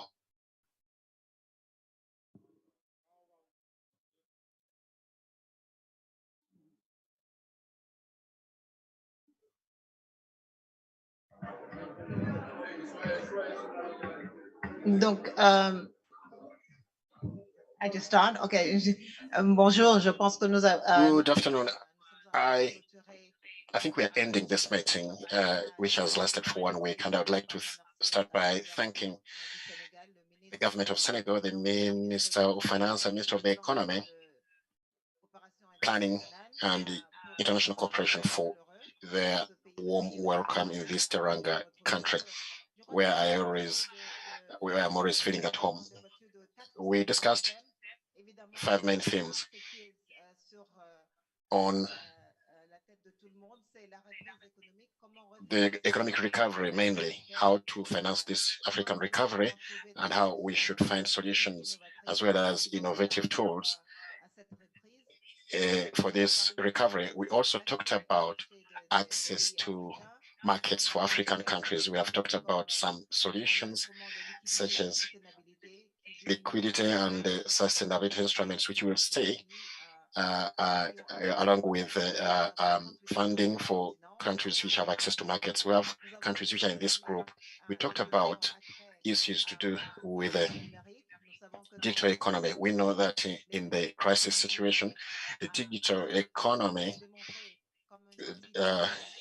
proved to be a tool of resilience in different companies which had access to the digital economy. Those are the ones that were able to find their way through the crisis. We also talked about the human condition and the fact that young girls and boys who are still in school should have to digital platforms. We saw that there's need for this to happen so that there is an extension of school life. We saw that there were some children who were out of school due to the COVID-19 pandemic and didn't have access to digital tools to continue their education. And we talked about that during this conference, as well as the African productivity and African growth, through knowledge, scientific, literary, and so on. We saw that there was need to have access to all this. We talked about the health crisis and the fact that Africa hasn't reached the required vaccination rate to be able to reopen their economies. The reopening of our economies needs to happen internally, but also externally to attract external investment, which is important and crucial for the economic recovery and funding of our countries. So there's need for funding for that. So we appealed to the authorities that we have access to this funding under the best conditions where there is vaccination. Then we also talked about the Africa COP27, which will be hosted by Egypt. Now, going to this COP, we know, just as many speakers said, just as His Excellency President Macky Sall said too, Africa has undergone a big shock due to the COVID-19 pandemic. And of course, there was crisis on prices of foodstuffs and fuel and so on. However, the climate crisis remains with us, along with the other crises.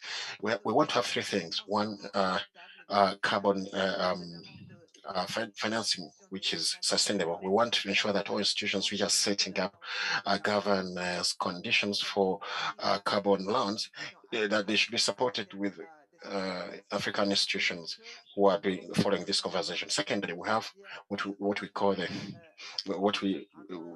what Africa went through due to losses due to climate change. So we should look for a solution to respond to the African demands.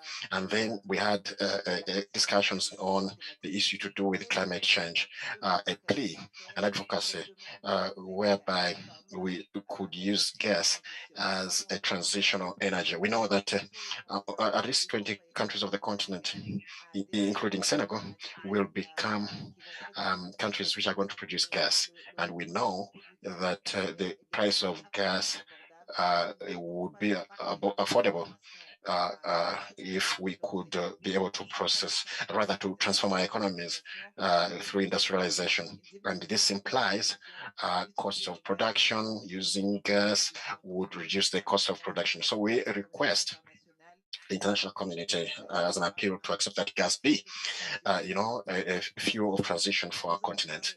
We also talked about a good appreciation of our economies, whereby there's need for statistics and data. Having good statistics and data from our countries which produce it is good, but we are trying to solve and live in a world where data, just as many reports indicate, 10,000 pieces of data are produced every minute. And whenever you open your telephone, there is statistical data which you see. Whenever you move, there's statistical data. But Africa hasn't yet managed a protocol to be able to manage this statistical data. So we need in this digital world to have a governance for statistical data, for information, and be able to store and keep the privacy, our privacy of our individuals and populations. This is something that's very important, and we talked about it. Now, to measure the way we are moving towards Agenda 2030, we shall need more data, and I think the ministers of finance have committed themselves to move towards producing and managing data to make it available, especially through the ECA, which has a think tank to carry out analysis. We looked at development in Africa, and it's less than 1% of it GDP, because we don't have access to data. Yet to have an increase in research and development. That's why we need to have more access to data. We need to promote the African continental free trade area, and here we talked about it at length. This is the master plan of Africa. We have seen that with the AFCFTA, we can have a serious increase in infrastructure, investment in infrastructure, road infrastructure, port infrastructure, air infrastructure, so that we can be able to work better and create employment. And finally, we talked about all rather internal governance. First of all, domestic resource mobilization at the continental level, and we know that the rate of fiscal growth is lower than the average. So we need to make more efforts. First of all, by starting by improving the efficiency of collecting tax and encourage governance for tax collection, and have a rate which can enable us to be able to move forward. We need to look at this problem, which today is a burden to Africa. That's the illicit financial flows. We shall try to, see it is about $50 billion of African funding which goes out of the continent. We need to ensure that we curb this problem so that we can have a prosperous and an Africa which is moving forward. I think I tried to summarize all that we discussed during this week of work. Thank you very much for your kind attention. Thank you, Madam Songwe. You have the floor, sir.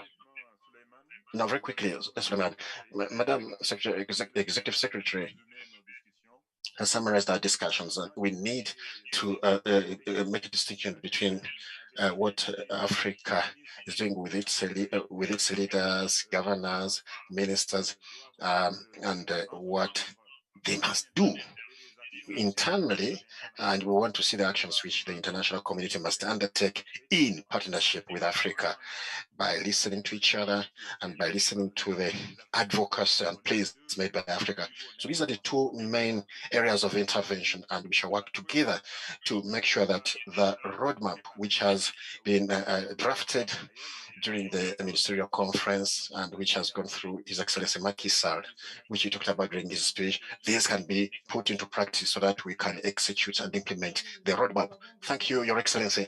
Now we have a question here with Mbaye. Yes, you have the floor. Thank you, Minister. Thank you, Madam Songwe.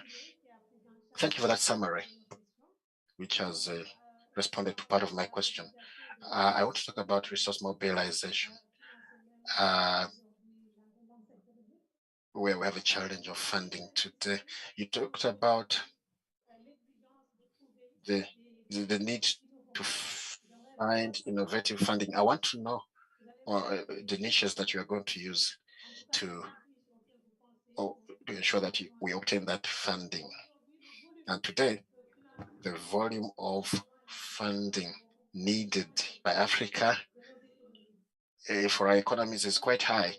The other question is about the announcement today.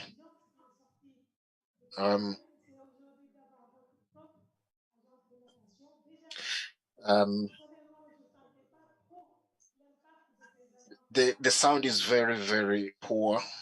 The interpreters can hardly hear the journalist who is asking the question because the sound is not clear. There's a lot of vibration.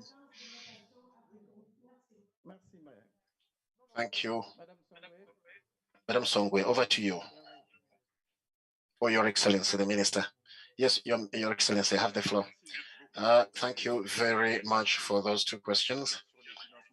To the first question on innovative financing, we alluded to that in the first session and in the communique, the closing communique. As we said, these are public-private partnerships and green funding, but also innovation in the resource mobilization at the internal level. This internal resource mobilization would enable us to enlarge the tax base and increase our levels of internal resources. And with the increase of these new internal resources, we shall have more credibility to raise money from markets, but also to improve our levels of funding. This is some big job to be done concerning the agencies, because depending on the scoring of these organizations, we define in general the cost of the money, the interest that you pay. So with those costs, with the debt service in our countries, the higher the cost, then the more the budgets are affected, and this takes a chunk of the budget, and we cannot be able to invest in other areas which affect the people. So that is extremely important. Having a scoring agency for Africa is another benchmarking. This agency understands the realities of the country better, and it understands the impact of the informal sector in our GDP, which would take into account the advantages of the resilience of our economies and would create reports which would inspire the international scoring agencies. I thank you. Thank you, Minister. Dominique, for Financial Africa. The question, Madame Songwe. So what are the sound from the journalist is so poor the interpreters cannot get it. We apologize. Thank you very much, Madam, for your question.